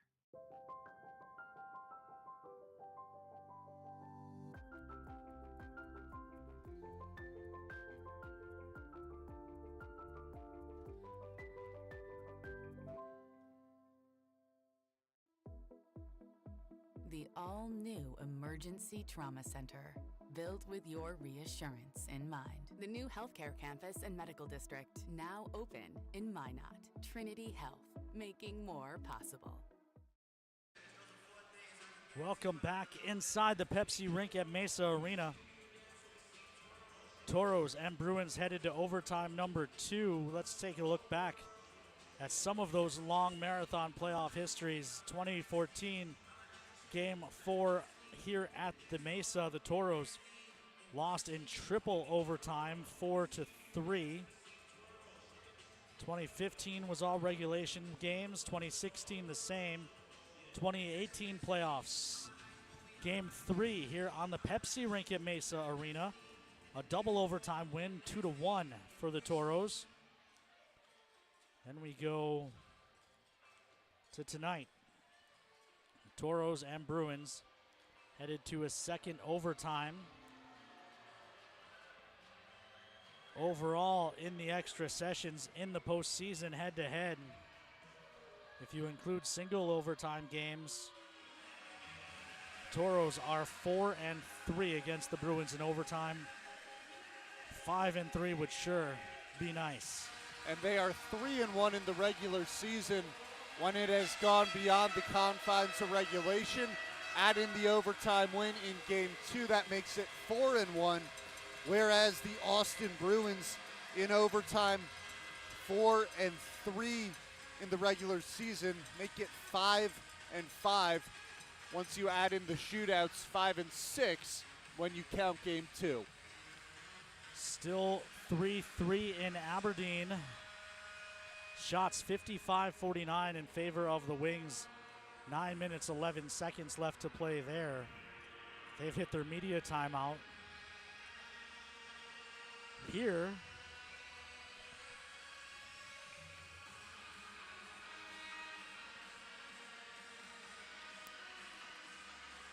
Toros and Bruins heading to overtime number 2. Shots 51-44 in favor of the Cream and Cardinal, who were down 3-0 entering the third period, and charged back to tie this game. Next goal wins here in overtime number 2. Puck dumped into the near corner. Fleming swats it ahead to the near side. Billy Batten. Batten drops it back for Mahler, who feeds O'Hannesson into the zone. O'Hannesson rolls it deep. Far side, Batten takes that away. Gives to Yohala. Yohala's shot blocked to the far wall. Mahler after it.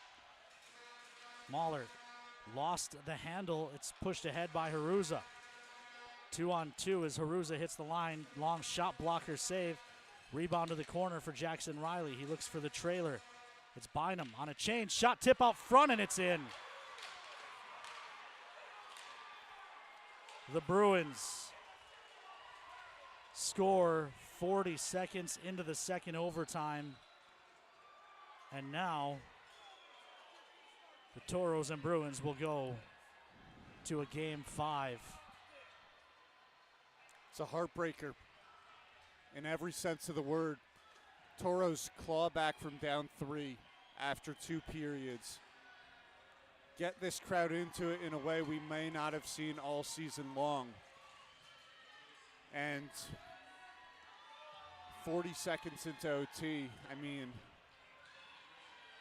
or into double OT, pardon. It's a tough pill, right? Gavin Haruza with the game winner. He didn't play either game in Austin.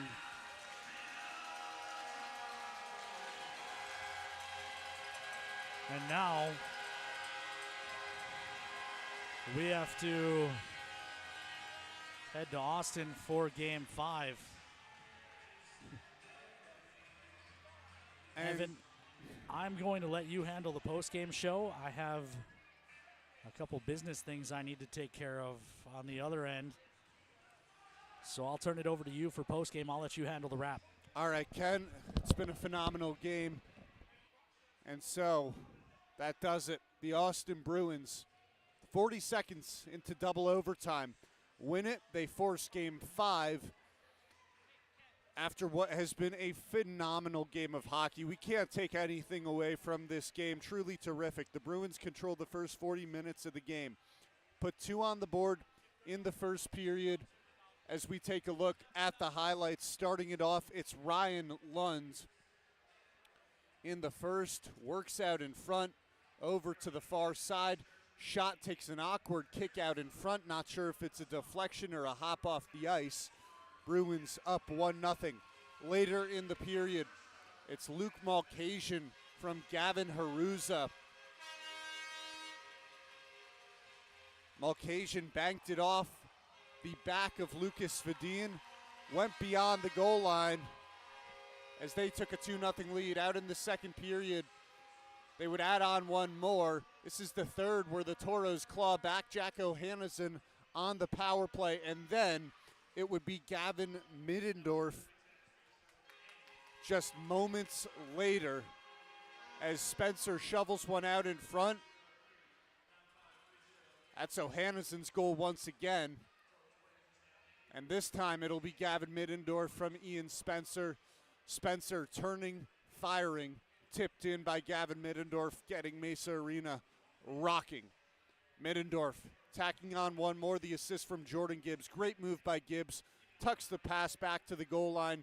Backdoor, Middendorf finishes it off. Scoreless period of overtime, not the case in double OT. A shot, Lucas Vadin has trouble handling it out in the crease, and Haruza works it by Lucas Vadin as the Austin Bruins win 4-3 after 80 minutes and 40 seconds of hockey here at the Pepsi Rink in Mesa Arena. Terrific game of hockey. Toros frustrated it ended that way, but the season is not over. Game 5 on Monday, as Ken Oda is going to work out the logistics behind travel and what is going on there. The Bismarck Bobcats win in double overtime to force game 5. So both of these series go the exact same way. Both teams, every team has won every game on the road. Toros win 2 in Austin. Austin win games 3 and 4 here in Minot. In the series between Bismarck and Aberdeen, Aberdeen takes the first 2 in Bismarck. Bismarck then takes 2 out in Aberdeen. In a game this back and forth, it's tough to know what's going to happen in game 5. Important to note, Ian Spencer did go down with an injury. We'll see what happens. He's a huge piece for the Toros, as we'll see. If he's missing game 5, Toros hope to have him back. But it didn't look great out on the ice. That will do it for us here from the Pepsi Rink at Mesa Arena. For Kobe Brault, Ken Oda, I'm Evan Epstein. signing off. We got action on Monday. Logistics will come to you soon on the time of the puck drop of that game. As always, you can tune in on Facebook, YouTube, or NATV, and you could travel out to that game if you'd like to make the journey. Toros will have to do it in 5. Have a fantastic rest of your evening.